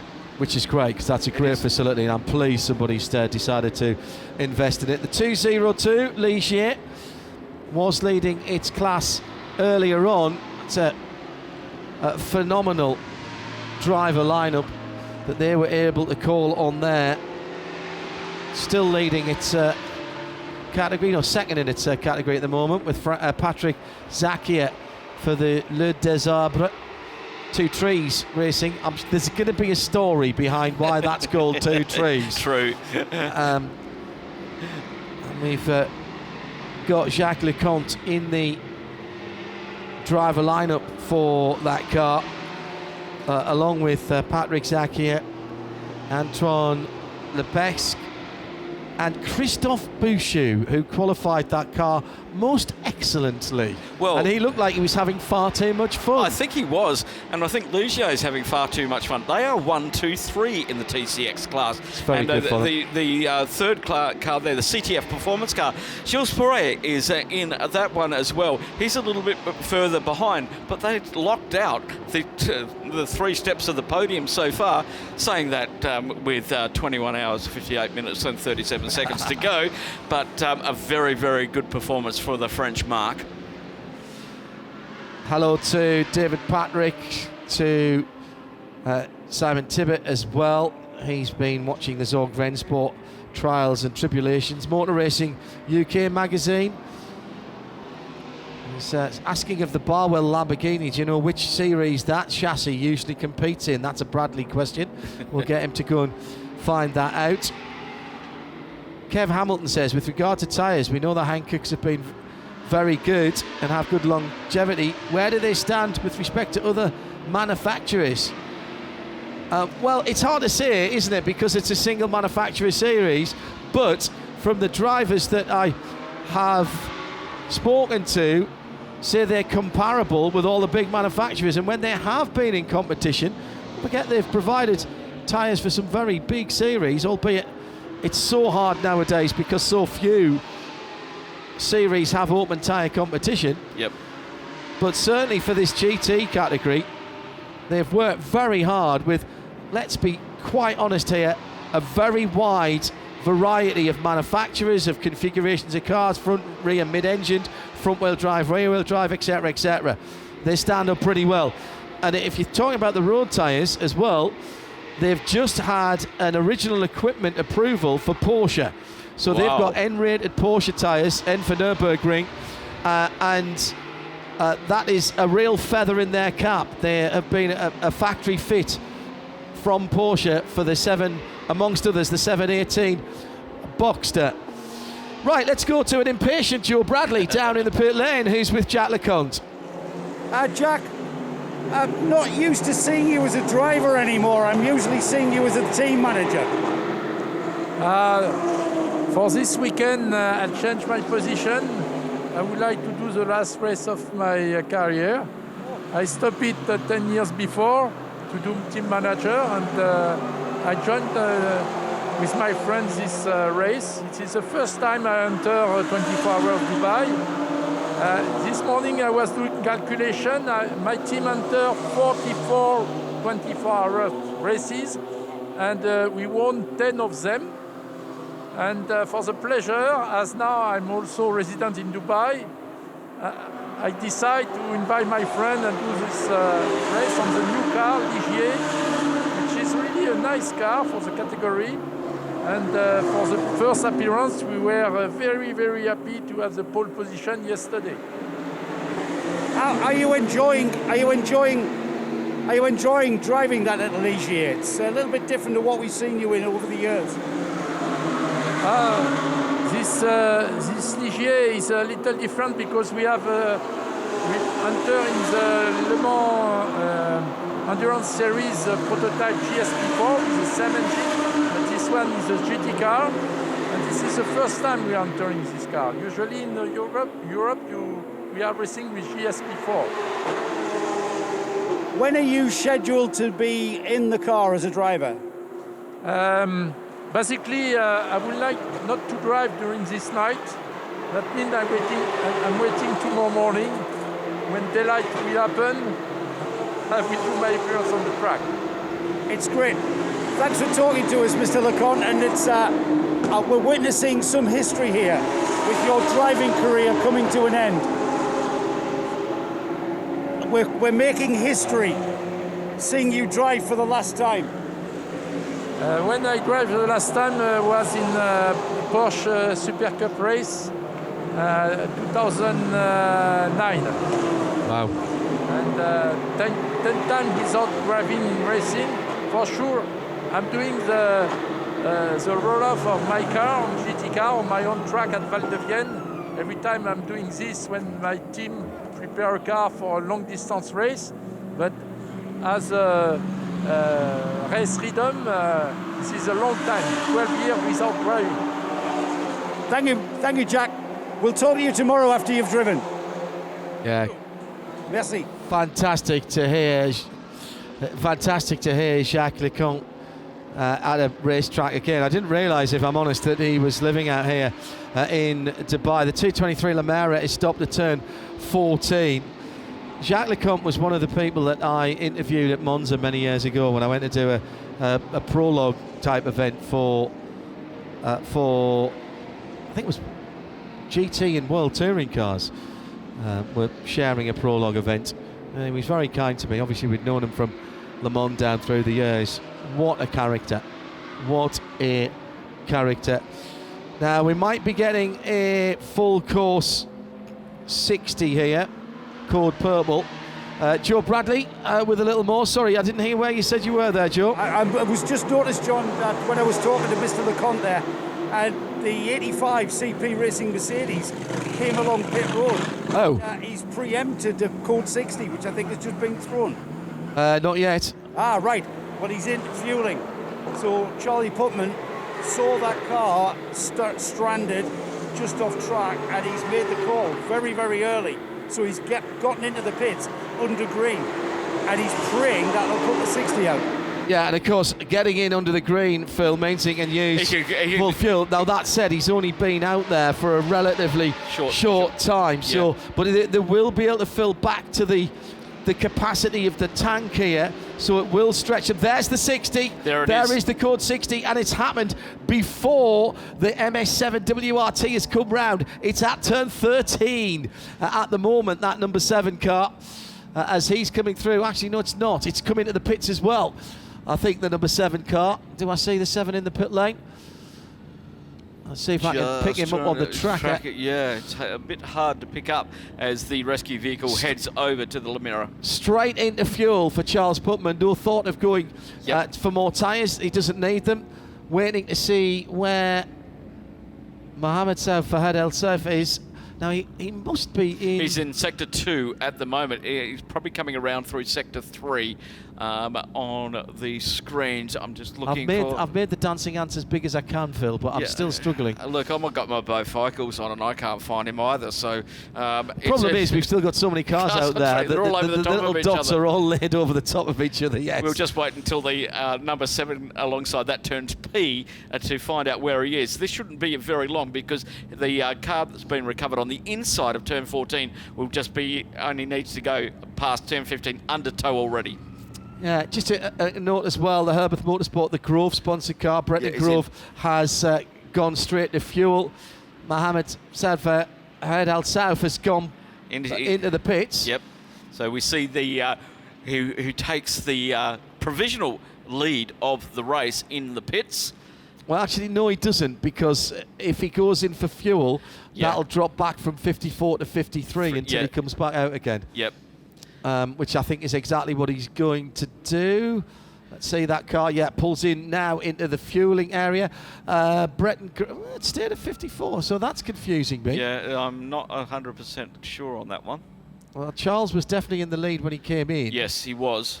And he can get the full fuel load, whereas Mohammed can't get the full fuel. He can only get half. They're going to be pretty close when they come out, because there was 23 seconds between them when they went across the line. And Bretton Grove is out, Charles Putman is out. Bretton Grove went into the pits and went straight for fuel as well, that Herbert Motorsport Grove car. It has been pointed out to me that we, after that huge win for Craig Baird and the two Quins, back in 2008, Brendan Hartley did stand on the podium, top step of the podium with Herbert in 2017, and remarkably that was the first time Brendan, who had just been announced as a Porsche Works prototype driver in the 919, that was the first time he'd ever raced a Porsche.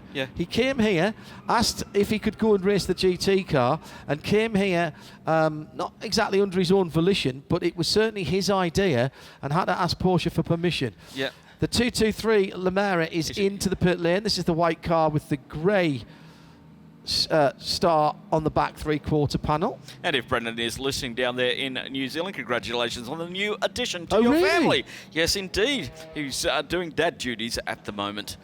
Well, then it's doing dad duties, as all of my racing driving friends tell me, is the perfect time to watch or listen to endurance racing, particularly if the child is not sleeping overnight. Yeah, I can't do the mental arithmetic to what time it is in. Yeah, he's been busy watching he's been busy watching the Dakar and thinking he would like to compete. Stop that immediately. A very efficient recovery of the 233. We're back under green conditions with still 21 hours and 50 minutes or thereabouts to go. Lost fuel pump number 10, we're hearing now from race control. Yep. Roberto Pampanini, 5th position in GT 3 in the Gould 67 Dynamic car, 8th position overall. This is his outlap. So a few driver changes there. Right, why has Charles Putnam dropped a lap? Was that a mistake from earlier on? I really don't understand what's going on the timing screen at the moment. I reckon we need to let them come around for a lap just so they all cross the start-finish line, because it tends to clean up there, because I'm equally as confused. Charles Putnam was scored as the leader. Yep. Came into the pits before the MS7 by WRT, got out of the pits before that car, and all of a sudden has dropped down to 7th position and lost a full lap. Let's see what happens. Where is he on track at the moment? He's dropped down to 9th now. He's in sector 2. I'm just waiting for him to come around and cross the start-finish line, because I've seen this after a couple of the Code 60s. It does tend to flick around once they cross the start-finish line again, after they got that first lap green. Unfortunately, we don't have pit times in this to see if there was a very long pit time. At least we do. Last lap was a 6:44. That was a very long pit stop then on that particular, a very long lap. But that was the Code 60 lap. Yep, so it does change. Rick Broik is currently in the lead in the Lamborghini Huracan GT3 from Barwell Motorsport. Outlap for Masoud Fahad Al Saud in the MS7 by WRT Audi R8, and he's just been overtaken by car 31, Arnold Robin in the WRT, the Audi R8 as well. So it's Audi, Lamborghini, Audi, and Audi as they come across the line. The Car Collection Motorsport, Jorg Vibhan is in the fuel station at the moment, and Marvin Dees just takes that 4th position from in Dynamic Motorsport in line 11 GT3. Let's take a look at the standings then, with still 21 3/4 hours to go. We'll start with the GTs at the moment.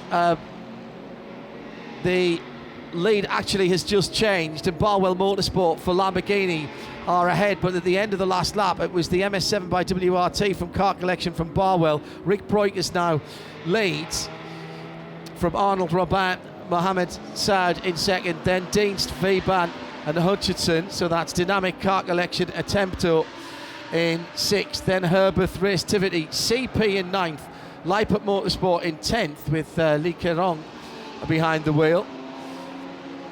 And not sure our timing screen is putting out the right information at the moment. If I'm not sure what happened at that last pit stop. CP Racing now scored at 8th position on the screen with Charles. Beyond that, Car Collection, Leipert, Dynamic, ST Racing, Samantha Tan behind the wheel. That car still has the 2-lap penalty all hanging over it like the sword of Damocles. Yep. Leading in the Porsche Cup class. That's the 992 Pro GTP Elite. That's Jesse van Kuik in 14th position in the 934. Other leaders, 992 AM HRT Performance, Haupt Racing. That's Gustav Bergström. 991 Vili Motorsport by EB Motors. Sergei Nikolai, 955. In the GTX category, it's the Audi GT2. PK Car Sport, GT4. Mercedes ahead of the Astons now. Yonghuk Yang for Atlas BX. And it is the Thai-driven BBR Cupra with Tanat Sathin Therakul leading TCR, and in TCX it is the Ligier, the 207, the Authors Racing car. That's your class leaders at the end of that through GT and TCE. I have a theory, John, on what happened to Charles Putnam in the CP Racing car that was in the lead. Remember, he pitted under green. He lost time while he was before it went code 60. He lost time in the pits to all of those other cars under green. Okay, then it went code 60 after that. So he'd lost the initial amount of time while they were all going a lot quicker. So a standard pit stop would have dropped him down 5 or 6 places maybe, but he lost a little bit of time for that. I still really don't understand exactly why he went from first at the moment down into 8th. And he is 1 minute 18 behind our current leader, Rick Breukers, in the Barwell Motorsport Lamborghini Huracan. So, I'm a little confused on that one because it looked like their strategy was sound. He knew there was going to be a code 60 thrown to get that car back from turn 14. So interesting, very interesting to see how that played out. But we're not 100% sure. Rick Breukers leading by around a lap to the WRT Audi R8 of Maxime Robin at the wheel at the moment, and Mohammed Saud Al Faisal Al Saud, the pole sitters, MS7 by WRT in another Audi R8 LMS, and currently third in that class on 56 laps. 46 seconds behind the leader as they come across the line. The Maxime Robin is in the WRT car is just 32 seconds behind the leader. The team manager of car 223 is to report to the race director. That is one of the ones that you don't want to get, and that is Phil O'Mara. That's Phil Hansen. He's with me, John Hindhaugh, in the Hagerty Global Broadcast Centre. We've got 21 hours and 42 minutes to go across the RSL network of audio and video channels and around the world at www.24hseries.com. This is the 2022 Hankook 24 Hours of Dubai. Let's go to Joe Bradley, who can finish a story, square the circle, if you will, on the number 111. This was the Autorama, one of their 2 VWs, the 111 car. Yeah, the 111 car, you were spot on in your assessment, seeing the attention being at the fuel tank. It was a fuel pump failure. They've replaced the fuel pump and the car's back in the ring.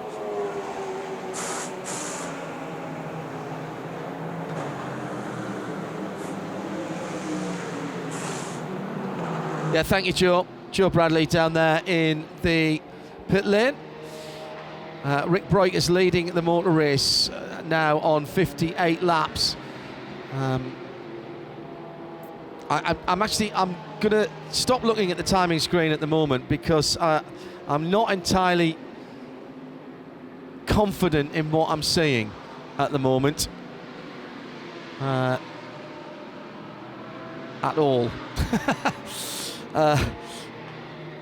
But there was a very long stop for Charles Putman. Now, he did come in green, and as Nick Damon has pointed out to me in the Hagerty Global Broadcast Centre here, that means he would have took a full fuel load, and then he got out again, and that a 6-minute lap was a very, very long lap indeed. Is that a full fuel tank? Not sure. Really not sure. Charles, there wouldn't have been that much fuel to put in for Charles. He'd only been in the car 26 minutes, under 26 minutes. So not sure. Maybe there was an issue there that we didn't see. We'll try and find out from CP what happened there. We've had an incident on the run into turn 16 with 2 of the Corex boards having been sacrificed to the great god of motorsport. They'll be replaced at the next code 60. So, Phil, give us your impressions of the first stanza of the 2022 event. We've seen a few code 60s. We've seen a few problems. Yeah. Was that to be expected with this kind of size of field? What I haven't seen, John, which I thought I would, and my worst case scenario, is heavy contact. What we've seen is code 60 because the car's breaking down. Everybody is being very gentle out there. They're racing hard, but they're staying off each other. And we heard this in the pre-race when we were down on the grid, that the guys up front were racing hard, but fair. Everybody's got 24-hour mindset on now. And I think that is the big thing. Everybody's thinking long game. You can't have lots of car damage. You need to finish the race. What we're talking about is mechanical damage and flat tyres. That is part and parcel of endurance motorsport.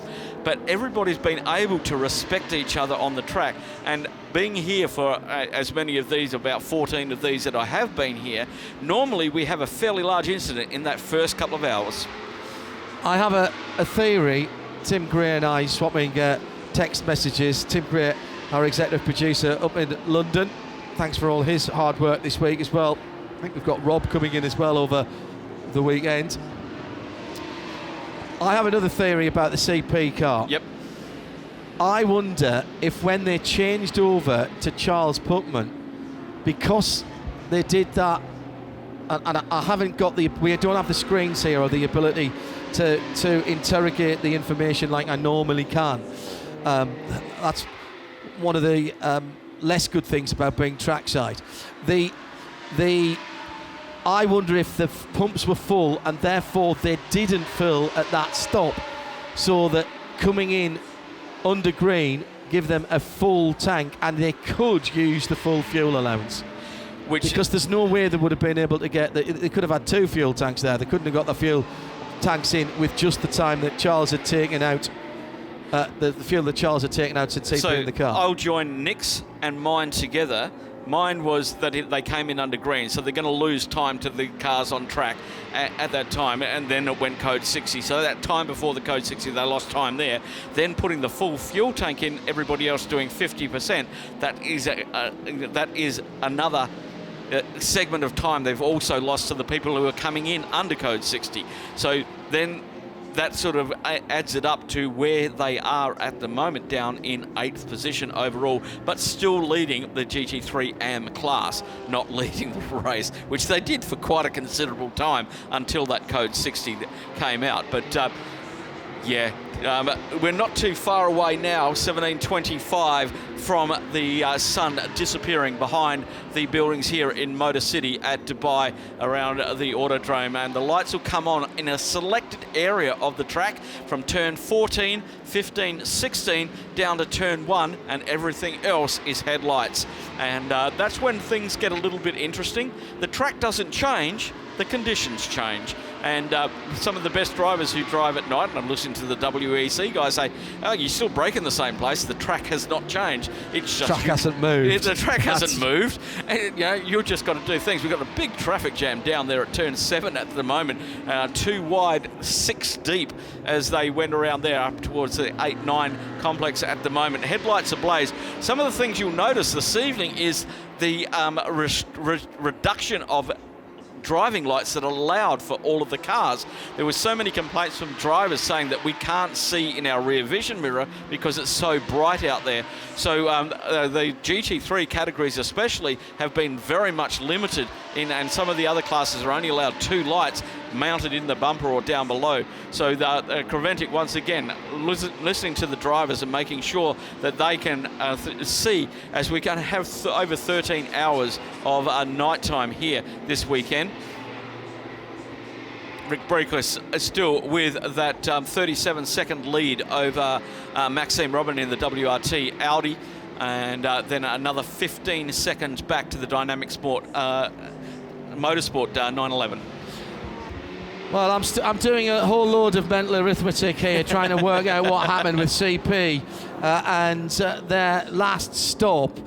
Joe Bradley has done the sensible thing and gone down to, if I may say, the horse's mouth, and I mean that in the nicest possible way, down to CP Racing. What's the SP, Joe?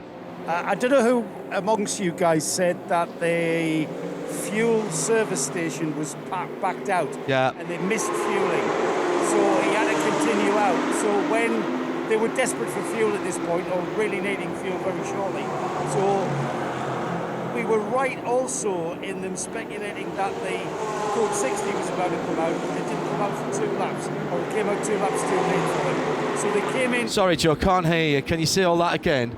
I heard you about the fuel pump and then you faded out. Oh, right, sorry. So the fuel pumps were backed up, so they went straight back out. Charles Putnam continued straight out. So when he saw the possibility of a code 60 coming out, he came into the pits. However, the Code 60 took 2 laps, and by then it was too late. So they didn't lose the time when they pitted, but they didn't take on fuel. They lost the time with the kind of the delay of the Code 60 that they were hoping for. Right, okay, so okay, I see what you mean. I still kind of don't understand that. They had a 23 second lead when they came into the pits under green, and the Code 60 came out before the car behind them had gone across the line. So I still don't understand that. At least my thought on why they took the full fuel was right, that they didn't take the opportunity when they did put Charles in the car. Had a problem for the number 19 AMG. That's the bright orange 26th position car. That's Hank de Jong in the MP Motorsport machine, the 5th in GT3 Pro-Am. He was stopped on the side of the track around, I think, turn 3-4. Got going again, lost a couple of spots down there. Thanks to our marvellous camera crew here again at the Autodrome. Picked that one up very quickly for us. He's a little bit off the pace at the moment. May have a deflating tyre by the looks of things, being a little bit gentle on that AMG as he comes up to turn 11, but may have lost a spot for that, as the sun now really in the driver's eyes as they come around turn 13 into turn 14, also out of turn 10 up into turn 11. It's very difficult to see the apex of the corners or any other cars in your way. It's just set over the turn 14 sector, so there's no sun in the eyes there, but it's still down at turn 10 as it's around about 5:30 here. We won't have the sun for much longer, and then it's 13 hours of darkness. Yay. Yeah, coming up to 5:30, let's take a look at what the weather has in store for us overnight here. Dropping down to a very pleasant evening now with that sun going down as we take a look at the weather here at the Autodrome, brought to us by Visit Cayman Islands.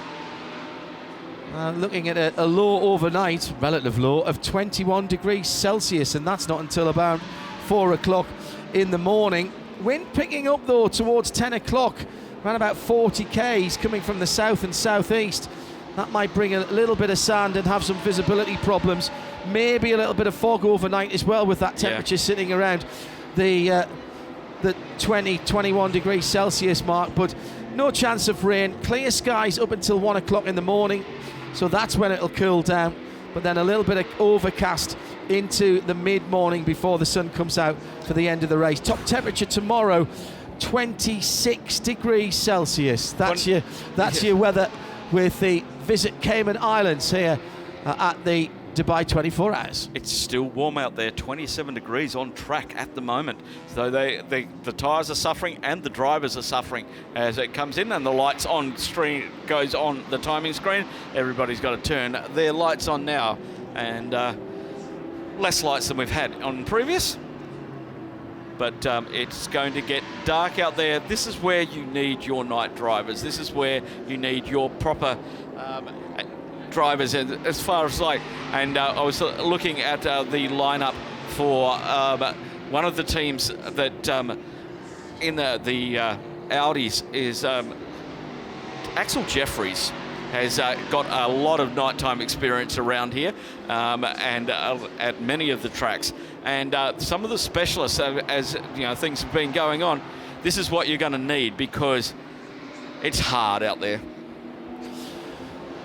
So inside another half an hour completed, 21 hours and 29 minutes to go here at Dubai.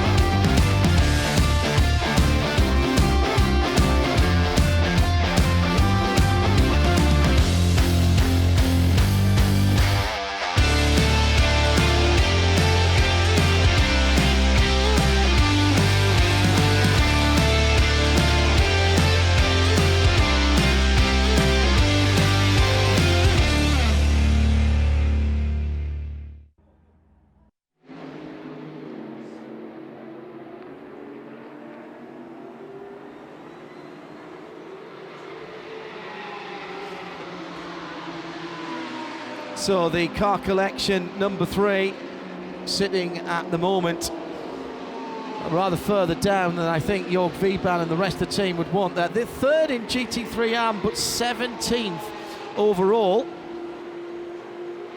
And Jörg got a relatively clear track ahead of him as he heads through the speed ball at 14, excuse me, through 15 now. Next car ahead of him. There's a little gaggle of GT cars and a couple of, in fact the 111th I think is just ahead of him there as well. He goes across the line now. The 112 in fact, the Autorama car that's ahead, not the 111. So he's coming up to now 8th position in class for that 112. But every time I look at the number 3 car, the car collection, with that silver and red, I see the old Flying Lizards livery on the Porsches. You know, it's not the lizard head there; it's a lion's head on there. But just if I just glance across, I keep thinking, oh, there's a Flying Lizard, and it's really nicely done on that car because it is silver and red on one side and red and silver on the other. Yes.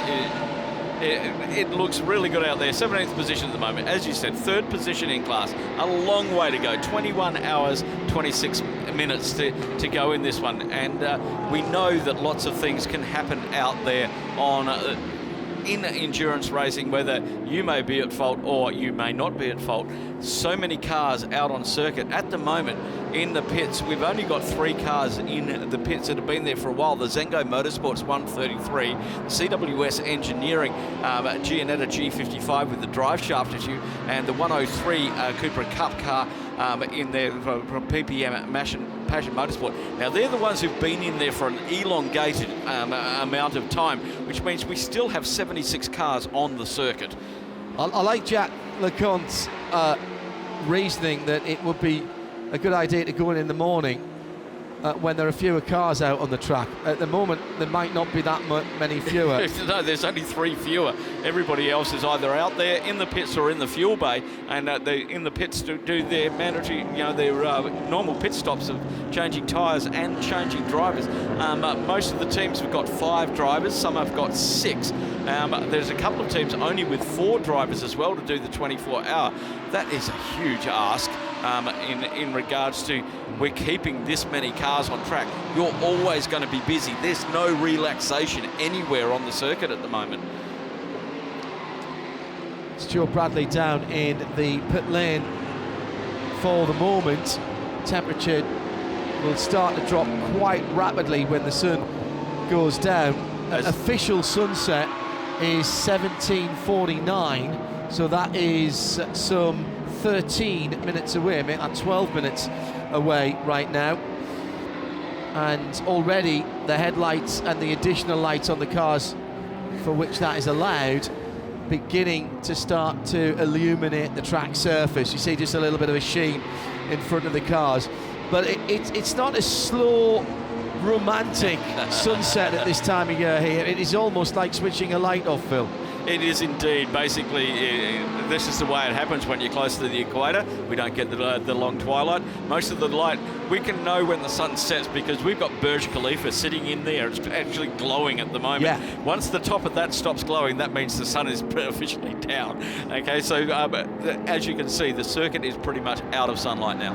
Yeah, we can actually see both Burj. Yes, we can. Today. It has cleared. It was a bit misty and murky this morning, and I expect that will come back in this evening, but it's not what I call fog. It is mist. Yeah. Okay. It's almost like a marine layer. Yes. It sits there because of the temperature inversion, doesn't it? That's exactly what it is. As we are about 26 kilometres from the coast here, but we get the coastal breeze at night, which brings that colder air in. That then, when the sun comes up, it just can't quite get out, and it takes a couple of hours. We have had sessions here in the previous incarnation culminations of this race. We've had 6 hours under code 60 as the cars were rotating around under it. And the reason for that is they can't see the marshal posts. And because the marshal got so much runoff at this circuit, you can't see the marshal posts everywhere. Talking to Chris Norman, park of the course, he said, I go out in the car with the cars on track. If I can't see one particular marshal post, we either have to code 60 it, or if it's really bad, we will red flag it and get everybody back into the pits until it's safe to go racing again. And they've brought out some new red flag procedures for restarts as well this year, and hopefully we don't even have to talk about those because we won't have any, as we want to continue on with green flag and code 60 racing, as at the moment we've done 26 minutes under code 60. We've got 21 hours, 22 minutes left remaining in this first round of the season for the Hankook 24-hour series. I think I spied another Gianetta coming into the pits. The Rick Broker's currently holding that lead. Lap times between him and Maxime Robin about the same, 2:03.5, 2:03.2. There was about a 30-second gap between those two cars. Then 4.5 seconds back, it's 45 seconds now. And then got Marvin Dees in the Dynamic Motorsport Porsche behind them, 48 seconds, the gap behind them, only 3 seconds. Battle going on now for second position outright and second position in GT3, as Marvin Dees is now on the back and very, very close to the back of the Dynamic Motorsport 911 GT3. So a Lamborghini, Audi and Porsche, your top three at the moment. Yeah, we have got the non-German car leading. This is what Mark Lemmer, man at the head of Barwell Motorsport, had wanted. He wanted to break the stranglehold that the German manufacturers have had. The Lamborghini Huracan of Barwell in a minority of one. The Leipert car is in 20th position and a couple of laps off the lead now, as the field at the front has been spread out a little bit with the code 60s not necessarily working for everybody. The top, now just the top 6 cars on the lead lap, and just waiting for Charles Putman to come through and see where he is. No, there's Rick Broiker's gone through. Yeah, it's just the top 6 cars on the lead lap as Rick Broikers clicks off another one, sitting around about 2:05 in the traffic last time around. The car that's been pushing at the moment is Marvin Dingston, the Dynamic Motorsport car. He did a 2:01.3 last time around. There were people who qualified in times around about that area, 1:59s for the really fast guys, but 2 minutes and 2 minutes 1. That is a GT3 car, that Porsche 911 GT3R. It's only 3 seconds behind Robin in the WRT car. He's just starting to pull him back. Yep. Maxime is going to have to get a wiggle on. Unfortunately for Marvin, he's been behind the wheel of that car for an hour and 3/4, so he's only got 15 minutes left, so he's going to have to box, stop sometime soon.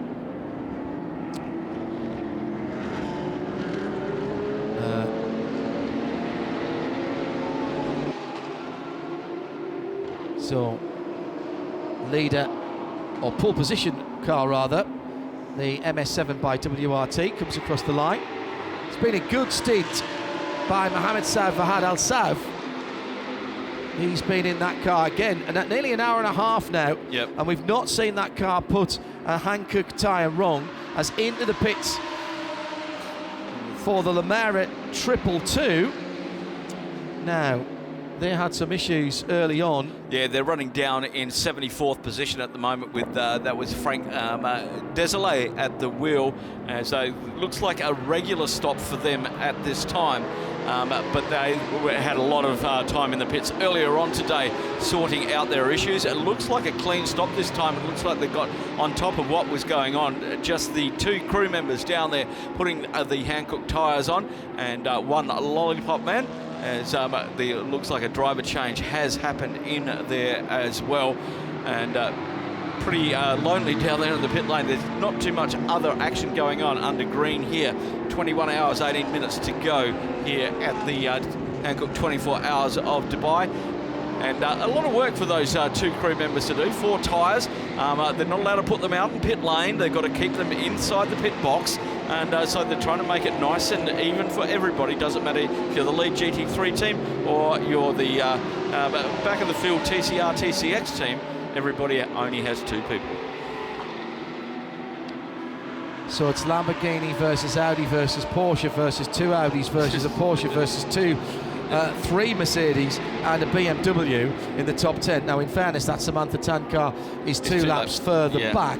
So that would take them down to the first car on 65 laps. That pushes them down now to 33rd position.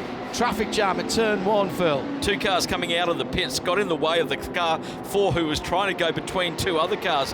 The 928 Porsche, another good name for another good number for a Porsche. V8. Front engine 928. Why don't Porsche take the Panamera, chop the back doors off and just shuffle it up a bit, leave the 4-litre V8 in the front, and give us a manual gearbox to go with that, and give us a 928 for the new century.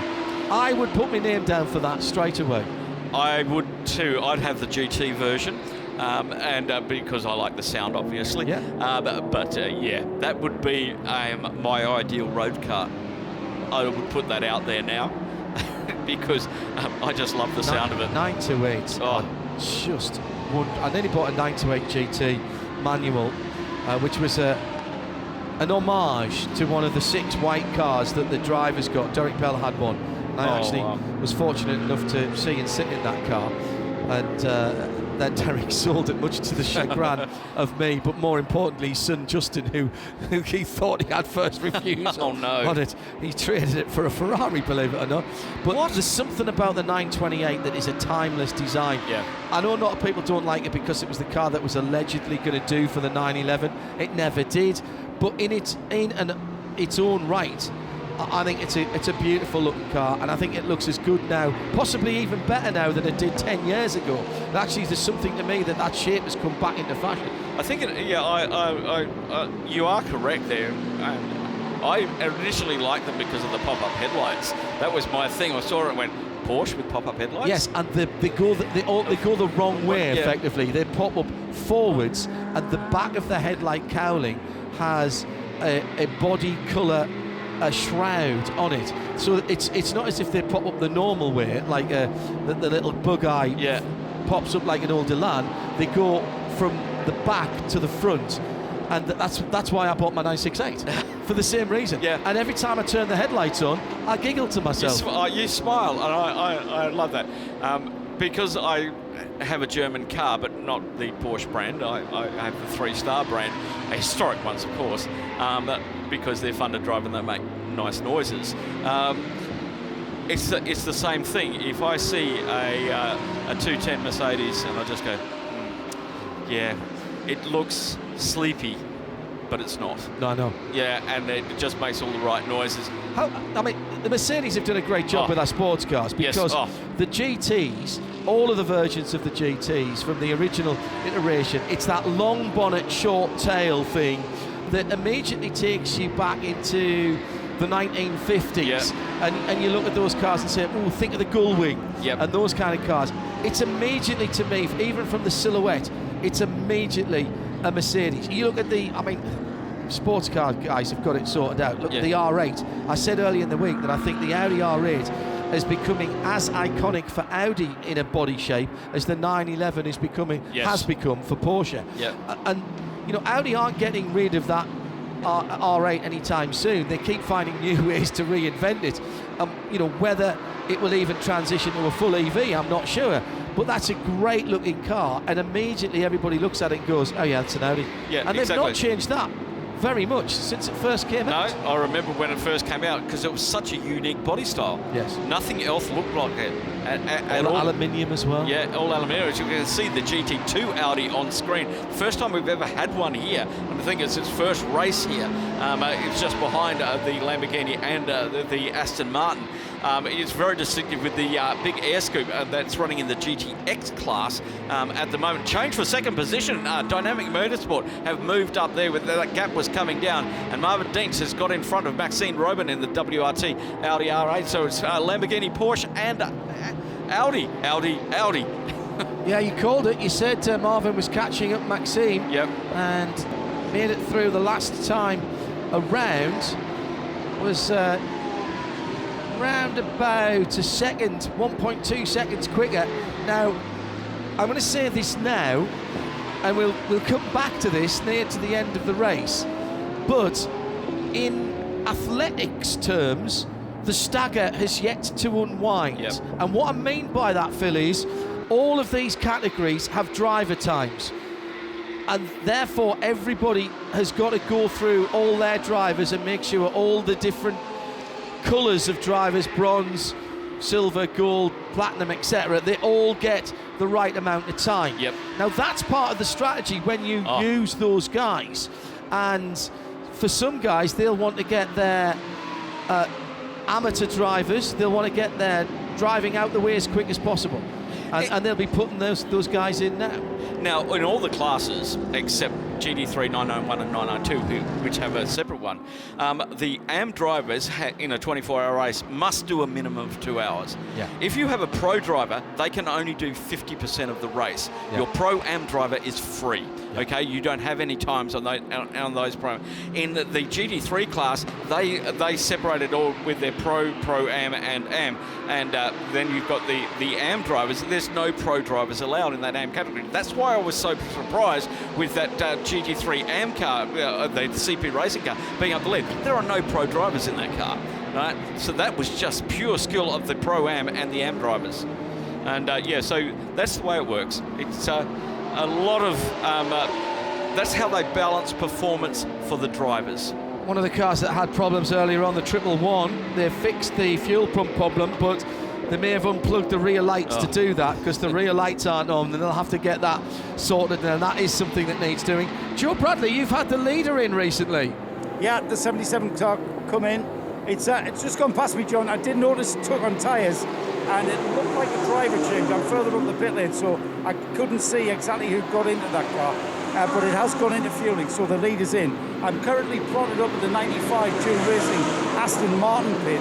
They're about to come in for a full service, and I wanted to inspect this car, because didn't you guys describe this car potentially having contact with another car out there? This is the dual racing car, was it? Yes, yeah.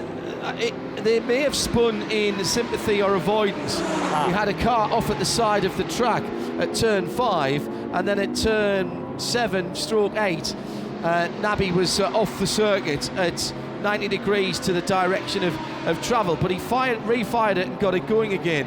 My first inclination that there might have been some contact further round the track that had stopped one or both of them, and that might not have been the right conclusion to make, to be honest, Joe.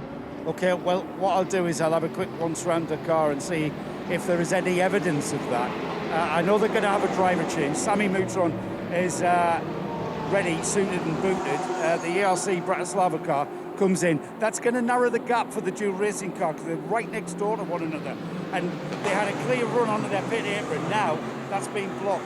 Unless they get this Lamborghini, the 44 ERC Bratislava Lamborghini, serviced and out of the way, the Aston Martin's going to have to pull in a little bit further up. But we'll wait and see. I'll give you a shout when that appears. Thank you, Joseph. Into the penalty box for that dual racing car. Very easy to see, isn't it? Yes, absolutely. Served, I would reckon, about a 10, maybe a 15-second penalty. Caught the end of that. But that's something, Joe, that you maybe can ask as the car comes to a halt next to you. We will. I'll have a word with the driver who gets out. I believe it's Nabil who's at the wheel. Now, the car's had to go shooting past its pit. It's now being backed into where it should be, because all the tyres and the guns and everything are in position to receive the car on its marks. It couldn't get in because of the angle created by the ERC Bratislava Lamborghini. That Lamborghini, by the way, that's done. That's about to leave. I can see the last two tyres, but the last tyre going on the Aston. So it's the 95 dual racing with TF Sport. It's TF Sport underneath the dual racing banner this weekend, and we all know how good these boys and girls are. Car just coming to the end of its tyre stop. Meanwhile, Sami Moutran is being belted in. Final touches, steering wheel going on. About to get the nod, gently off the jacks. And now he gets the nod to fire it up. Always a tense moment, that one. And Sami Moutran out into the race for the first time. The Moutrans are back. Every time you say that, it does sound like you should be playing a record as if it's their new single, because it does, to me, sound like it should be an alternative rock band. Thank you, Joe. We'll get an update. Yeah, that was a track limits infringement, 6-1, a 10-second penalty for the 95 car. So that's what they've served, and they've done that. And no other penalties pending under that car as they make their way, I think, down to the fuel station in the Aston Martin. Yep, Nabil is in the fuel station as we speak, along with Nick Whitmer in the BMW M4 GT3 as they drop down the leader list. And Maxime Dietz is still in the pits in the Dynamic Motorsport, and it's the Audi R8 LMS. Maxime Robin in the lead, car 31, 74 laps done. Yeah, let's just give you some of the class leaders before we hit 6 o'clock local time. Maxime Robin for WRT, of course, leading in GT3. GT3 has been led by Charles Putman for CP Racing. We've got the 207 Ligier, the Authors Racing car. That has led the class. It's third at the moment, but Franck Valle is facing the wrong direction at turn 4-5. He lost it coming out of turn 3. He's been very lucky not to be picked up by anyone coming behind. He's gone backwards and just tagged with the going backwards down the arm court on what should be driver's right. Yes. It made it driver's left for him and tagged with the left rear wheel. Now he's fired it up again. The engine's running.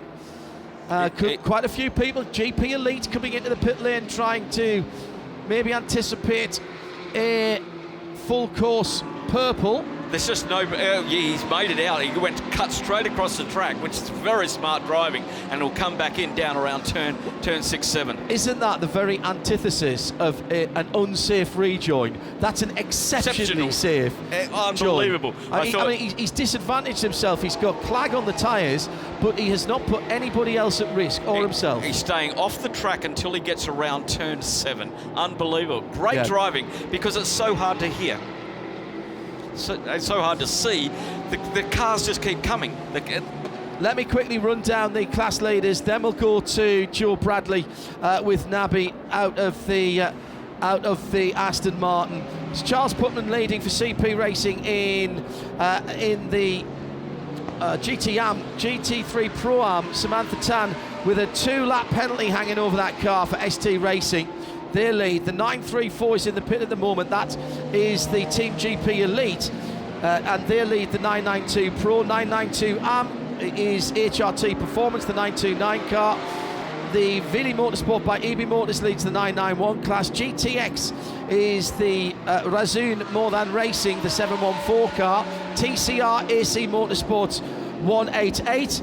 Then it's Ollie Gotha for Dragon Racing in GT4, the 408 car, and Frank Delaville, the Authors Racing, number 207, that's just spun, was leading its class before that. Let's get to Joe Bradley, who's down with the Aston Martin, the dual racing team.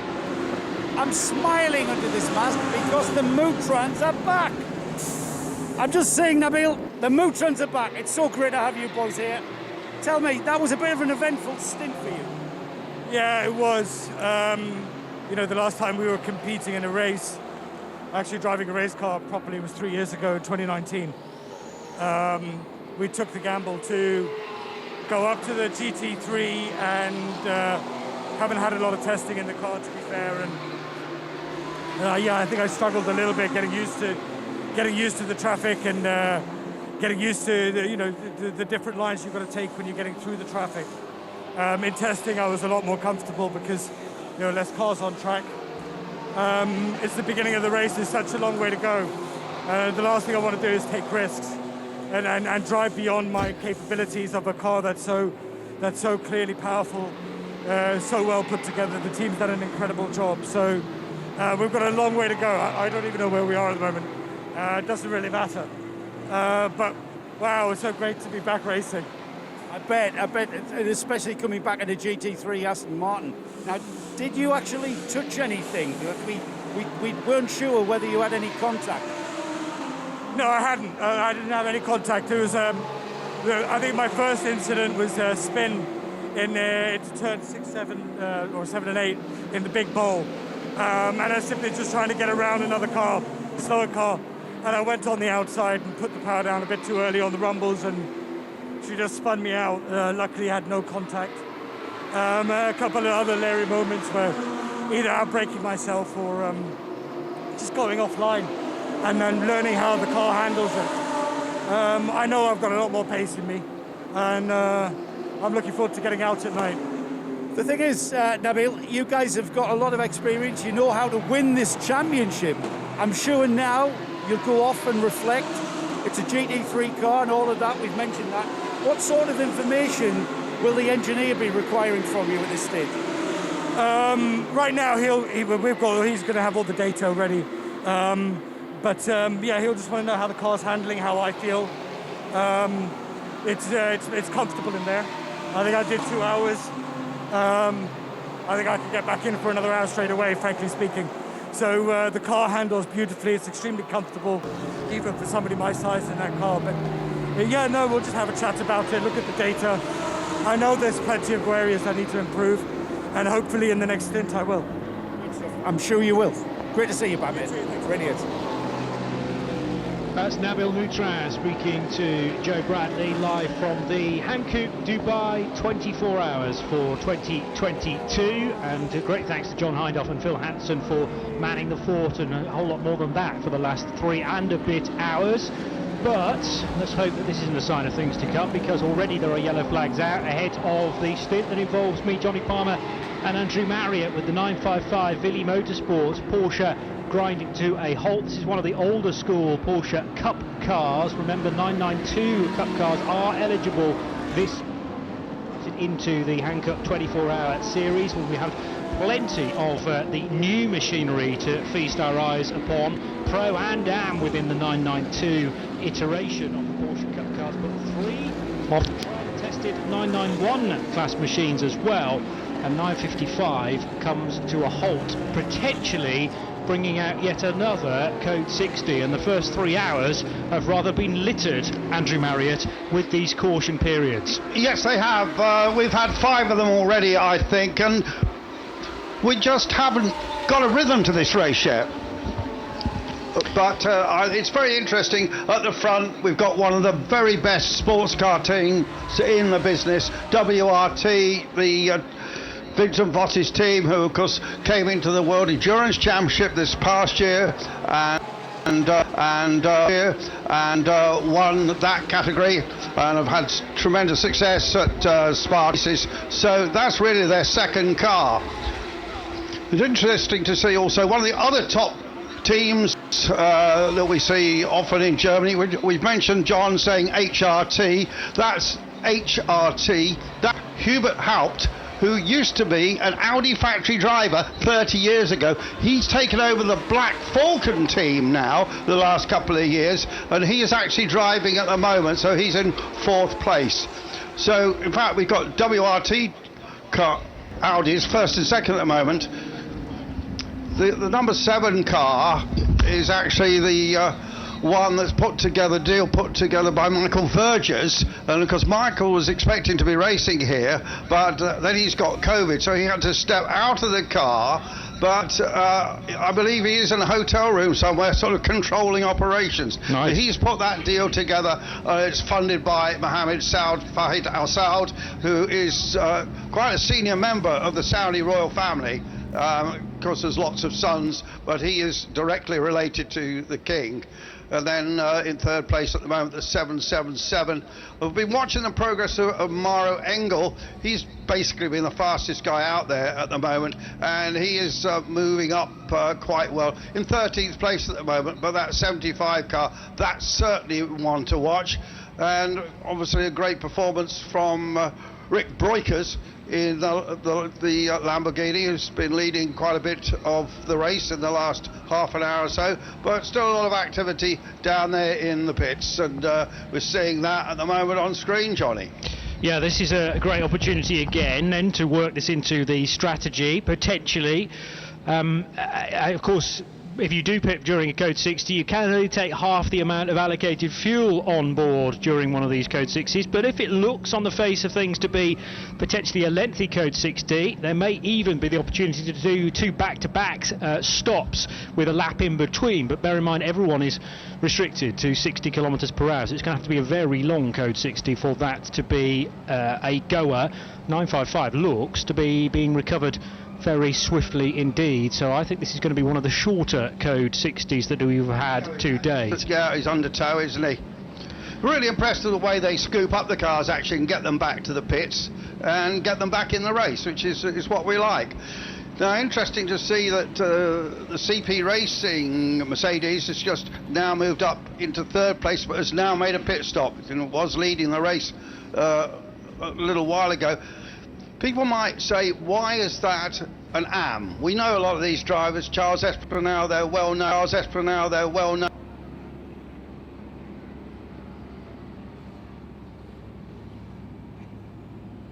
Now in the AM category is those guys are all O.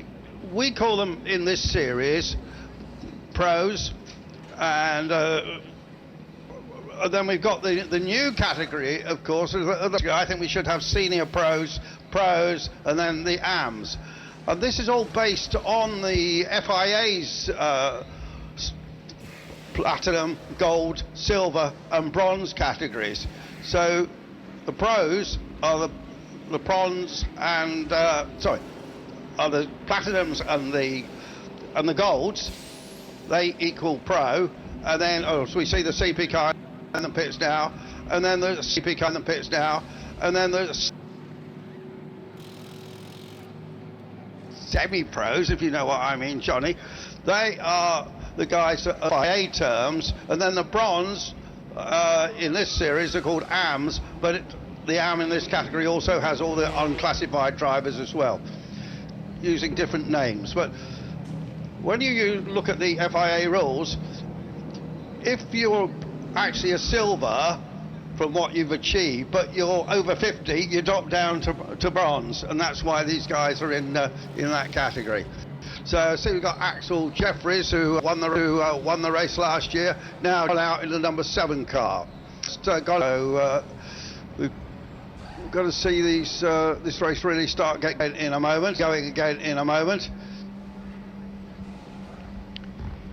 Yeah, so for the second time, rather the fourth time or so in this race, the intervention vehicle is out on track. The skyline looks truly majestic once again, as it does year in, year out here at Dubai, with the hotel in full illumination as well, with the rainbow floors to greet the drivers as they head into the final corner. And it's absolutely fabulous, it really does.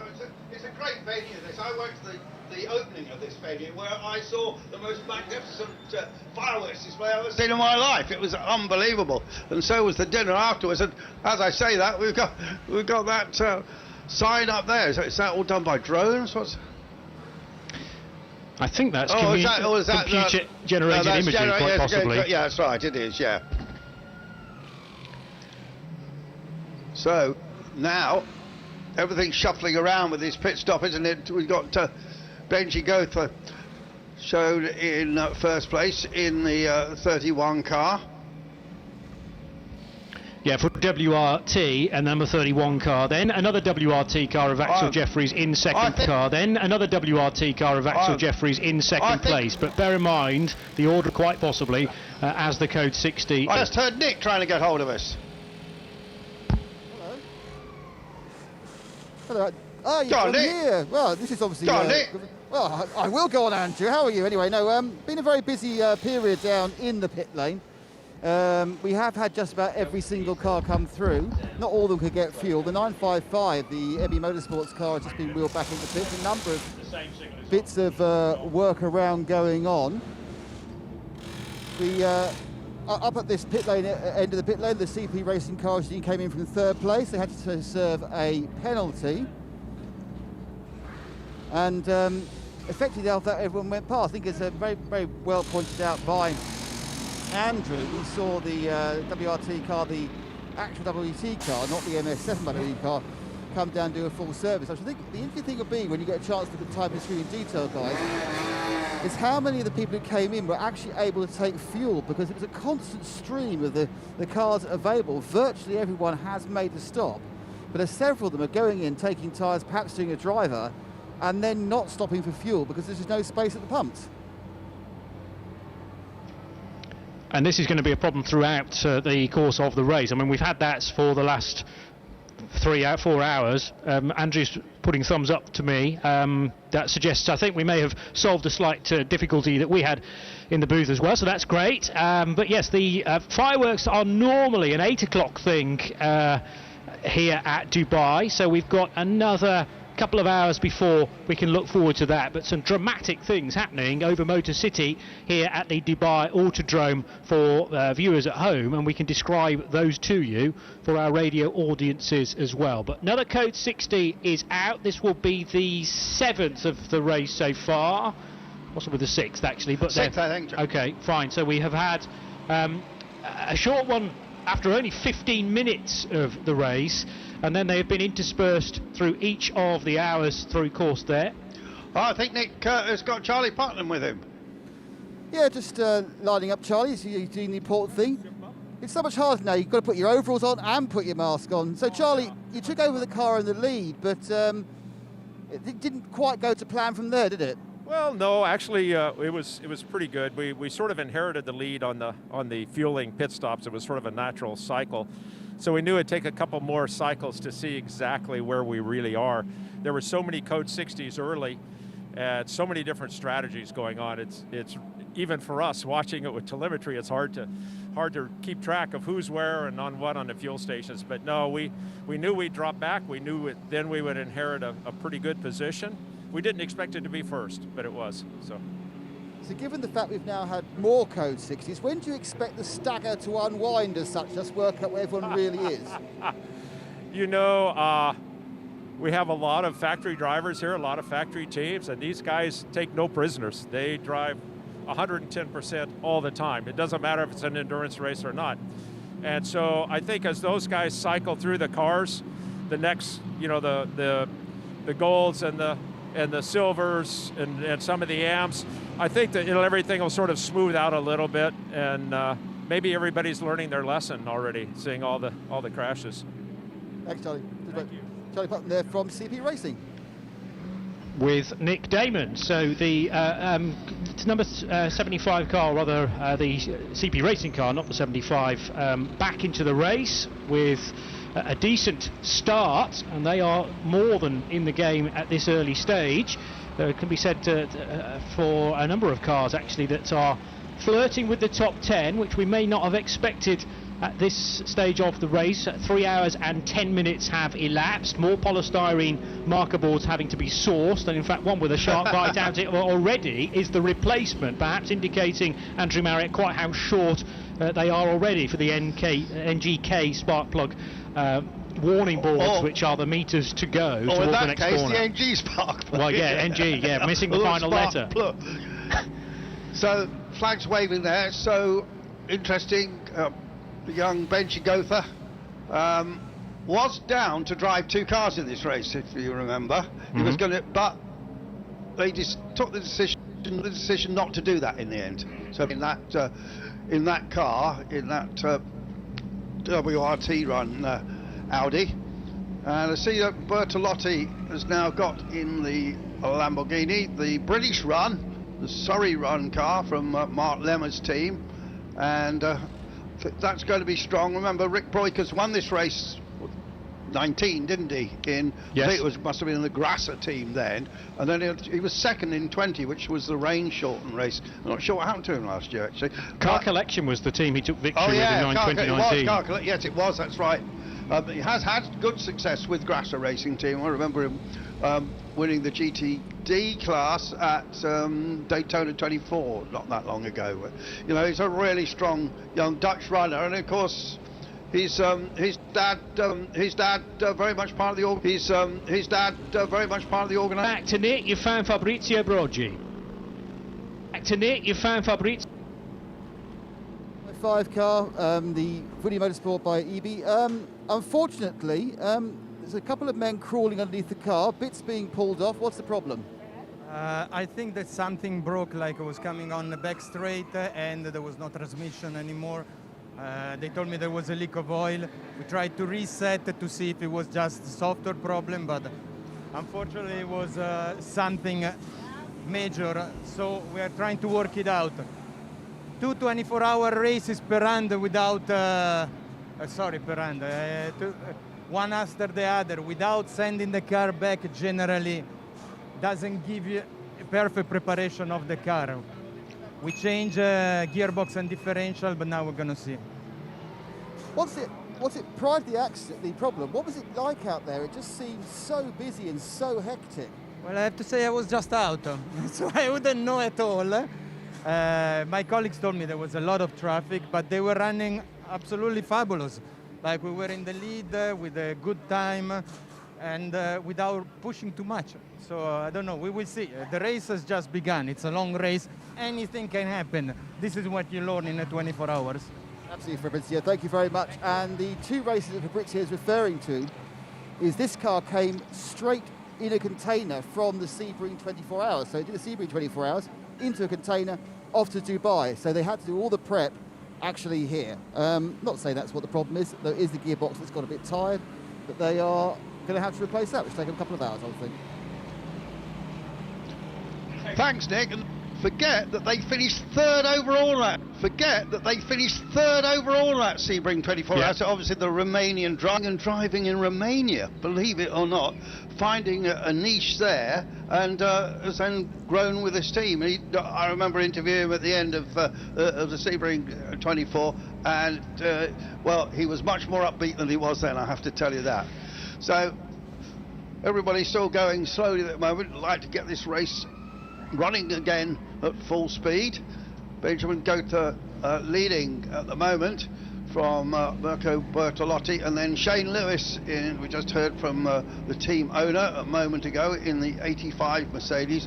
Then it's winner from last year, Axel Jeffries, and then in 5th place the number 30 car with Michael Lernertz now at the wheel, and then the 67, and shown in 7th place still Samantha Tan, although of course we know they've got a 2-lap penalty. In 8th place the 777 Audi, Al Faisal Al Zubair, who is funding that team. That is the number 9 Manuel Metzger, and in 10th place Marco Seefried, the 54 Porsche, and that's definitely one to watch. And then very interestingly, in 11th place at the moment in the car, Rima Safali, who's the first Saudi woman ever to hold a racing license. She's been doing most of her racing in the UK, hasn't she? In Formula 4, and I think even Formula 3. She's had 3 seasons here. And then in 12th place, very interesting runner Emanuele Collard in the 83. Now Collard's well into his 50s. He's done 20 odd Le Mans, been super successful in the past, been a factory Toyota driver. And I noticed earlier on, looking at lap times, Collard was one of the quickest guys out there. He might be over 50, but he's still very quick. At one stage, he got close to being a Formula 1 driver. He tested for Tyrrell, actually, all those years ago. But he's still got the speed, and that's great to see. And, of course, had a lot of success more recently in a Ferrari. Let me tell you what's going on in the TCE part of the race, because it's led by a TCR class car. Nicholas Bourne's just been in and back out again for AC Motorsport. The next car in the TCE order is the Autorom E order is the outer run bought by Wolf Power VW Audi RS3, I should say. So they have 3 cars here this weekend. The treble one was Rama a little earlier on, but Mar Autorama and London in second position in the 11C RS3, and third Audi RS3, and third in TCE is the BBR entered Cupra. That's from the Monsac Kisiri. Third position for number 159 as we get straight to Nick Damon in the pits once again. 923, the Huber racing car, just come to the end of its some of its repairs. It's had a similar problem we saw with another one of the Porsches. Had a frontal bit of damage, which resulted in radiator damage on the this on the front, on the right-hand side of the car, the Huber car. Apart from that, looks relatively unscathed. There's been quite a lot of action within the various Porsches. This is the Lauren Heinrich car. Lauren Heinrich, of course, is the better-known virtual racer who we believe is going to be getting on an aircraft to fly back to his rig at home to take part in the virtual 24-hour. They're getting ready to load up a new driver who I think is going to be. It's going to be Redone. So yeah, there's a couple of cars there back to back. So this one looks like it's been refilled with water. Oh no, they're definitely taking the water out. So they're still trying to work. So despite the fact the nose is coming on, this one's probably still a little bit away from getting somewhere. So I'll come back when they're more likely to move. But it's been a good day so far for the Porsche spare parts department. Stuttgart chuffed to bits at this race. Yeah, I detected that from pretty much the first 15 minutes of the race. There have been several different manufacturers' cars in the wars, but you could say if you're a Porsche fan that you've been getting your rather unfair amount of bad luck to this point in proceedings. 80 laps completed. Ben Goethe in fueling for WRT. It was a WRT 1-2 the last time we checked, but of course MS7 by WRT have come in for a stop. Axel Jeffries stayed at the wheel, and also back out again Mirko Bortolotti for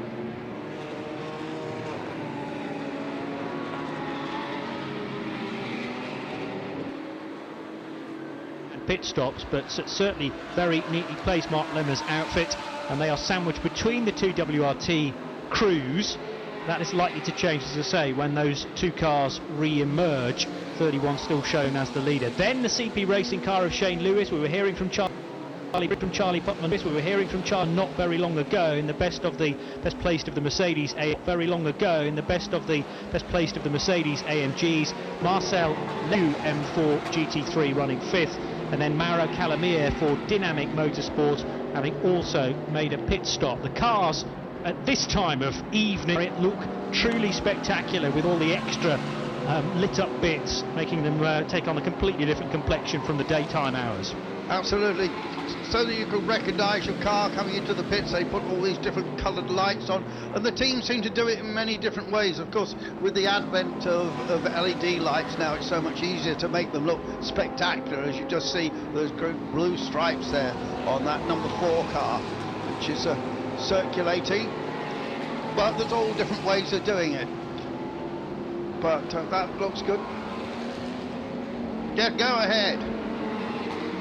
Just come down to the 909 pit, Greg Hamills-Jordan, Ivo Bruker's team, of course, and unfortunately your car is buried at the back of the garage. What's the problem? Unfortunately, we have a hole in the radiator, so the water pressure was coming down. We decided to get it in, and we saw the hole, and now we have replaced the radiator, and we hope to be out soon. This is at least the third Porsche I've seen with a radiator hole. Is there a problem with the track? Is it a particular thing, or is it a coincidence? I think for those 3 Porsches, yes, there's a problem. I don't know. I have no clue. I didn't know that, so I don't know. So prior to that, how was it going though? Were you happy with the performance? Yes, absolutely. We are a solid third. Had a good qualifying.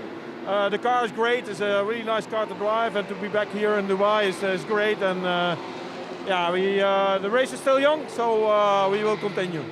Thanks, Ivo. Ivo Breukers with Nick Damon, and Ivo with purpose, striding into the back of the garage. Yeah, and summing it up, the race is just young. Yeah, it's still very young yet. We've got 20 hours and 39 minutes remaining, and just so busy with the still over 70 cars out on the track. It's going to be about traffic all through this, and the way that certain drivers are better at threading their way through traffic than others. Some people, very quick on a lap on their own, but not so good through traffic. And you'll see that certainly amongst the pro drivers. I think it's very early days yet. I think the order we've got at the moment is not really reflecting the speed of everybody. It's more reflecting the fact we've had these code 60s, which have skewed it all around a little bit. So this, I said it earlier, this hasn't really got into its stride yet, this race. We aren't seeing the full strength of certain cars. That's my feeling of it. Having said that, I think we know that the WRT team and the Haupt racing team, HRT team, are two of the strongest teams in any form of sports car racing, and we know that their cars are going to be at the front, because it's not only about what the drivers do out on the track, it's the way that the teams operate in the pits and so on. And endurance racing all about being a collective effort, so it's about your combined driver lineup, not just the one driver that may be in for 2 hours. Another quick update from Nick. I hear wheel guns in the background and possibly something more substantial being used as well. Which part of the pit lane are you at? I'm down with the car collection motorsport team. It's the number 3 car that was running quite high up as recently as when I left to walk over here half an hour ago. I just caught the end of the pit stop as it came into the pits. Some celebrations. It's been in the pits doing the low jacks. I'm not quite sure what the issue was. I'll see if I just what was the problem with the car? What was the problem with the 3 car? What was the problem with the 3 car? What was the problem with the 3 car? With the rear box. Exactly what the car correctly. I think they got that. It's very hard in second languages, but yeah, so there's something wrong with the rear. Yes. The car wasn't going correctly, they fixed it. So practically it's fixed. But you will be able to see when it leaves fueling how long its pit stop was and see how long it was stationary for in having that fixed. Yeah, okay. Yeah, Nick, that car was running right up to the top 3 or 4, so it obviously has had some sort of gearbox problem. I thought your German might come into play there. I think he may struggle with with most other languages apart from English, actually. I've always found that car collection team, you don't get that much from them. They're not very PR orientated. They're very good. I mean, car collection, the main business is actually storing expensive sports cars and stuff like that, and maintaining them. And the race team, I think, is it called Peter Schmidt, the bloke who runs it? That's a bit of a side issue. But they sort of have a big PR effort as far as I can see anyway. Well, particularly when you start winning this race in a pro car. Admittedly, there aren't any pro car collection entries this year, but the AmCar always does pretty well. And they can draw upon some very decent drivers, have done through the years. And obviously, when you start doing that and you get some success, your communication, I suppose, with people like us needs to be marginally better. But remember that Max Edelhoff in the 34, that's a car collection. And they run with that team and there was some Ingo Grimm and various others. They've had quite a bit of they had that victory down in Imola. Remember they had that victory down in Imola. Big success for them. Axel Jeffries there in the number 7. He's usually part of that Grand Prix Extreme organisation, which of course won this race last year, not in it this year. That are by and run a lot of Formula 1 cars.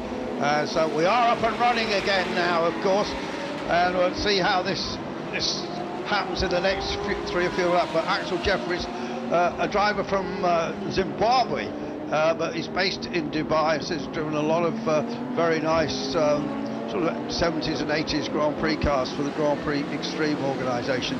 Talented young driver too. Yeah, so Ben Goethe and Axel Jeffries back to the 4 and separated by less than 5 seconds now. Through the last split it was 4.7 in the favour of Benjamin Goethe.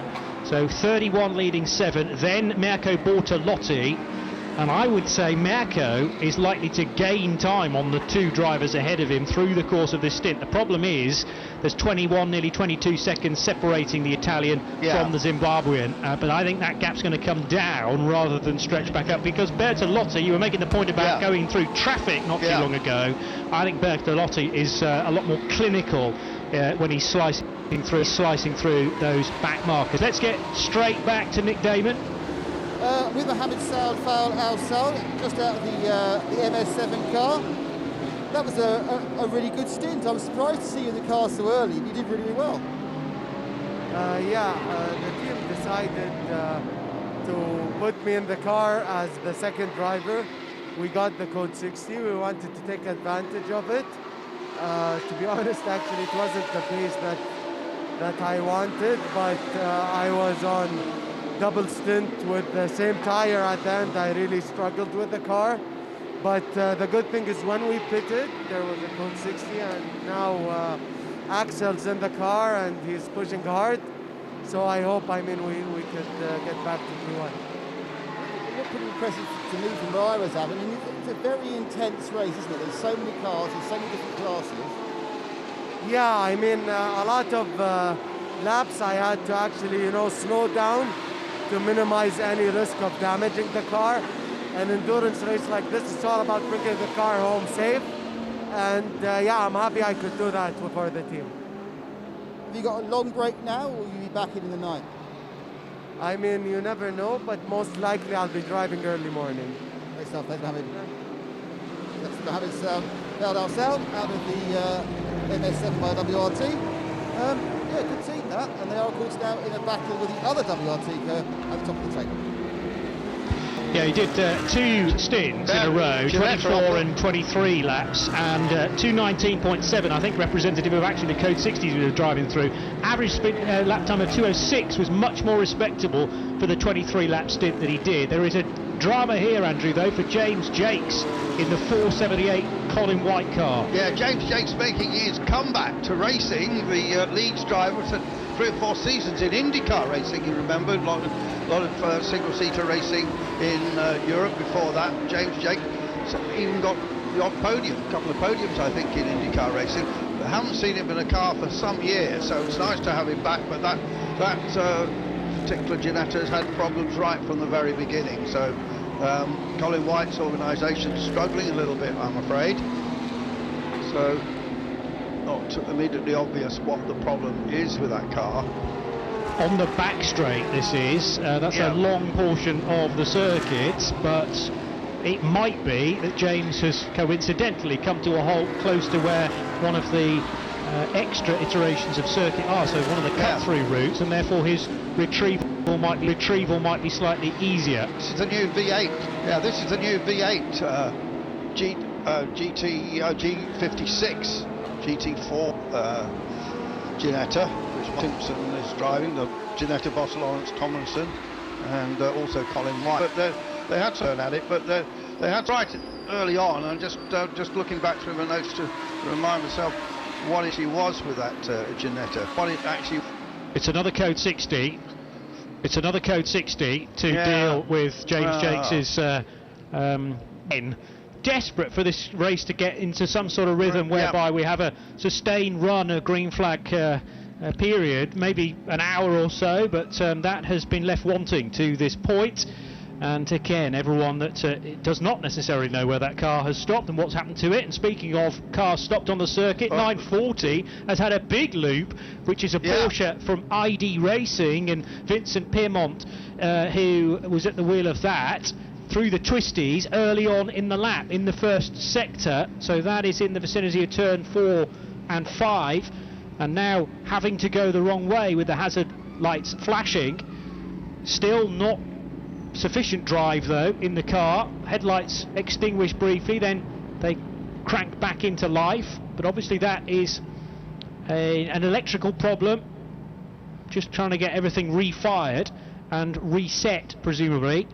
So Piermont was in a very vulnerable position initially, but he's managed now to pull off the circuit. Unfortunately though, for those coming through turns 2, 3 and 4, they are going to be dazzled by Vincent's headlights there as he tries to rectify that situation, and once again this provides maybe a chance for those that are a little short on fuel or just want to weave this into the strategy to get half a tank of their usual allocation.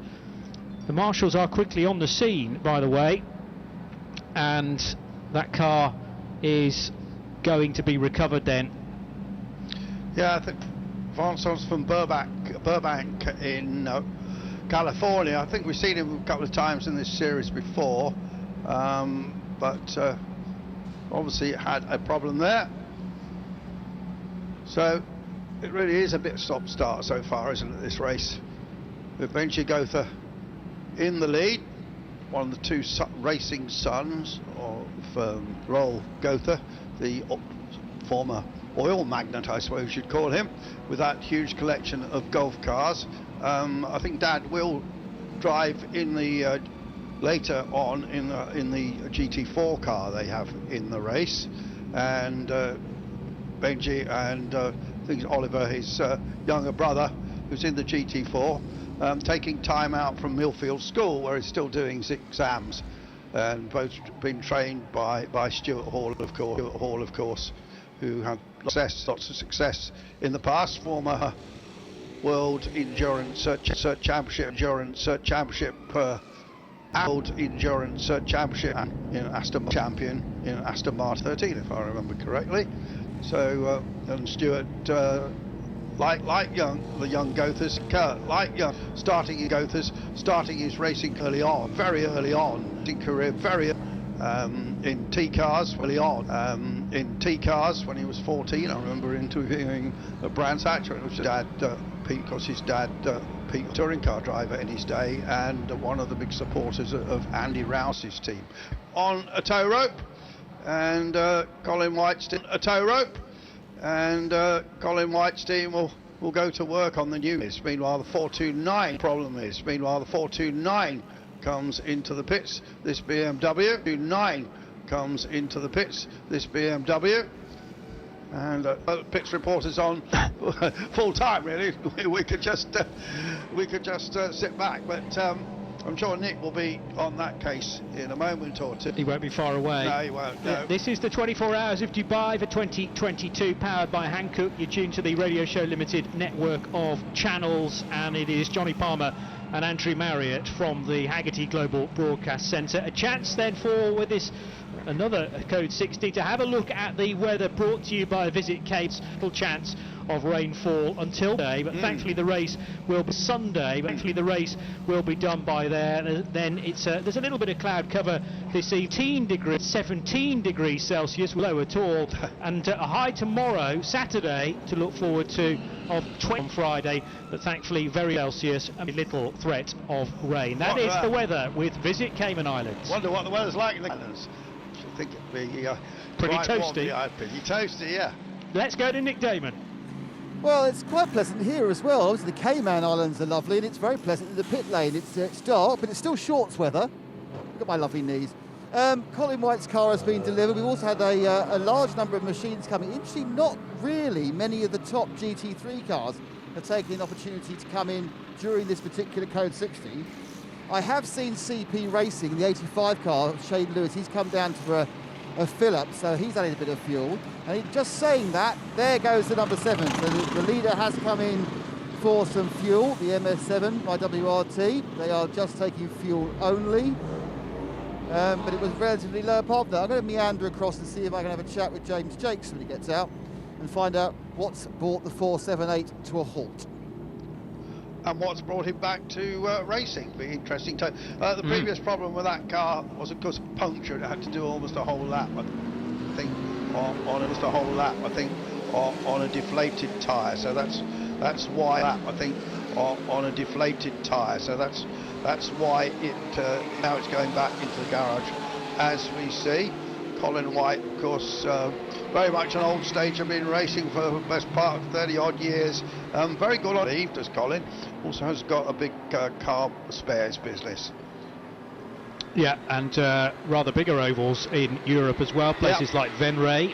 He will take his Eurocar 2, or ASCAR I think, which, yeah, he has a variety of different machinery back at base in Glasgow. The year, his racing year, to have an off weekend. He'll be racing somewhere in some type of car. Because of the year, his racing year, to have an off weekend. He'll be racing somewhere in some 7 by MS7 by WR2 to the T car, to the top again, to the top again. We were hearing from his teammate Mohammed Saud Fahad Al Saud not too long ago. 2 code 60s. This is 2 code 60s. Very tricky for someone who's been waiting a fairly long time to get behind the wheel of the car, because remember, he had to wait off in the number 7 car, then Mohammed Saud things off in the number 7 car, then Mohammed Saud Fahad Al Saud for 2. He has only done what he's working lap 10 currently, but a very frustrating stint it has been.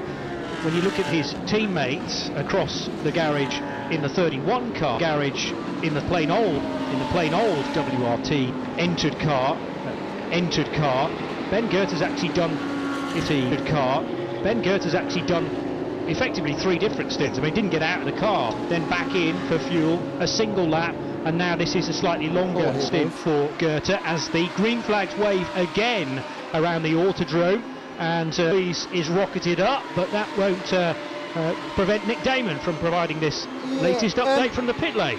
This just came out of the car, the 478. Now, I'm really hoping that is an aggressive belt for something like water, because that's the cam belt. This thing's dead.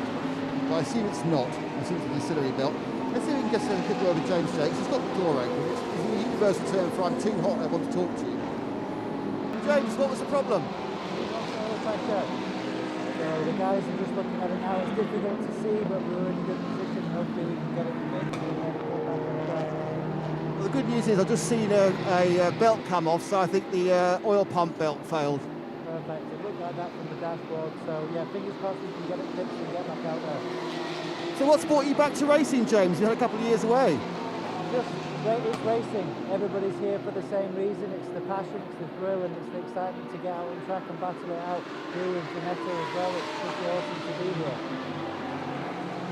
When you talk about battling it out, it really is a battle out there on track, isn't it? Yeah, it's awesome to be there's a lot of stuff going on, a lot of excitement, and it's a shame because we were in a good position, but hopefully we can get things turned around and get out there. It's going to be a long race, so just be patient. Great stuff, James. Thanks very much. So it was, as we thought, the oil pump seems to have failed, and there's a lovely oil pump belt there showing the fact. Look at that. Proof and everything else. CSI. We will have to imagine it. Sadly, Nick. I can certainly pick a broken. No, we saw it. Picture a broken. No, we saw it briefly. Okay. Yeah, we did. But Ginetta G56, a bit Dallara Indy from the Dallara Indy cars. Esther, well, 4 or 5 years ago. Schmidt-Peterson Motorsport. Schmidt-Peterson Sports race within 2015. Rahel Letterman raced within 2015. Rahel Letterman Lanigan Racing 2 years prior to that. He didn't do anything in form. Didn't do anything in form. And then since 2016, when he was last seen an FIA World Endurance Championship LMP in a World Endurance Championship LMP2 car with Manor, it's been 2016 through to 2022. Opportunities come and go, but they are back with James Jakes, gold rated and still only 34. Yeah, like that. Yeah, James had some good runs in IndyCar. You know, it's a big culture change when you go to race in America like that, particularly for a Yorkshireman. although many have tried it. Well, yeah. Many Yorkshiremen have tried it. Well, yeah. With some success. So if his background is in, let's hope that his career is on the up. Yeah. His career is on the up. Very good. Very good. One thing we haven't seen in this race. One thing we haven't seen in the green zone stop-start is the new BMW M4. Obviously, we've got the 2 cars from ST. We've also got a third one of those cars with some very good factory drivers in from Schubert Motorsport. Yes. And they haven't really shown their hand yet. So we saw them in basically its test session at sea, extended test session at sea. But this is their first actual race since the car was homologated as a GT3. It's up there with the Mercedes and the Audis and the Lamborghinis. Interesting, no Ferraris in this race, and somebody did ask me, it's strange because Ferraris had a lot of success at Le Mans. I think one of the problems is that I understand, as GT3 cars go, Ferraris are most expensive to run. Okay. And they are expensive beasts to run, and maybe that's the reason we haven't got the Scuderia Praha team. And I don't No, we haven't had one in a while actually. No, we didn't have them last season, did we? But apparently, we heard from John here, as we heard from John, if you were right in the Ferrari races in this event. We're green again. We're now without a code 60. Let's be keep our nice. fingers crossed for that, shall Yeah, we? one really. That's sometimes the nature of this race when you start it with the mid-70s entry list. Yes, 81 were on the entry list, but 2 did not take the start, and 1 or 2 have dropped away since the 3 p.m. start time as well. But 1, 2, 3, 4, 5, 6, 7 code 60s now. The long 5, 6, 7 code 60s now. The longest gap amounting to maybe 50 minutes of green flag running. So we haven't yet had a full hour of green flag. Cars overlapping once again. Good to just one car is back in the race. That had early problems as well. One of 3 Autorama Motorsport by Wolf Power Racing entries, and overlapping with the 933, which is no doubt, well, certainly putting a lap on it. GT car on TCE machine. Going to say to you, Johnny, now that we need to watch out for the 77 car. Mirko Bortolotti, Mirko Bortolotti, straight enough in 7 car, in 3rd place is the 7 car, in 3rd place is the 77 car, and in 3rd place is the 777 car. Yeah. Which is if you like numbers, that is, but I think that Pierre-Yves Pack, just before we go to Nick Damon, walking to the end of the final bit of the back, seemed out one of the polystyrene marker boards, and Berry didn't make that right-hander, but thankfully Pierre-Yves Pack is still on the track for Santi Racing, car 26 in 24th position. Let's get to Nick. Down with Sam Tav, Mesty Racing, the reigning champions.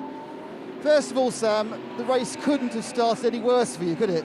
No, it really couldn't have. Unfortunately, we couldn't get the car in gear or something, and we had to start from pit lane, so unfortunate, but as we like to say in endurance racing, anything can happen, and it's a 24-hour race, so we're not worried. How did the confusion happen where you left the pit lane whilst it was still green? Because you think of a 2-lap penalty, haven't you? Yeah, I think we do have a 2-lap penalty, which is going to hurt at the end of the race. I think, just in the thick of it, there's a lot of things going on. He unfortunately did not see the red light at the end of the pit lane, and it's quite unfortunate, but we'll deal with it. It's been noticeable. The car has been climbing up the timing chart. Right at the top at one point. Obviously, this M4 is working really well. Yeah, it is. And again, thank you to BMW Motorsport for all the support here this weekend, but the car is amazing, and we're going to try to keep it up on top. So going back to you just got out of the car after your stint. How was that? Oh, it was incredible. I mean, I'm having so much fun, especially in this new car and GT3. The night is kind of my thing, so I'm happy to get back in the car in a couple of hours, but again, we're going to try to keep pushing, hopefully keep it up on top and deal with that 2-lap penalty. How different is it now you're in the fast cars and you're in the GT3s rather than you're driving the GT4? Well, now I don't have to worry about my mirrors. I can just look forward and keep going, flash people, get them to move out of the way. I mean, it's great. Do they get out of the way? Yes, and I might have taken that to my advantage in GT4 last year, but... So obviously, disregard this 2-lap penalty, what's the aim now for the team for this event? Pardon, sorry? What's the aim for your team for this event? Well, obviously, new car, new class, everybody's getting used to things. We're just trying to learn as much as we possibly can, manage expectations, but hopefully come home with 2 wins. Great stuff. Thanks, Sam. Thank you. I think Mesty Racing. Somebody ought to tell her there are other cars just stopped. Oh, no, probably not tell her, actually, because she's in such a good mood. But, it's not at race speed with nearly 4 hours completed now of the 2022 edition of the Hankook Dubai 24 hours. But, yes, car 28. The lights have come back on again now. Chandler Hull at wheel. That's actually, that's the car that she usually races, because She's split the team into 2 cars now, hasn't she? Yeah. I Off think the road yeah, again. Yeah. So off the road yeah, again. Yeah. So clearly Chandler's heading to the pit lane, but they're in the belly than when Andrew and I first clasped eyes on it. So it will peel off into the pit lane, and the team will give it over, I would think, from 29th position. Once over, I would think, from 29th position. Down pit, very nicely illuminated this pocket, but out the back, as so many drivers have become used to. But out the back, as so many drivers have become used to over the years. 8 car appearing then, and this will not be what Sam will have wanted to see, but she will be taking car appearing then. That's exactly the process to the race as well. 9:44 heading through the bowl that leads onto the back straight as well. That's one of the brand new Porsche 992 iteration Cup cars, now eligible. One of the brand new Porsche 992 previously that ran for a few races last year, but in unhomologated form, and therefore in a sense in an invitation class.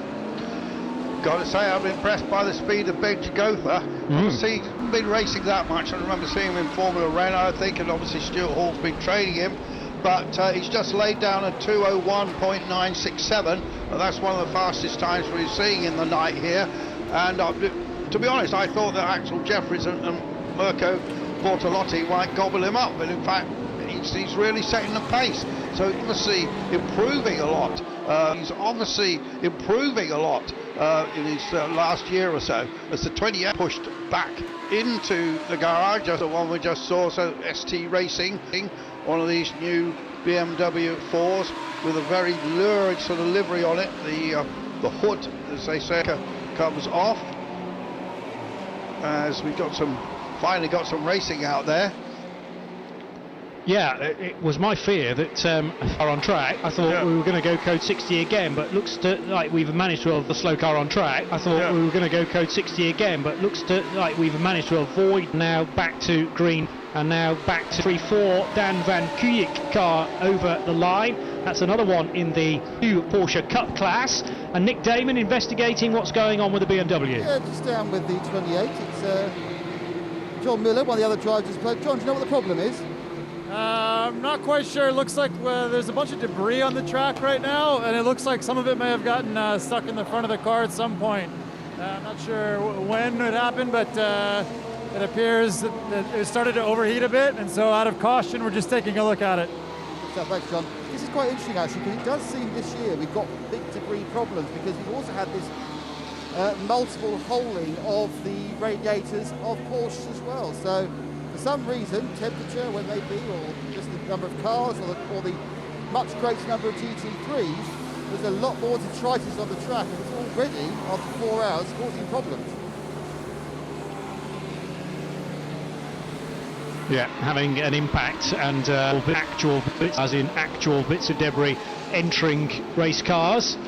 Yeah, John is one of the senior drivers in coaching Sam, who just really done a fantastic job with her team, hasn't she? Putting this all together. I know her dad's in the background there as well, but terrific job putting this all together. I know her dad's in the background there as well, but terrific job. Bertolotti's another 6 seconds back. Bertolotti's another 6 seconds back. And then there's quite a minute and 12 seconds back to the 777 Audi. A minute and 12 seconds back to the 777 Audi. But as I perhaps suggested a little earlier on, Mirko Bortolotti has spent much of this stint closing down Jeffries and Ben Goethe, because Jeffrey, when we came out of a code 60, the gap was 21 seconds separating Mirko Bortolotti from Axel Jeffries. It's now 2.5 seconds.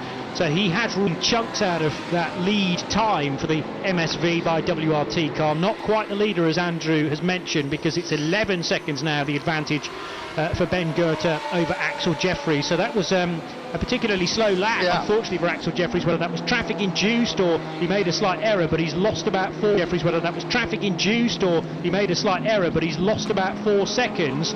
This happens a lot, but we obviously in the dark we didn't see. Maybe he had a bit of an off-course excursion. See what his next lap time is. But Axel Jeffries is a pretty quick guy. So, it's a fun shot, isn't it? It's a bit of a straight on there. Yeah, that is an Audi, and it's the 34 car collection Audi, which has not taken the sequence of corners immediately after 1 and 2.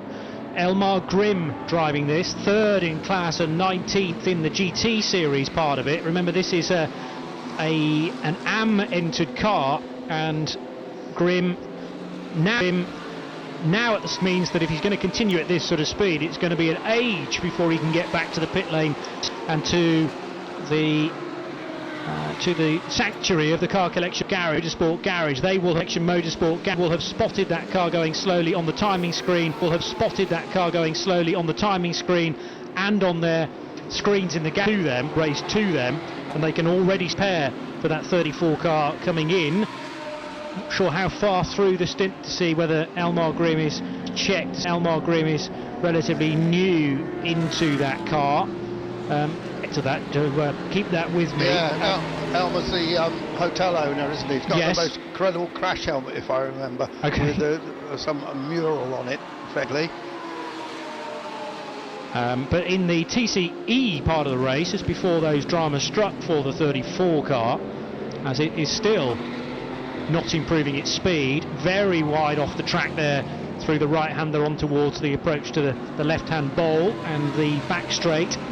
But TCR and TCE led still by AC Motorsport and Miklas Born, with Kantasak Kisuri up to 2nd now for the BBR crew. That's the Monlau Run Cupra TCR. Then it is Marcus Menden, who last time we mentioned the 116, he was up in 2nd position. So BBR have got ahead of Autorama Motorsport.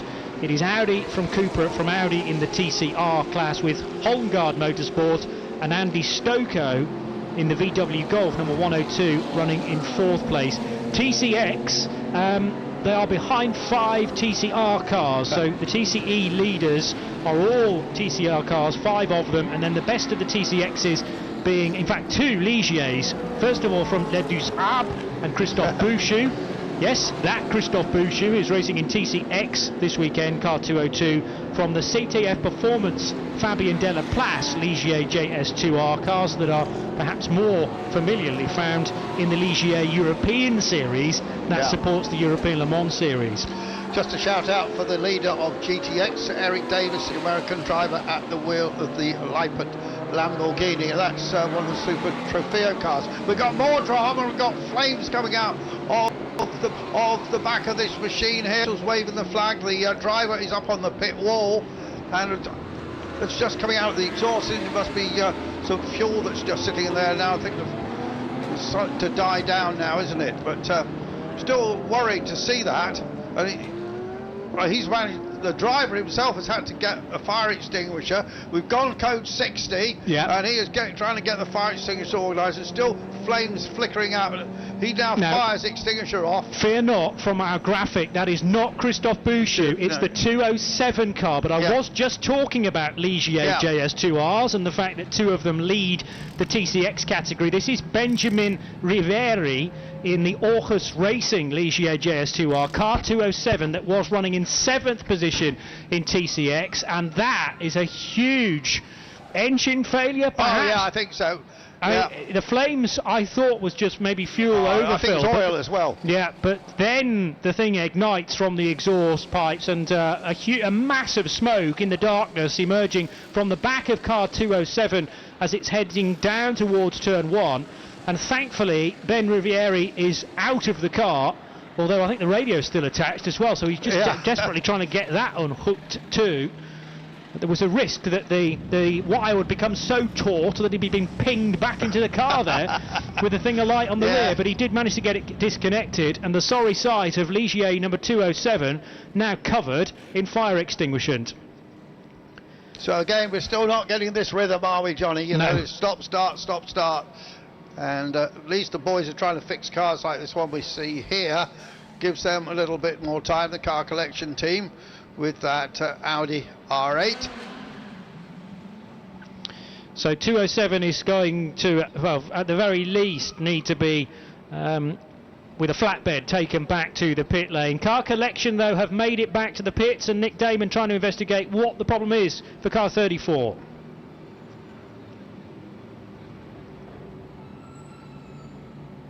The problem on the rear left, they're wobbling away on it. I think it's I'm not sure whether it's loose or whether it's coming loose.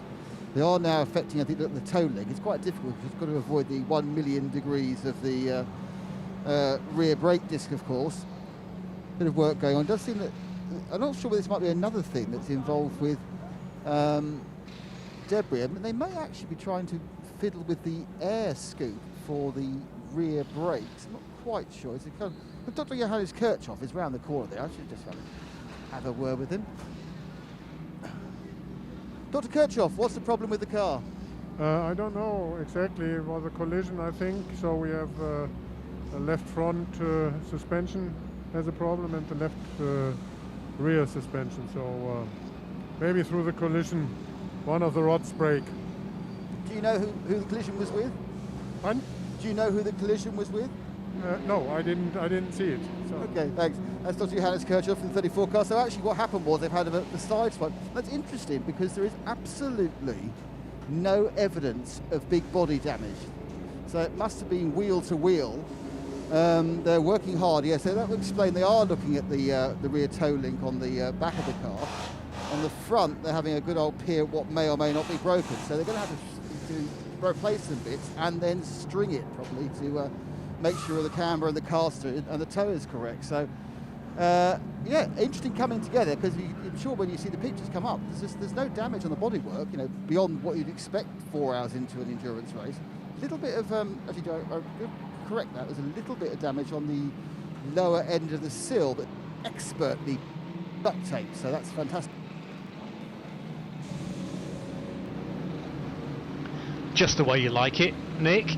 And the work will frantically continue for the 34 car then, as we are only 2.5 minutes away from the 4th hour of this race being completed. Johnny Palmer and Andrew Marriott in the Haggerty Global Broadcast Centre, bringing you live coverage of the Hankook 24 Hours of Dubai for 2022, the real season starter of what's set to be an incredibly busy season of motorsport in 2022, not least right here on the Radio Show Limited network of channels.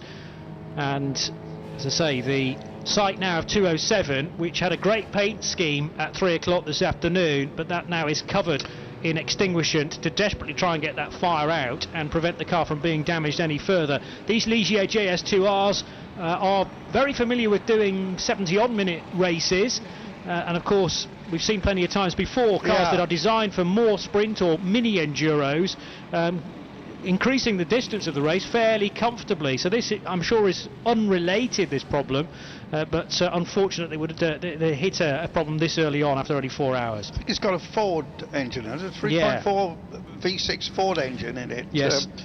One car I think we've got to watch for still, a bit of a sleeper here, certainly in the top 10. In 9th place, the 75 Kenny Hubbell's team was being run by SRS here, but Kenny, of course, runs a Mercedes like this in the States, and at the moment is a driver a lot of people may not have heard of, the Canadian Michael Grenier, who has actually raced in the past in Indy Lights, but he's been putting some very quick lap times down. You look at that team, you know, you've got some really good people in that.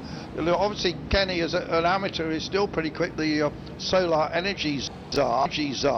And then you've got Grenier, who's at the wheel at the moment. Mara Engel, we know, is very, very hot, and Jules Gounon as well. But that's a strong old team. Yeah, I think they're going to be there or thereabouts at the end. And then just behind them, also in the top 10 but one to watch, is the 54 Porsche. Watch for is the 54 Porsche with Klaus Bachler at the good lineup of drivers as well. Because really this race is about all the guys performing. You can't have somebody, you can't have an amateur that's 5 or 6 seconds off the pace. It's just not going to, even though they only have to do 2 hours, as we've explained. You've got to have everybody on it. A flood of cars into the pits. Nick Damon's been watching those. Most of them have come in and gone through. Noticeably, the 31 car, the WRT, did not stop for fuel. So it just trundled down the pits, did nothing, didn't stop for fuel because all the pumps were full. Now, the same thing has just happened from the scored second, Barwell Lamborghini, but I'm not 100% sure he didn't stop at his pit, because I'm a long way away. You'll be able to tell, Johnny, because you've got the pit times for both the 77 and the 31. The 31 just drove through the pits. Obviously, if this code 60 carries on, they can drive through again, and it's a very tiny loss driving through. Remember, it's a 60 kilometre speed limit under code 60, a 40 kilometre speed limit in the pit lane, but the pit lane slightly shorter. So trundling down the pits on the off chance there's a spare pump doesn't cost you much time. Yeah. Just give me those numbers again then, just to make sure I'm picking out the right cars. The Barwell 77, Barwell, scored second, and the 31 car. So I know the 31 just drove. I didn't see what the 77 did to begin with, whether they changed anything at start. So whatever their most recent pit times are, will tell that story. Okay. Okay. Indeed so.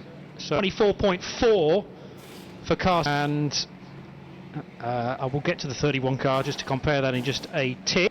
124 with no fueling though for the 77. 124 with no fueling though for the 77 is an interesting one.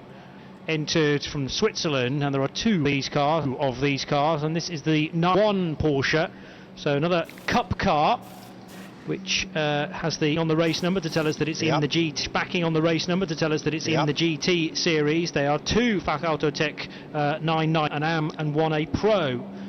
So this being the AM entered car, and now down pit lane comes the 207 Ligier JS2R, involved with that dramatic engine expiry. Should we say this early on? Maybe. They'll investigate that at Aarhus Racing, but it was certainly very, very dramatic.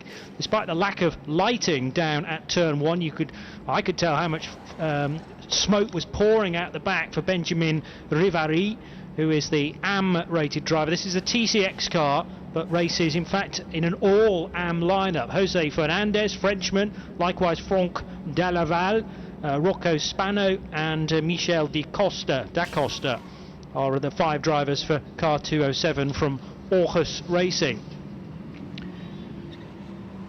So code 60 still out, despite the car that brought the code 60 into the equation now having been recovered. But I reckon that what the marshals and the track crews are concerned about now is what's been pumped out the back of that car as it was slowing down, and there may well be a fair bit of absorbent quick dry going down to make sure that we're safe for racing on the approach to a very fast corner at turn 1, Andrew. Yeah, there might be even the odd Conrod piston on the track after that blow up, I think. Yeah. So yeah, we're in a hold pattern again now, and just itching for this race to really get going. And I'm sure it's the same with the drivers. Certainly some of the faster cars that lost out a little bit on the code 60s, or there were people that lost time at the pumps, particularly the 54 car. Really want to get this going so they can work their way back up the field again. Yeah, this year, Johnny, we've got 3 GT3 cars. We've got the Pro-Am class, which is new, the middle class, and it's all to do with the number of different categories of drivers they've got in the car. So not quite sure why Creventic have done this, but they're obviously just trying to give more and more opportunities to amateur drivers and so on. Yeah, on the initial entry list, admittedly that was 81 cars, and we started with 2 fewer than that, but there were 28 GT3 cars in total, 13 of the Pro variety, which are simply labelled GT3. You don't get a Pro next to that. Pro-Am 6 cars, and in the AM category there are 9, totalling 28, which provides different platforms for whichever your driver lineup is. We're going to go back to green flag racing. A thought on that situation from Andrew Marriott in a moment, but whilst things wind up, let's get Nick Damon with one more comment. Well, the quick thing was the 85 of the Shane Lewis CP racing car, that trundled down the pit lane again and went into the pits, the fuel station. Then down came the 31 with Benjamin Gota again, but he decided not to stop for fuel. So I don't know whether they knew it was about to go green and therefore didn't want to fill up half a tank under green.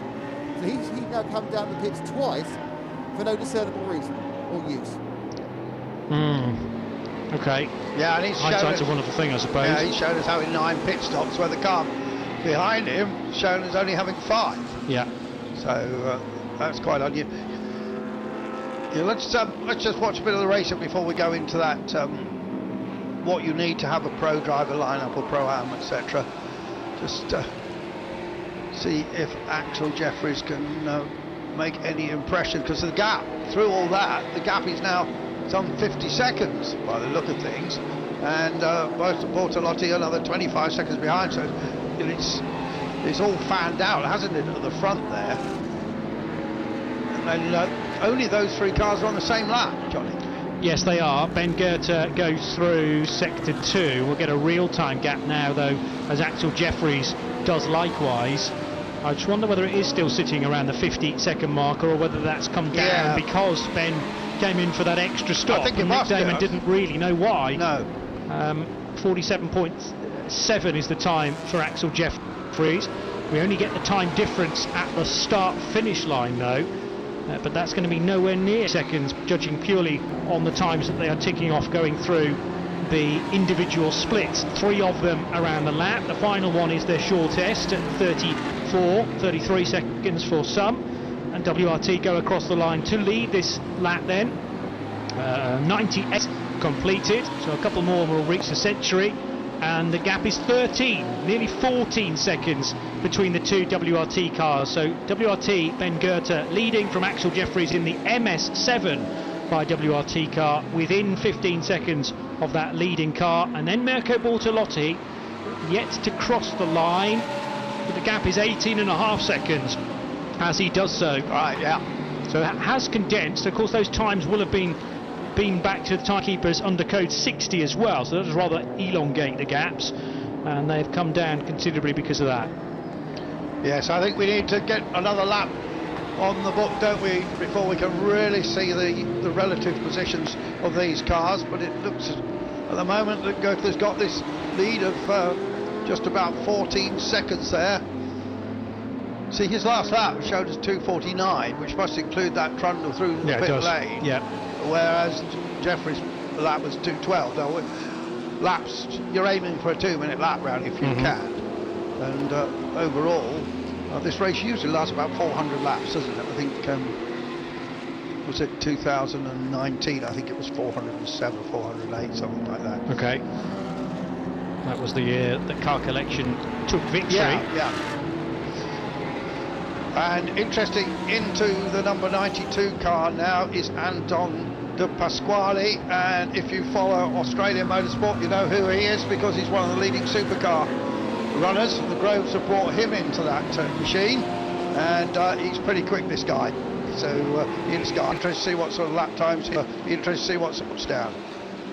Actually 29, 107 to be exact. 600, yeah. So add another half onto that. Yeah, sorry, I knew it was around, near around. I knew it was around. It was from memory, and you're from computer. I didn't do it from memory at all. 168 the following year, because we only had 7 hours running when that was a complete washout. And last year, 600 on the nosy for Axel Jeffries, Fred Fatien, Mathieu Jaminet, Julien Anlauer and Alan Ferte, who took the victory for GPX Racing in their Porsche, number 36. Yeah, here. French run, but UAE-based team. That's right. Let's hear from Nick Damon. Yes, I'm here with the camera back. Hello, cameraman. Because we only did the camera. I'll update you. I've been told the 207, they're going to replace the engine, boys. So they're actually going to change the engine. And just wait until the cameras come back to the interview. I'm with South Armari. He's from the 977 Grabdad Motorsport by ID Racing. They are the only all Emirati team in the race. Yes, we are the only one, and this is to show the whole community, and we can race. We'll come here in Dubai Autodrome, but it's going to be a hard trophy to take. I wish and I hope the trophy will stay home, and we want to attract more people into this motorsport from our community. Especially, we are hosting most of the events of motorsport, endurance races, F1, and we want to be part of it, participating. So, South, how did you put this team together? Are they friends or guys you've raced against? First of all, I put everything with a passion, determined. make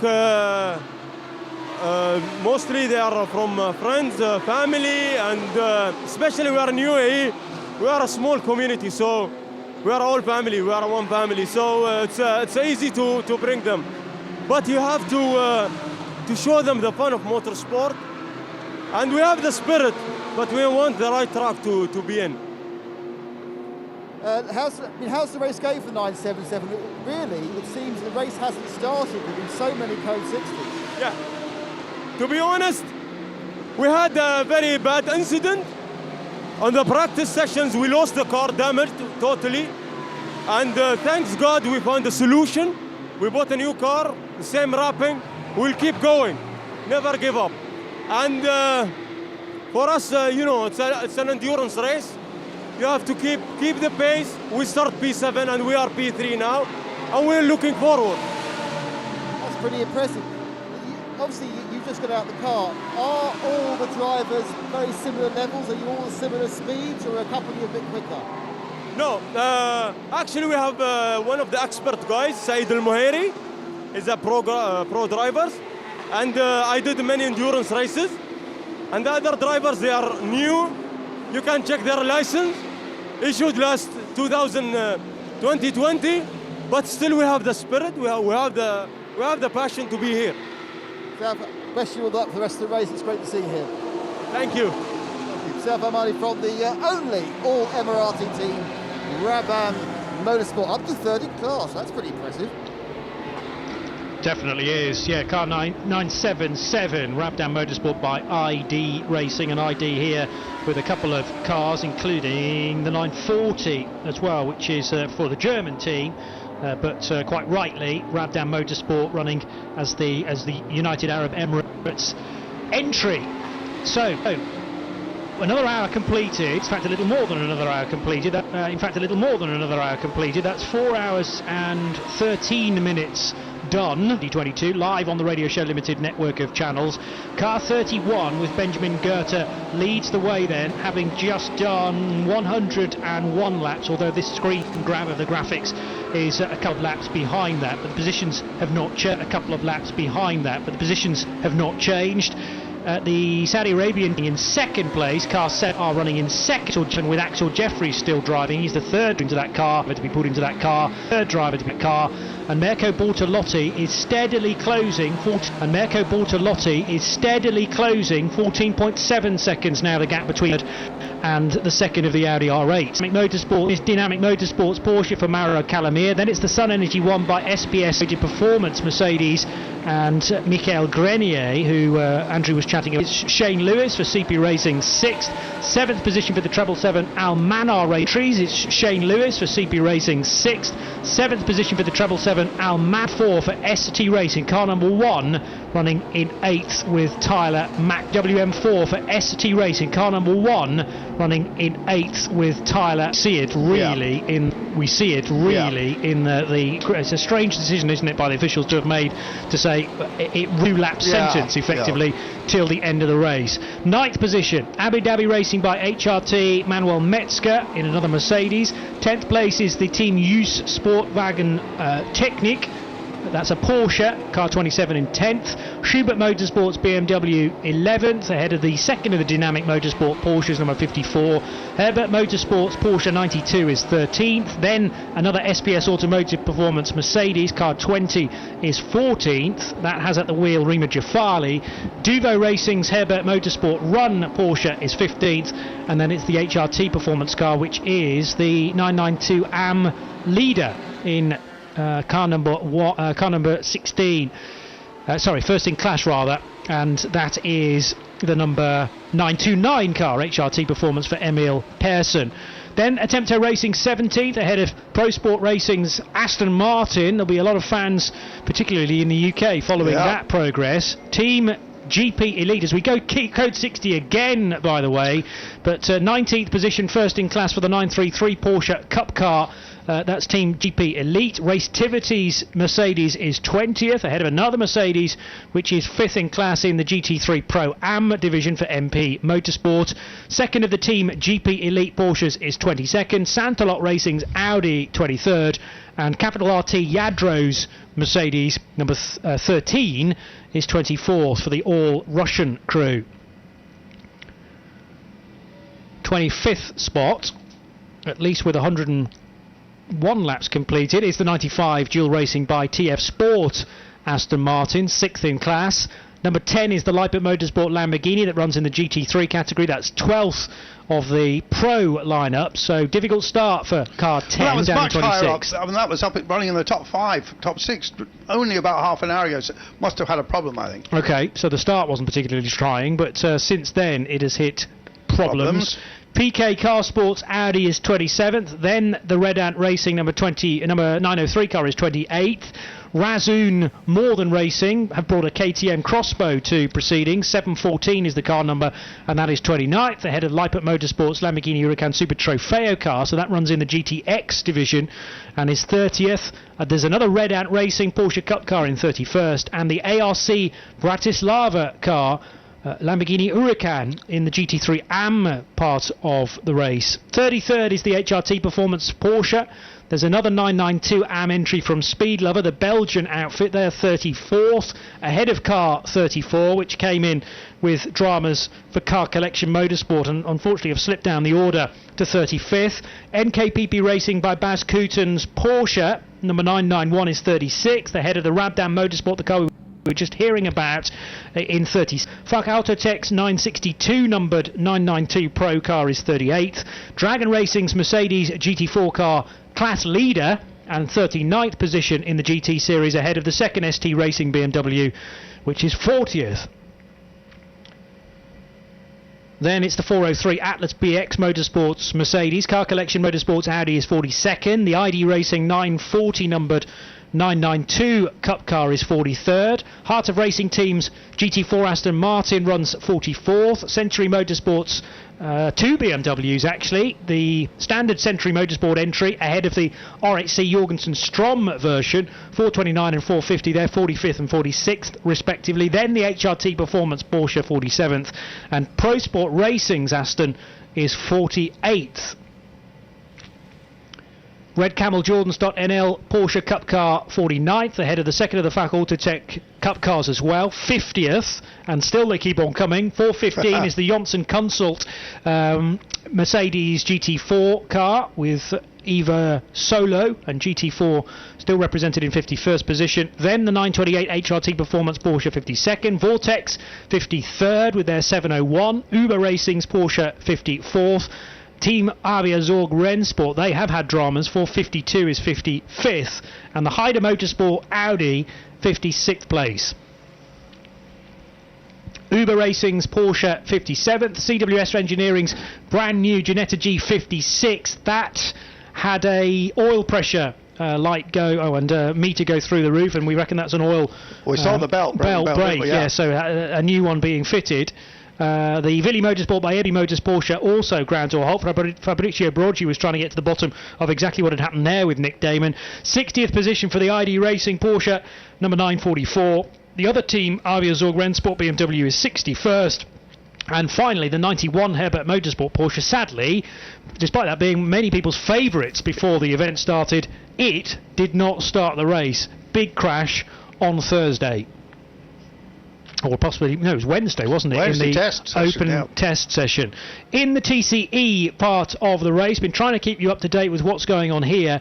It's TCR certainly in the top 5. Yes, all of the top cars in TCE series are TCR. So AC Motorsport of Belgium lead the way, and currently at the wheel of that car is Miklas Born still. That's been quite a lengthy couple of stints actually for the Swiss driver. Then the 159 BBR car, which is a Thai entry but has behind it very much a Spanish squad in Monlau competition, and the 159 car is in second position. Then 2 Autorama Motorsport by Wolf Power cars. It seems strange to say one of those is an Audi RS3, but they have made a departure from their usual Golfs for 2022, and it is the Audi in third position from the 112 more familiar VW Golf. And in fourth place, it's Antti Ramo, currently at the wheel, Estonian driver. Holmgaard Motorsport are fifth, car 102, also with a VW Golf. The best of the TEC X's is to be found in sixth position for Les Deux Arbres, the two trees. Car 202 running the Ligier JS2R from a similar car for CTF Performance, second, and the Kogemo/TLRT BMW M2 Club Sport is car 255, which is in eighth position. In ninth place, it's the 219 Sally Racing Cupra DSG. Yeti Racing of Germany, car 208, is in 10th place and 5th in class, ahead of the Schubert Motorsport BMW M2 11th. 12th place for the Limera Cup GT Lux, LUX, because of it being a Luxembourgish entry, and that is a Limera GT car, and that is a Limera GT car in 12th. The third Autorama Motorsport car, third, and that had to come into the pits in the opening hour. Limera GT also there in 14th position, minus the Lux though. They have the Luxembourgish entry, and then the French version, the Treble 2, which is in 14th place. Orchis Racing, new engine being fitted to the 207 car after a dramatic blow up in fact for car 207 at turn 1. That's still in 15th place. And then Zhenga Motorsport, represented from Hungary, car 133, in 16th position. And three more to go. CWS Engineering's Ginetta G55 is in 17th place. 18th position for the PPM Passion Performance Motorsports. That's what PPM stands for, funnily enough. Car 103 in 18th position. And finally, the CTF Performance Ligier JS2R is in 19th spot.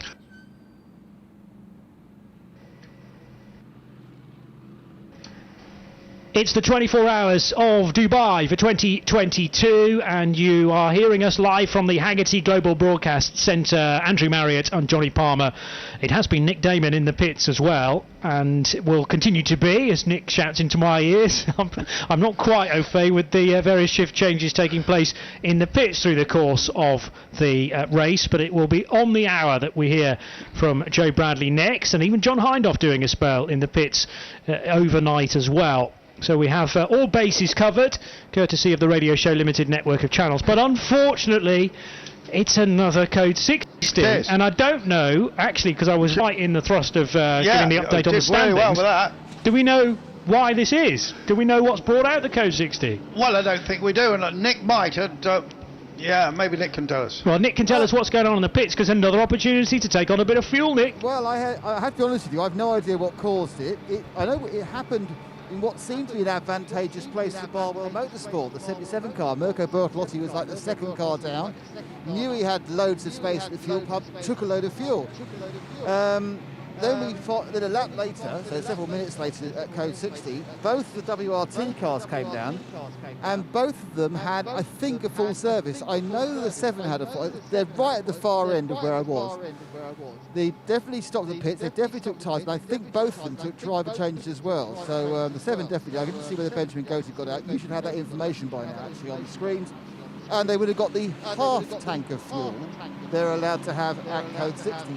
Now, none of these cars, none of the top cars have returned for a second run down the pit lane to top up the tanks. Oh, there's a flatbed coming in. Will that explain what the problem is? Here comes the flatbread. What car? Flatbread? It's a flatbread. Here comes. Oh, it's caused by a wayward naan bread. That's what the problem. On the flatbed is the 30. Oh, it's the Schubert Motorsport M4 that has been rescued. So that is the cause of this Code 60. The Schubert Motorsport M4 car number 30. Don't know what it is, but we'll wander down and find out on a trip down to the other end of the pit lane in a few moments, boys.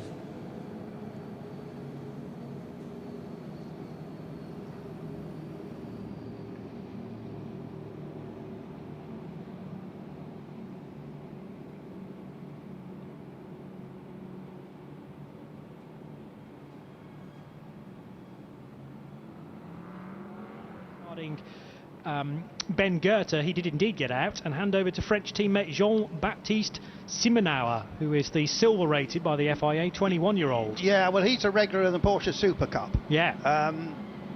And a Middle East champion in Porsche, yes. Porsche Cup racing too. So yes, it'd be interesting to see how he gets on, because I don't think he ever done any 24H series I wouldn't racing. have thought so. No, he hasn't. I think he's done the Porsche Super Cup for almost since he was sort of a teenager. I think he's done 3 or 4 years of it. Have you got his stats up there, Johnny? Yes. Yeah. Came out of karting in 2016. First season in Super Cup was 2018 with Momo Megatron Lechner Racing, and has done it since then. Yeah, Lechner's a very good team, top team, isn't it? And that. So, yeah, again, we've got this stop-start situation, so maybe time that I could go through these drivers. So a pro driver, a car entered in GT3 or GT3 Pro, if you want to call it that, can have 2 pro drivers in, 1 semi-pro and 1 AM. Has to have an AM. In Pro-Am, they can only have 1 pro, any number of semi-pros and 2 AMs. And then in AM, there's 2 options: no pros, 1 semi and 2 AMs, or basically all AMs, but they get a BOP advantage. So you've got all these different scenarios going on. Now, while we've not got anything going on, might be... When were you born, Johnny? A few years ago. Early 80s. Early 80s. Okay, well, you were born after I went to the first Dubai Grand Prix, which was held basically in a car park behind the Hilton in 1981. And it was the first ever big race I had in Dubai. It was broadcast live on ITV. I did the commentary. Fangio was there, but had a heart attack while he was there. Okay. They had a British Touring Car Championship race, and quite a lot of Capris and things. Yeah. And then they had the main race was a guest race, and I think they were Citroen ATs or so. So it was a one-make Citroen race. They had some quite big names in it. Yeah. So there were some Formula One drivers, and not one of those cars came back without a panel bent. It was a complete carnage. It was really interesting. It was all organised by the Birmingham guy who used to race a Porsche, and was basically the father of the Birmingham Super Prix, Martin Hone. He put all the package together. The pre-event ball was the most magnificent spread of food I have ever seen in my life. It was incredible, and it was all very interesting. And I remember I flew out business class on Gulf Air, thanks to ITV. Very nice. And it was all a lot of fun, except the actual broadcast. It wasn't like we see today. It was all a bit Mickey Mouse. All the cameras weren't balanced very well together. And the commentary box, I think, was a porter cabin pacing in the wrong direction or something. And somehow we got through it. And the other day I was rifling through some stuff. Well, it got green, so I'll stop going on. But let's talk about the race. But anyway, I found the programme for that big dinner I told you about. Well, even with all the list of food. Anyway, just thinking about the prelude to this year's event, and in fact every Dubai 24 Hours, I have to say the spread put on by Creventic and the track as well as barbecue, isn't it? The meet and greet barbecue. Yeah, and that was very impressive as well. That Nick and Joe and John and the responsible adult were attending, and many other, well, just a great chance to catch up with drivers that you probably haven't seen for a couple of years, eh, Nick? Fabulous being here, yeah. It's having this last year, I almost came last year, but they changed the rules 2 days beforehand, and I couldn't come for various obvious reasons. But actually being here, meeting the people, mixing and matching. Obviously I've been lucky enough to do a couple of the Creventic events, but they're the smaller ones. When you get to the major one, and back at Dubai, the weather's fabulous. There's a huge flame-grilled environment going on. It's all very exciting. Yes, it has been absolutely amazing. And the atmosphere in the pit lane and the atmosphere in the race, all in the build-up, was incredibly positive. I think everyone's, I don't want to tempt fate, but I think everyone is beginning to think we've got over the worst of the situation now, and there's a good chance that most of this year's events will happen on time and perhaps more open to people. So that's a great positive thing about this race, really, really positive vibes. I do have a question for Andrew, though. I'm just wondering whether Fangio had the heart attack after he saw his bar built. That's what caused it to be, but the amount of chance of losing is ridiculous. Yeah. Also at that meeting, John Watson demonstrated a McLaren Formula One car, which was pretty spectacular, because the whole place was very dusty, I remember. Was Sterling Moss there? Sterling Moss, he certainly was. Race. Absolutely, he was there. Yeah. Yeah, he was quite a big mate of Martin Hone's, and I think he was the sort of figurehead of the whole thing. Out on the track, meanwhile, I think we've got a couple of we've got Lucas Stoltz is now in the 777, and we've got Rafael Marciello in the number 4, which of course at the very beginning was there battling for the lead. And you know, Marciello is very much part of that Mercedes-Benz family now, one of the factory drivers. But when I saw him the year he did the European Formula 3 Championship, Johnny, Yes. dominated the European Formula 3 Championship, Johnny. Yes. And I was convinced he was going to be. I was convinced he was heading right into the middle of Formula 1. Yeah. And it never quite happened for the kid. Maybe it all, you know, he was very young at that time, maybe. But I mean, it didn't make any difference to Verstappen, did it? Oh, we ought to just mention Jos Verstappen, who was entered for this race, if you remember, and then withdrew. I think he came, and then he decided that he had some big problem at home or some personal issue, and left. Actually, Max's manager's son is taking part in that particular car. So Silvernail already dropped to third. Johnny, I suppose we're going to just talk about the race, because we've got Neubauer there and Bertolotti actually wheel to wheel now, battling for the lead of the race, and Silvernail has dropped to third, and Shaden Lewis is still there in 5th. But I think we got now. Let's hope they just can keep this running for a few laps now. I think we're going to get some great action, aren't we? I'm just trying to work out whether Simonau came in for another stop, and actually after it went green, because he was out front by a decent chunk, was in the pit lane for 37 seconds, bizarrely. Yeah, he's down. It was 11 pit stops now, so that would make sense, wouldn't it? Yeah, but it was a very, very short stint, and 37 seconds wouldn't have allowed him to do much at all. But that car has rejoined in 3rd position, and 9 seconds adrift then of Mirko Bortolotti, who is the new race leader. Barwell Motorsports Lamborghini number 77 has duelled it out on the track with Thomas Neubauer, who is himself no slouch, but young man and silver rated, so wouldn't have been able to hold back Bertolotti, who has been pushing on like crazy in 3rd position to draw in these 2 Audi R8s. One, he didn't need to get by out on the track, because I'm pretty sure the 31 car came in for another stop and allowed Bertolotti through, and then Neubauer has just been overtaken in the early stages of lap number 107.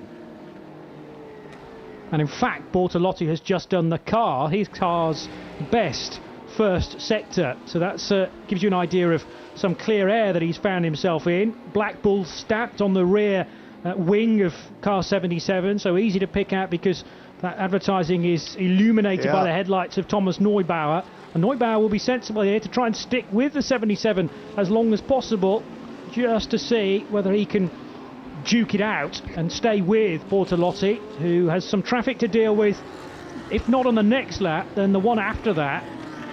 You do not get any downtime whatsoever around this circuit, which is nice and wide in places, plenty of runoff, but at the same time, if you catch the traffic in the wrong places, it can be very detrimental to your particular lap time. Yeah, there's a mass of TCR cars heading now through the final corner, and if Bortolotti can pick some of those off on the main straight, he won't lose any time at all.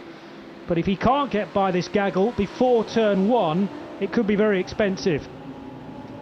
Meanwhile, fastest man out on the track at the moment is the young Italian I was just talking about, Rafael Marciello. He just did a 2:01.196.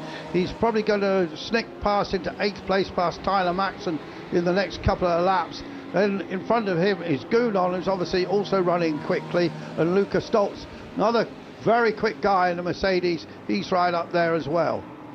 Miklas Bourne still leading the TCE series part of the race in car 188 for the Belgian squad AC Motorsport, in front of Kantanti Kisuri in the BBR Cupra, which is a TCR DSG machine, car 159. But there are 4 cars between the top 2 in TCR.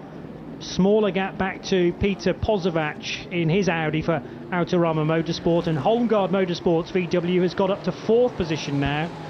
So therefore getting ahead of Alex Morgan in his Autorama Motorsport VW Golf. TCX is led by Le Dusab's Ligier JS2R, Christophe Bouchou, car 202, 53rd overall. 26th overall is the GTX leader, and that is that new GT2 style Audi. and the one with the air scoop on the top, and that's in a big battle actually for that GTX section, or GT Experimental I suppose it is, just ahead of the Super Trofeo Lamborghini driven by Fidel Lieb at the moment. So they're only a few seconds apart for GTX, so a battle going on in that category as well. Nearing the end of another lap, Mirko Bortolotti. It'll be interesting to just monitor how much time he lost, if at all, on lap 108. Final sector was great, and actually only lost a second, or, well, compared to the best that car's produced, only half a second. So it gives you an idea of how good Mirko Bortolotti is, even on the busier laps. And he gets the car slowed sufficiently into turn one. Back into the darkness he goes, and back to the pit lane we go with Nick. Back to the darkness of the pit lane. With Axel Jeffries, Axel straight out of the number 7 car. It's a very, very disjointed race at the moment, isn't it? It's crazy out there. Honestly, it's more a race of survival rather than pace at the moment. We're just slowly getting into the race, trying to stay out of trouble, and let's see what happens.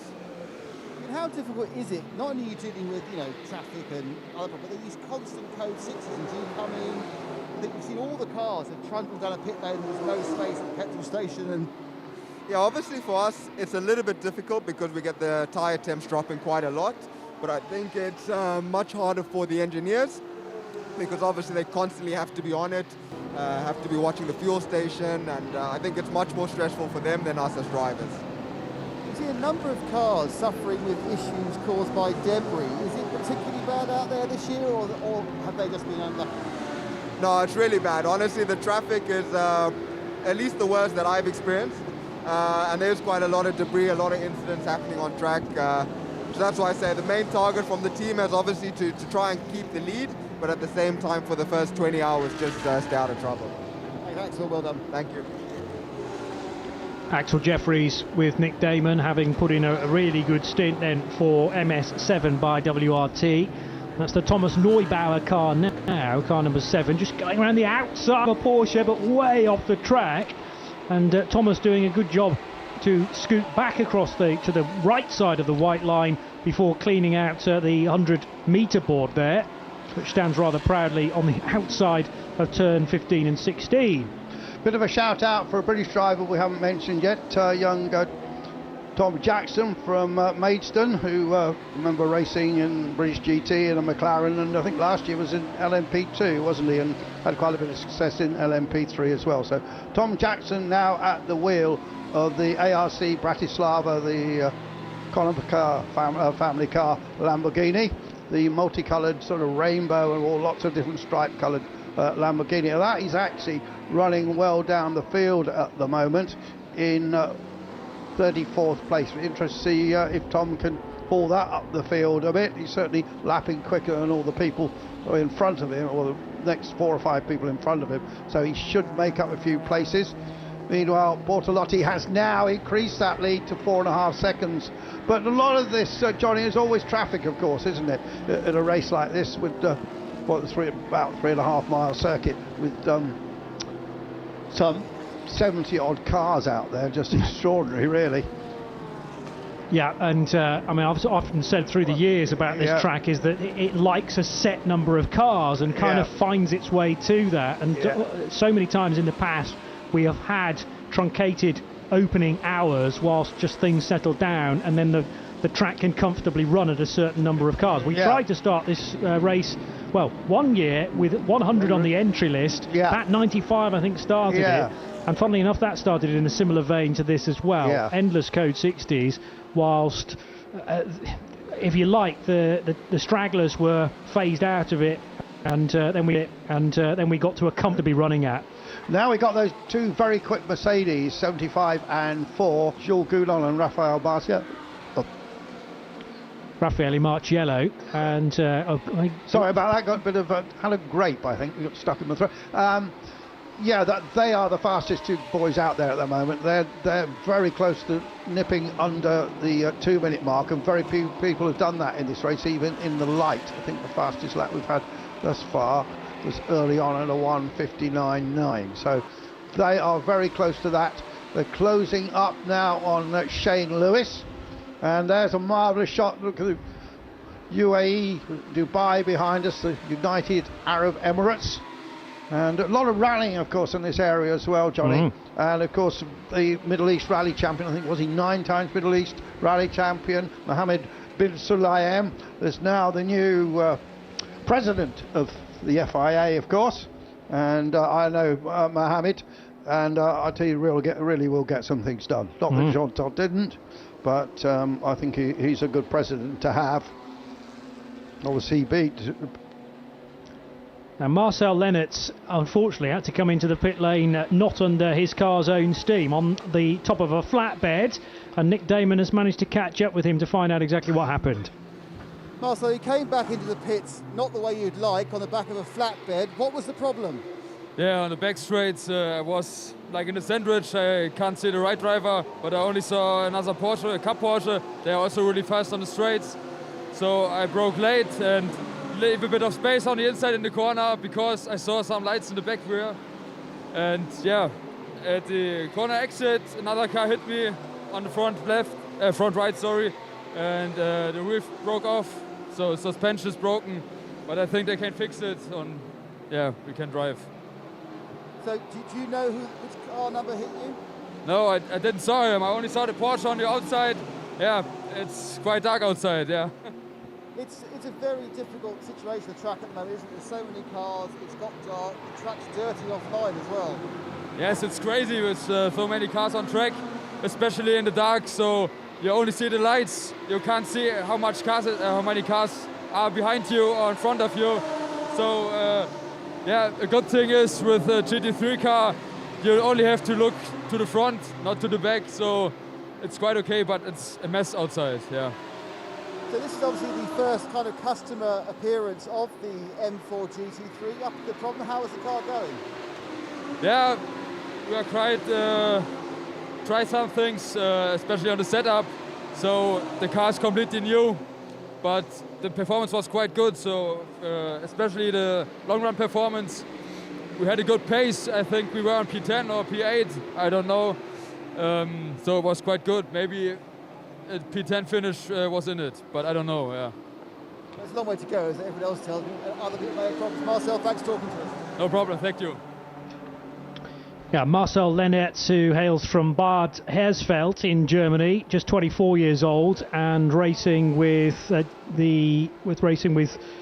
other guys at Schubert Motorsport, Nick Yellerly and Jordan Witt, the two Brits, and Jens Liebhauser, fellow German, who's the bronze-rated driver amongst them. But he himself is a former AM champion in the International GT Open, actually, just 2 years ago in 2020. So experience of GT machinery, they're just all very new to this BMW GT3, the M4 GT3. But it's great to have so many of these brand new cars really, making their stamp on this race. And without the odd little problem here and there, clearly got some pace as well.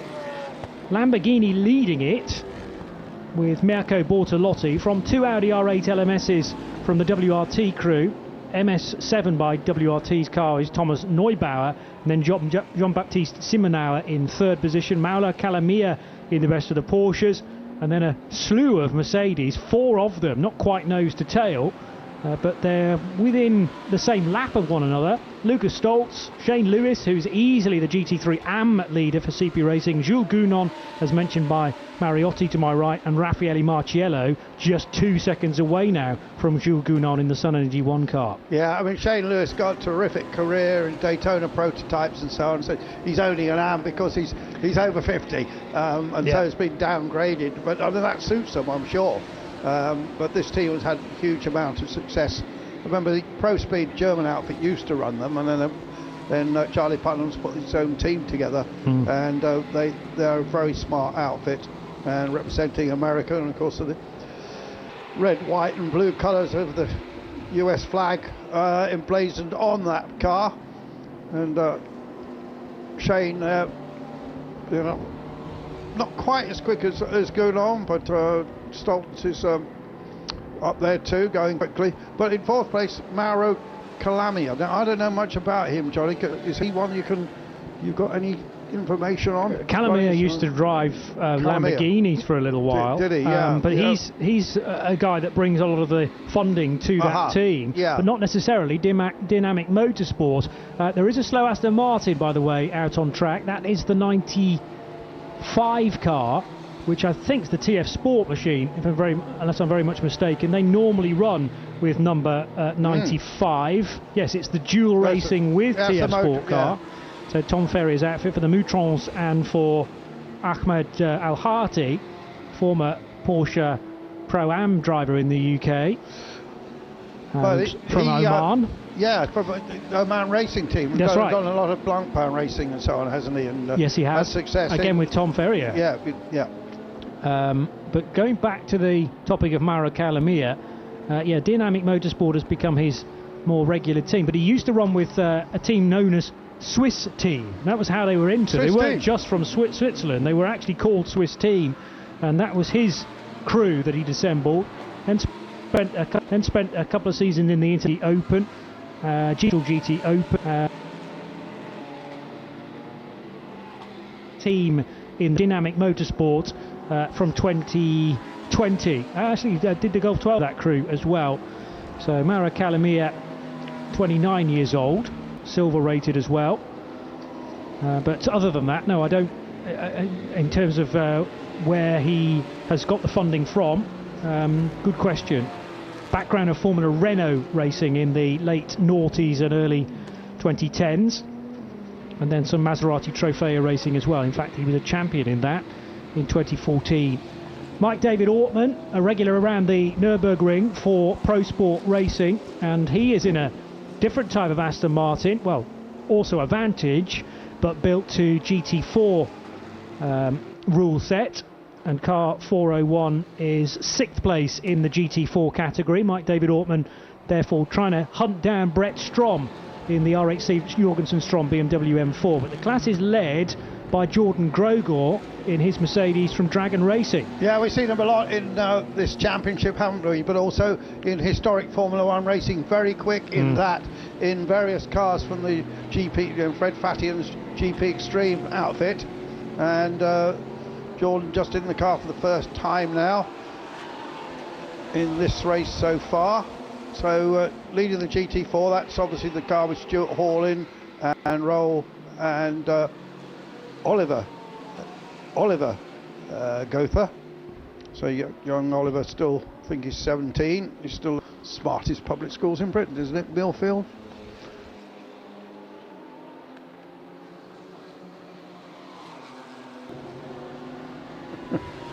I would have thought. Got quite a collection of I've got a lot of caps. Bumper stickers as well, I'd notice. Well, not stickers, they're badges that go around the grille of your very smart car, and I would have thought stickers as well, I'd notice. Well, not stickers, they're badges that go around the grille of your very smart car, and I would have thought you'd have... I went to quite a lot of schools, actually. Running out of grill space, maybe. Well. The 408 car is the one you talk about, with father and son, or father and one son in that car, together with Jordan Groger, the current driver, and Stewie Hall, who has been a long time and work colleague with Roll. So one of the other colleagues of Roll Goethe, son of the famous Le Mans winner Duncan Hamilton, and just Mark Hamilton, son of the famous Le Mans winner Duncan Hamilton, and just Mark, and did a lot, and did most of the actual dealing to buy a lot of the golf cars in the Gotha collection.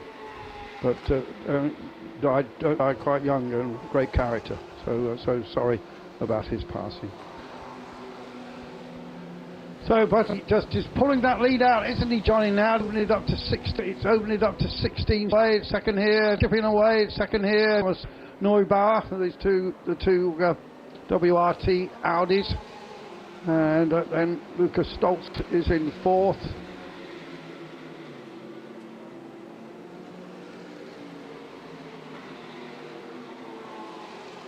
Yellow, and they're running nose to tail at the moment now as we go on board with Marciello. Look, got some great pictures here, Johnny, as we go on board with probably the fastest guy that's out there at the moment.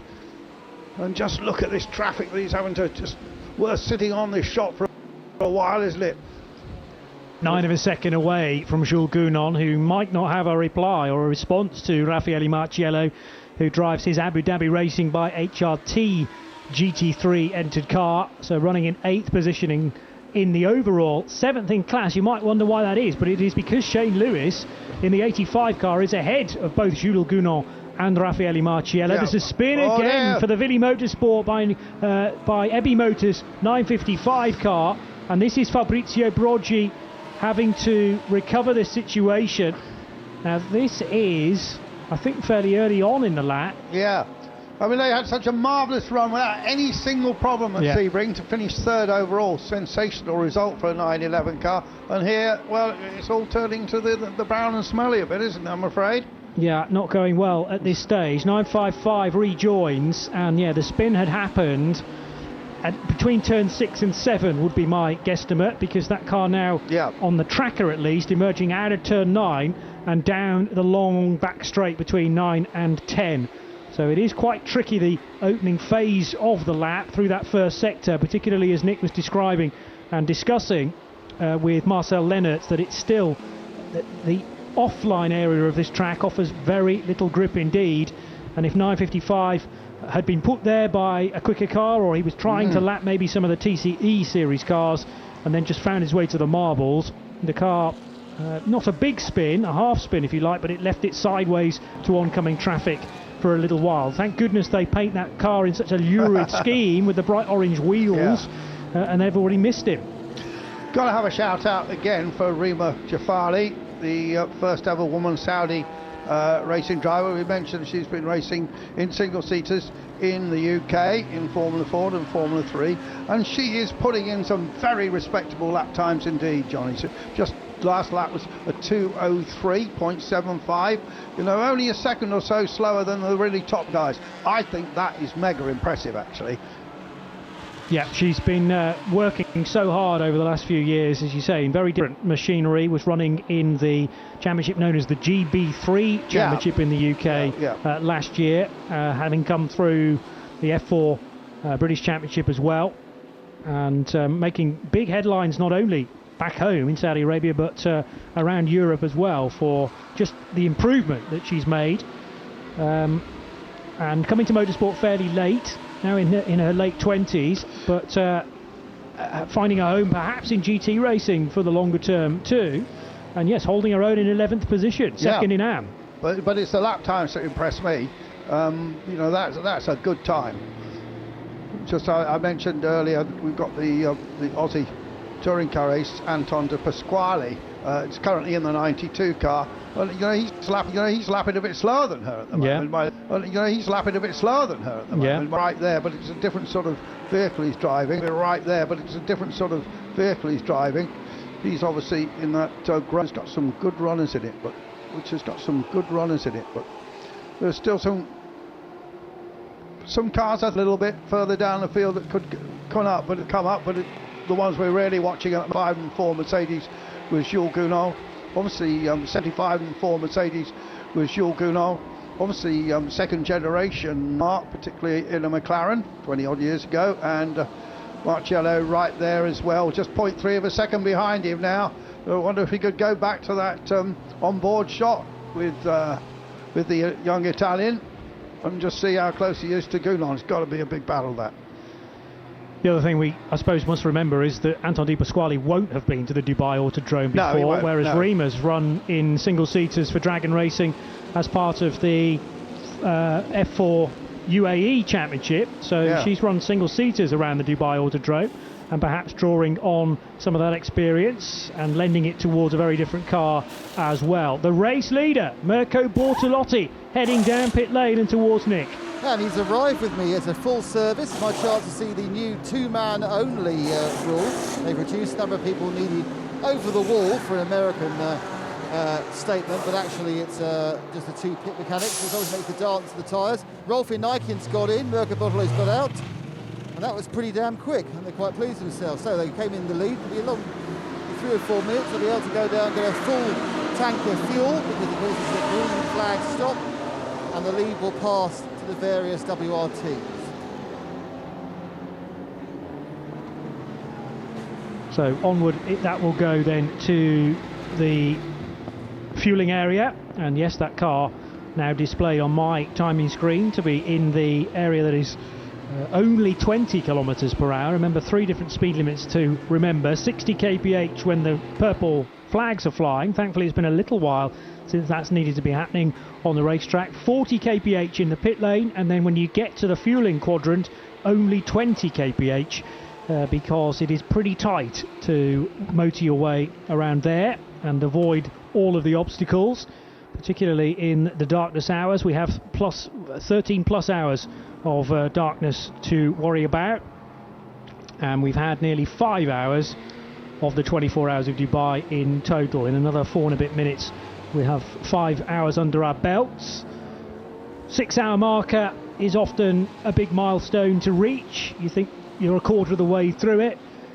Midnight also one of them, and then daybreak, but then running through till 3 p.m.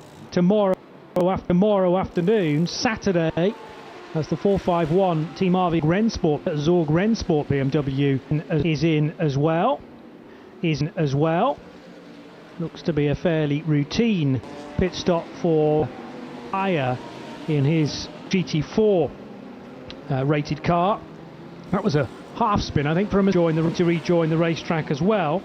So still, this deep into the race, 1 or 2 making errors. Of course, at a point where new drivers going in may not have done any laps at all yet, so they are having to deal with the darkness hours and also the lack of grip in places at the Dubai Autodrome. There are local yellows currently being shown, and Nick Damon was watching that stop for the Team RV Zorg Rennsport BMW with noticeable damage on the right-hand sill. They've had a number of problems, really. Both the Zorg Rennsport teams have had a bit of a struggle over the course of the weekend. Actually, I was trying to...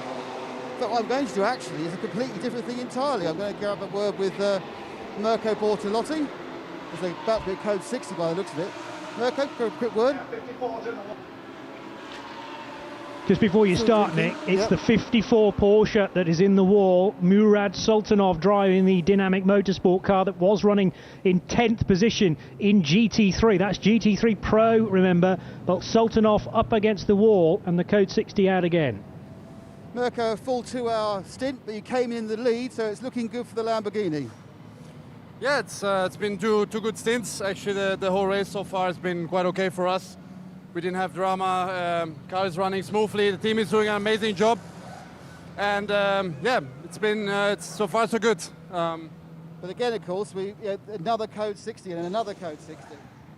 Yeah, and of course the code 60 now came when we just done our pit stop. But yeah, it's part of the job. Sometimes you have to be lucky and hit it at the right time, then you gain a lot. And if you do your pit stop on the green, obviously you lose a lot. But as I said before, the race is so long, everybody will get his advantage and disadvantage at some stage. And at the end of the day, we will see where we are tomorrow. Mirko, thank you very much. Well, we've been seeing fireworks on the track, and in very few second times, we'll be seeing the traditional 8 o'clock fireworks over the back of the circuit in just 10 seconds before another explosion. We've seen enough accidents, we've seen enough bangs, we've seen all sorts of things happen, but the sparks will not be flying from cars, they'll be flying in the sky! And we've seen a few rockets as well. A fantastic sight. Folks make then 8 o'clock on the dot every year at the Dubai 24 hours.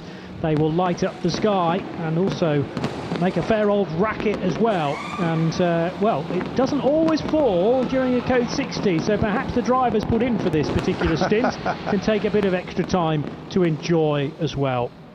Festival City not very far away from the Motor City area of Dubai, and this skyline turning into a festival at the moment. Already the lighting effects around the racetrack pretty impressive, with that hotel, which is what, 4 or 5 years old now, with the rainbow effect on the floor lines. But the fireworks, some of them incredibly high indeed, and if you're enjoying our coverage on the live stream as well, a bit of virtual reality, augmented reality you might say, courtesy of our friends at 021 to add to the fireworks as well, with the rotating 24H series symbol. oohs and ahs around the racetrack, though, I'm sure, Andrew Marriott, as the clear-up continues. So those involved with tending to the wounds of car 54 won't be able to take a moment to enjoy the skyline. I was just trying to work out where Murad Sultanov had his moment for the 54 crew, but that's a car obviously going off at very high speed, again clearing out some of the marker boards, and it was difficult to tell how much damage had been done on the right-hand side of car 54. Yeah, I don't think it was that much, actually. I was trying to see from the pictures. Now we're going on board again. And back to the fireworks. Meanwhile, yet another code 60. And Thomas Neubauer in the 7 in the lead from the 31, currently driven by Jean-Baptiste Simonauer. Lucas Stoltz in 3rd place. And they are the top 3. Notice that Phil Quaife has just joined the 85. Phil, hugely experienced and done this race quite a few times before, but a very late substitute into that 85 car. I think he was only signed up on the Thursday, wasn't he? I don't know if he was out in Dubai already, and of course coming from the family who make gearboxes, but Phil's had a lot of success over the years and in this race indeed. So as suspected, I just wondered whether that collection of flashing emergency lights at turns 15 and 16 was the scene of Murad Sultanov's off. It is indeed. So car 54 has gone backwards into the barrier right in front of the hotel, which overlooks turn 16, and therefore that will have been quite a high speed off. Yeah, it must have been. Well, I just seen an ambulance leaving the scene there, and looking at the car as we could see it, it didn't look like it had been a big hit, but maybe it took one of those horrible sideways bangs that sometimes concuss people, and you know, a lot of debris to be cleared up. Although there is a driver out there with a helmet on, isn't there? Yeah, driver, okay, we're hearing. Yeah, the ambulance was called as a precautionary measure, but we have had the message not only in our ears but also on the bottom of our live stream screen to say that driver's okay and will head to the medical centre for checks. But at least Murad is under his own steam, walking in conversation with the marshals to one of the intervention vehicles, and it's a short journey for the 38-year-old to the on-track medical centre. There's one of the HRT Porsches. I think they've got 6 or 7 cars. They've got the Mercedes and the Porsches. Hubert Haupt running this big team, used to be called Black Falcon. They're just almost next door to the Nürburgring, their operation, and it's a pretty impressive place. And still, Sean Breslin still runs the team, as he did when it was Black Falcon. Of course, they had huge success here in the past, so they've got lots of knowledge of this track. So Murad Sultanov driving on an Italian licence for this weekend, but is German and has raced at the Dubai 24 Hours since 2017, mainly in the 991 division, but he, along with that, has been doing Le Mans Cup racing as well with Iron Lynx and Kessel Racing in their Ferraris. So plenty of GT experience and of different manufacturers as well through the last 5 or 6 years, as the 930 Porsche is back on the move. Gounon has gone in for fuel at the moment. Yeah, so Gilles Gounon, who was running 7th and being caught by Raffaele Marciello, but Marciello's not made a stop during this Code 60. No. 6 stops so far for his Mercedes. That's car number 4 from Abu Dhabi Racing by HRT. That's the Haupt racing team, and not to be confused by the other HRT in this race, because HRT Performance have brought something like 5 Porsches with them this weekend, but the two teams are not connected. What's that H stand for? In the non-Haupt one, yes, the non-Haupt. I don't know. No, I don't. I must admit, I assumed it was the same outfit, but I see to your greater knowledge on that. Not as far as I know. Someone will put me right on the Black stream. Falcon used to run some Porsches in the past, but we need to unravel that little one. But what an international entry it is, Johnny, isn't it? I mean, we've got that Thai team actually doing quite well, aren't they? We've got lots of, not quite as many as you get at the Nürburgring 24, but it's such an international entry here. Interesting, isn't it, that this was one of the earlier Middle East racetracks, and nearly all the others have subsequently got a Formula One race. Yes. So obviously there's a new track in Saudi. Qatar is now a Formula One race. Obviously Bahrain's always had a Formula One race. Abu Dhabi's got a Formula One race. The only big country in Oman doesn't have one. The only big Middle East country that hasn't got one is Dubai. And this track is definitely Formula One standard. When it was built by Apex, who designed it. It was designed as a Formula One track, and I think maybe they just didn't want to get in a big fight with the others, with Bernie back then, on who paid the most money for a Grand Prix. I'm not sure really of the politics of all that, but it's an outstanding racetrack. When I went to the opening of it, as I mentioned, I was driven around by the great Aussie drivers, no longer with us sadly, Peter Brock. Oh yeah. And it was an exciting ride with him, but also he was so complimentary about this track. There's lots of different corners, there's great overtaking places. It's a lovely mixture. And so many of these tracks are designed by Tilke, aren't they, and tend to be a bit the same, whereas this one isn't. And I think it was Clive Bowen was the designer of the track. Yeah, of Apex Circuit Design. Yeah, and it was all involved with West Surrey Racing at one stage, actually. Okay. Yeah, it used to be, I think, part of West Surrey Racing, if I remember. Well, Apex always said that they had deliberately put in corners that were mistake-inducing, was their phrase. And when tired, when you're in the darkness, that first sequence of corners through the sweepers in the Sector 1 particularly, it is so easy to make just a slight error which rather skews the rest of your progress through that opening sector and the rest of the lap. We've had a change around in the pit lane because Nick Damon steps away for a well-deserved break, and we can welcome back Joe Bradley. Who have you found first of all, Joe?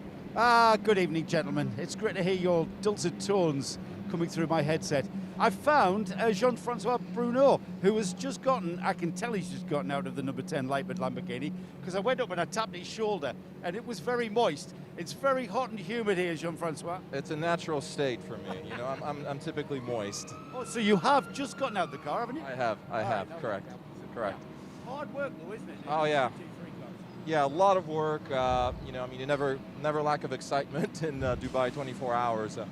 Very dark, a lot of traffic, multi-class racing, so a lot of speed differences. And at night, slower cars, it's a lot of work for them to spot who's coming up, how fast they're getting caught up. So avoiding contact, trying to keep the car safe the best we can. Brendan Lee, my co-driver, took the start, mega start. We qualified the car in 15th and had a few issues in qualifying, but the Lightbird Motorsport guys fixed it. Now we've got our Lambo Huracan GT3 pretty much on point, and he was able to go from 15th to 5th. And then Kirong Lee jumped in, and I picked up after him. After the fuel stop, I think we're in 25, but we're in good shape. We're having a bit of a gearbox issue, shifting up and down, so it can make the end of the braking zones tricky, unsettling the car when it refuses to downshift. We hope she keeps together, and when she's running well, she's quick. So now, when you say you have a tricky gearbox issue, in the old days that would have been a stick shift, and it would have been a crunchy gearbox. But you guys these days in modern cars, you're at the behest of a computer and an electronically organized mechanism, isn't it? Exactly. So there's an actuator on the gearbox, and there's paddle sensors basically. And so it's hard to tell right now if it's an electrical issue with the paddle or the actual gearbox itself. I think it's electrical. We're driving around it the best we can and trying to maintain a decent pace. To win, you must first finish. So right now, that's the game plan. It's always tough here at Dubai. We've always got a huge grid, and you just mentioned there about the tricky aspect of recognizing who's coming up in your mirrors in the nighttime. It's totally different to the daytime. Yes, no, exactly, very different, because slower cars can typically identify what they've got coming up. If it's a, and I came up from the CTCX. I won the TCX class last year with Ginetta and Colin White. Moved up to GT3 this year, so I'm used to being in a slower car at night. And when you see headlights coming, you don't know how fast that car's catching up. Is it, you know, is it a competitor in your class? Is it a GT4 that's slightly quicker, or is it a GT3 that's 20 miles an hour quicker? You know, so it can be tricky. But so far, we just had one minor contact in turn 5, just a little door-to-door argy-bargy, as they call it. And other than that, it's been all right. It's been all right. Great stuff. What are you going to do now personally? I know you're going to cool off, I would imagine, but what's your program? I'm back in around 1 o'clock in the morning, so I'll get some dinner, rehydrate, because you can tell. I mean, I probably lost 3 kilos in water weight, so I got to drink that before I can get back in. Eat, relax, cool off, and then go back out for 2 hours. Great fun. Thanks, Jean-Francois Bruno. Great to talk to you. Thank you. Yeah, John Bruno making the switch then from the CWS engineering crew to Lippert Motorsport and the Lamborghini Huracan GT3 car. They have a Super Trofeo car as well, do Lippert in the GTX division, but that John's car is a GT3, and he's handed it over to Joel Eriksson now to remain in 24th position and in 11th place within GT3, but they will automatically gain a spot actually because they were behind Murat Sultanov's car, and that sadly heavily damaged car 54 has made its way back to the pit lane. And what's with an American with a French name, I wonder, that works for what appears to be a Chinese company? Yeah, the mind boggles, doesn't it? Yeah.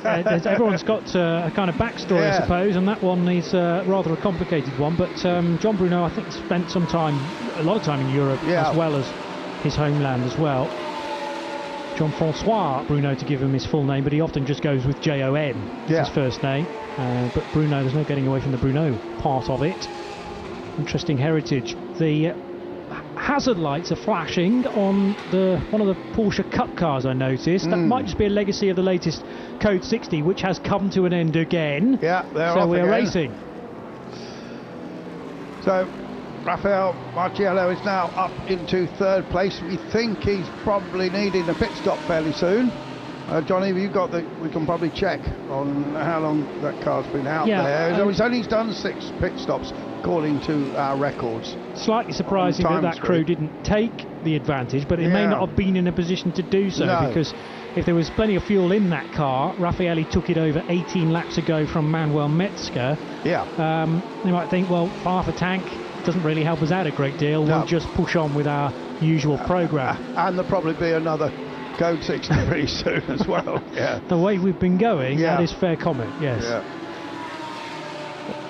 I see that in the 7-7 first time is the Dutch driver, Indy Dontje. I think he actually was called Indy because he wanted to go race at Indy. And I think he did get to Indy Lights, didn't he? But more recently, we've seen him mainly in America racing for the Winward Mercedes team. Yeah, has a younger brother, Milan, who does some racing as well. Two very talented drivers to come out of the same Dutch family there. I think Indy's pretty quick, and he knows his Mercedes well. Although he's raced more, I think, in the GT4 version. Yes, with Winward, as you say.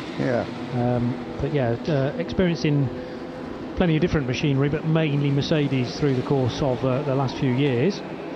I'm not sure if he ever had a test in an IndyCar. I'm pretty sure he raced in Indy Lights. You've got it. You can probably.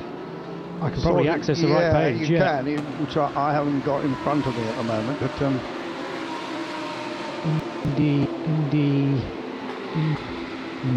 Lights is absent, I would say, from his seat. His aspiration. Yeah, that was his aspiration. Yeah, raced in year. But predominantly his other racing has been within Europe. Did some Blancpain of old, some N24 racing as well, along with the VLN domestic rounds, and the Michelin Pilot Challenge with Winward Racing in 2020, together with last year actually as well, with a couple of podiums in 2021. So we just get going again. Let's hope we can reel off. It'd be lovely to have an hour, wouldn't it, without It would rather. Yeah, well, I mean, I think this was very expected. You stick 80 cars, the best part of 80 cars on a track like this in the dark, with quite a lot of different speed variants. I think you'd expect to get a few full course yellows, you might call them in America. But not many of them have been, for instance, have been more mechanicals, haven't there, really? And punctures and all sorts of things like that. There have been a potpourri of incidents. Yeah, I mean, the design of this track does incorporate a lot of runoff, so it is more unusual to have a crash like we had for Murad Sultanov, actually, who found something very solid and at high speed coming out of turn 15 and lost the car.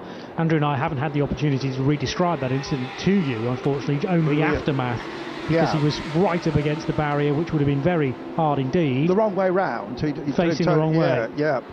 And that code 60 only appearing after just under half an hour of green flag running. The longest period of green flag running we have had is 40 minutes, which happened a fairly long time ago now. That was between about 5 local and 6 o'clock. And then since then, I mean, 10 code 60s in not even 6 hours of running yet, which accounts for very nearly 90 minutes of the race distance. So we've done 5 hours and 15 minutes, and an hour and a half of that has been trundling around at 60 kilometres per hour for everyone.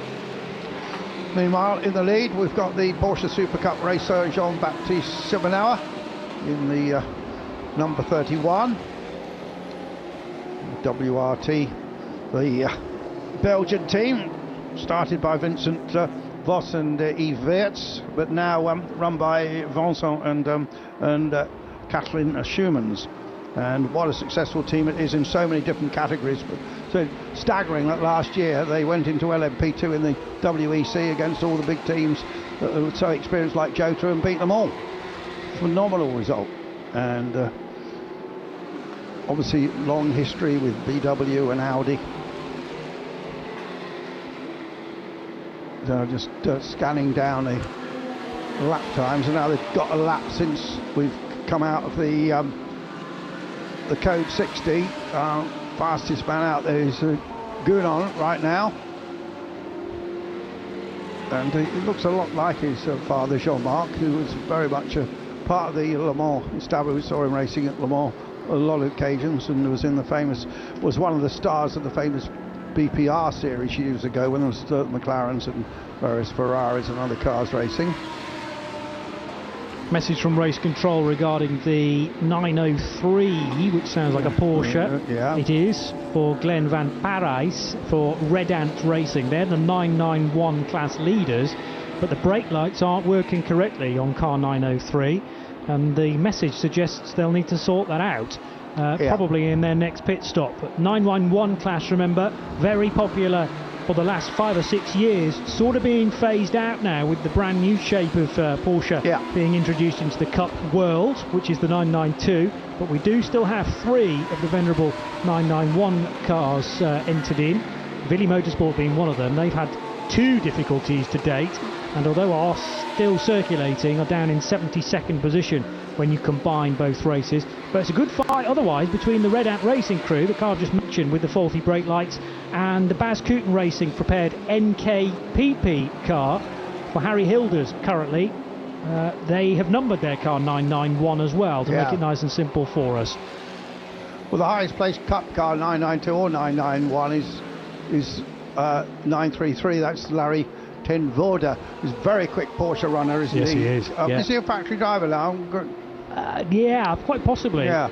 Well, I think Joe is down there. He's found his way to the Barwell pit, so he's probably going to talk to Mark Lemmer.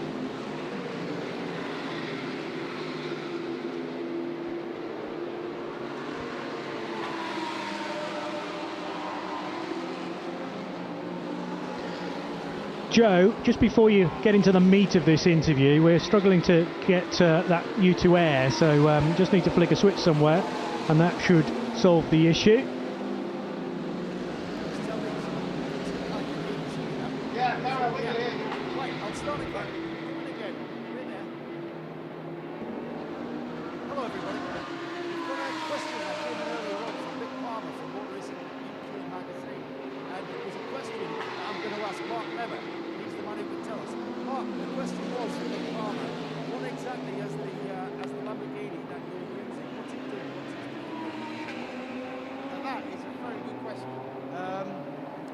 got 3 on the go at the moment. This is chassis 71, I think. So this one would have done British GT last year with Sandy Mitchell and Adam Ballon. And it was also partly used in GT World Challenge last year. Won Sprint Series with Miguel Ramos and Enrique Chavez. I'm not sure if this one was used in the Spa 24 Hours. I've got a funny feeling that it was, but last year we did so many races, I can't remember which chassis we used for which event. Definitely British GT, and definitely some of the GT World Challenge.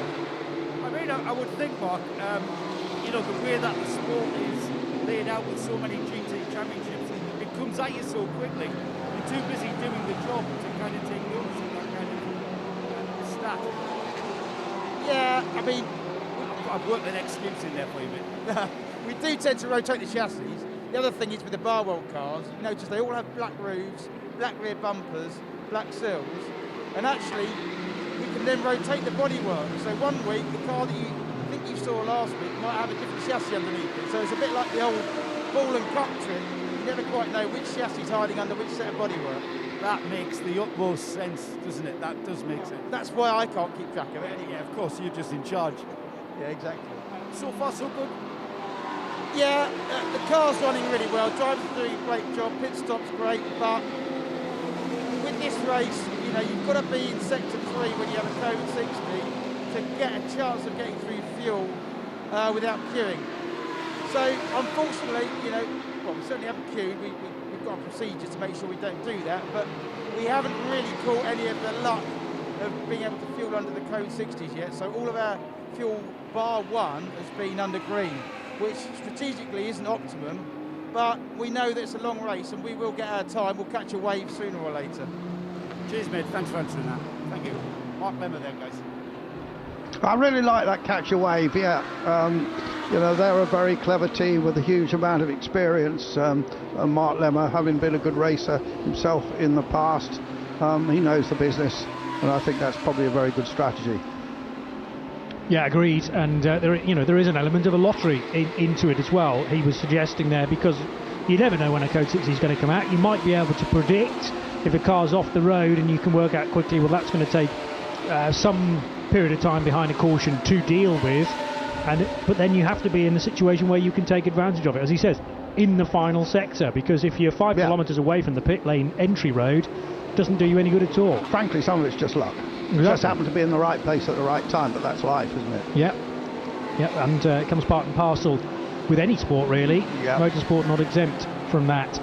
7:04 heading out of the turn 9 left-hander, and car 7:04 is, I think, one of the GTX cars. Let's just check. It is the PK Car Sport car. Yeah, so the Audi GT2 that was leading that class the last time we checked. That's not the case any longer, though. Yeah. 7:10 now, the new leader, with Fidel Leib at the wheel of the Lamborghini. Yeah, I don't quite get that. I know they've run a whole series for GT2 cars, which this is last season in Europe, Johnny. I'm not sure if you've commentated on any of those. No. But I just don't get it. We've got GT2 is slower than GT4. Yeah. Well, I don't know why. Why is it called GT2? It just seems a bit weird to me. I know what you're saying. Of course, we're in a world where GT3 has operated as the highest rung of GT competition, and a lot of my friends who don't really know about the history of GT racing say, why is it called GT3 and where's GT2 and GT1? And we've had GT1 in the past, and we've had GT2 in the past. Yeah. Now we've got a new GT2 and now we haven't got GT. You know, we haven't got the GTE cars anymore, because now we've gone to this slightly lower spec to save money, or to sort of more for that, and to try and bring all these different categories together. Meanwhile, in IMSA, they still call it GTD. That's right. And D doesn't stand for diesel. No, it stands for Daytona.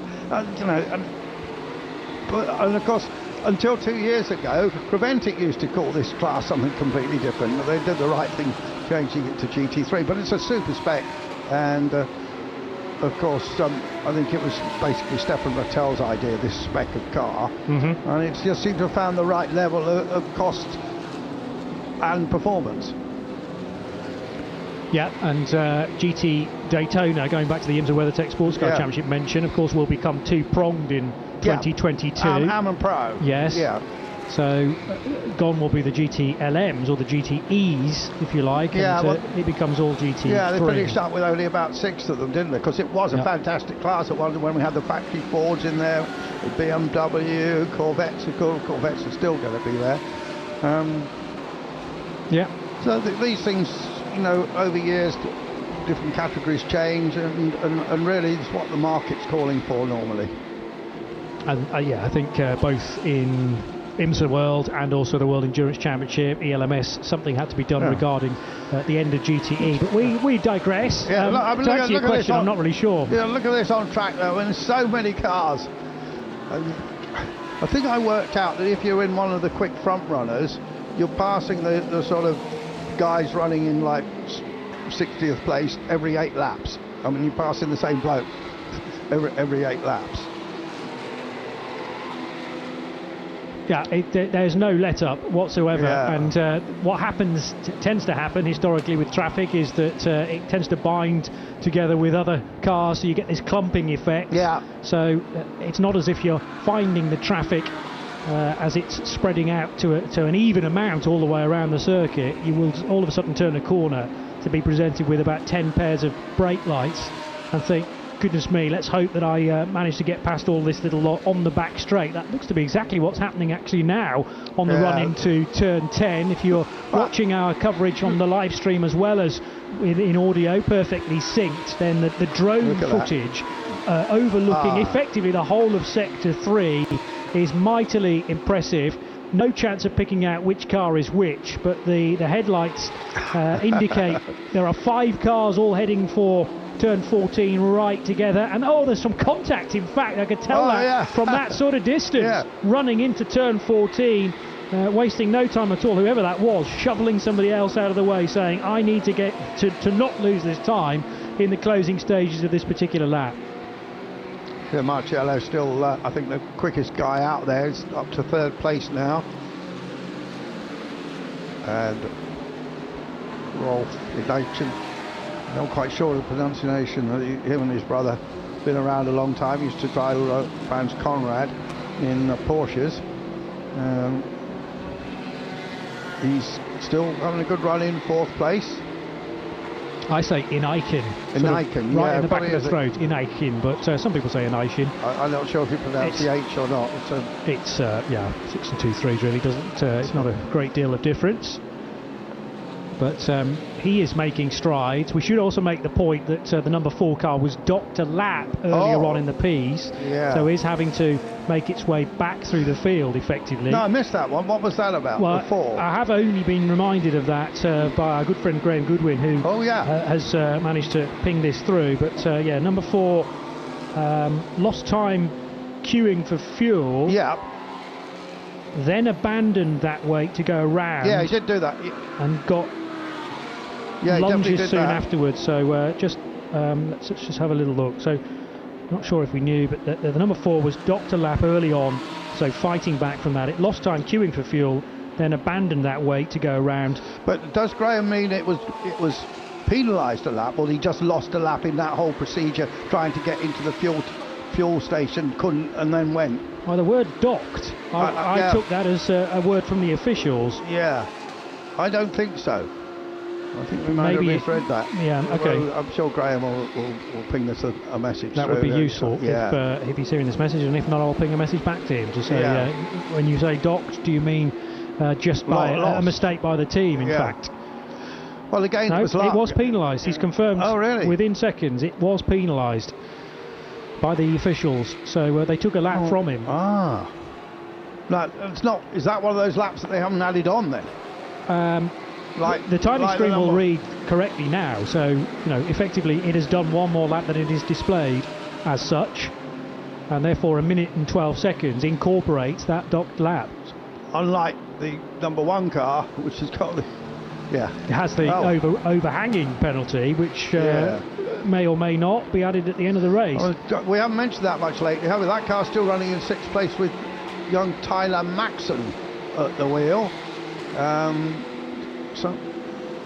Samantha Tan's very good at finding these young drivers, isn't she? Yeah. Although she has also, we haven't mentioned it, brought Anthony Lazzaro out of retirement into one of her cars, and because he was a big name in the American Le Mans series for years. Reese comes for Reese competition, and Ioni, and I raced for big teams, and also did quite a bit for big teams, and also did quite a bit of NASCAR racing. I haven't seen his name out. Very nice chap, and always a very good interview, I remember. What about Tyler Maxson? Have you just pinged him up? No, what I was intrigued by was the GTX leader, and being Fidel Live, 10 being Fidel Live, coming in very, very slowly indeed. Well, did we hear something from the... I thought I heard something misheard. Maybe I misheard that, but maybe I misheard that. Well, it was a 3-minute lap to come into pit lane, and this is highly Motorsport Lamborghini, Lightfoot Motorsport Lamborghini Super Trofeo car, which runs in GTX and currently the leader, and Jean-Francois Bruno not too long ago in the other Lightfoot Motorsport car, which is a GT3 entry. But this rather opens the door for the man I was looking up, who is Stines Longchamp, the Belgian, running for PK Motorsport, and a chance therefore to really close the gap and get back ahead in GTX, because for a long time it was the 704 car from PK Car Sport and their Audi GT2 leading the GTX category, and it doesn't look like the Lightfoot Motorsport Lamborghini is going to rejoin any time quickly. You're tuned to the Radio Show Limited network of channels. This is the Dubai 24 Hours, powered by Hankook for 2022. And a chance to have a quick look at the weather, brought to you by Visit Cayman Islands, with a warm day behind us and a high of in the mid-20s. Thankfully, it's going to be a little bit cooler this evening, but only a low of 17 degrees Celsius. And then tomorrow, with very little chance of rain, although the same cannot be said for Sunday here in Dubai, where there is a fair bit of rain expected, but thankfully the race will be well and truly done and dusted by then.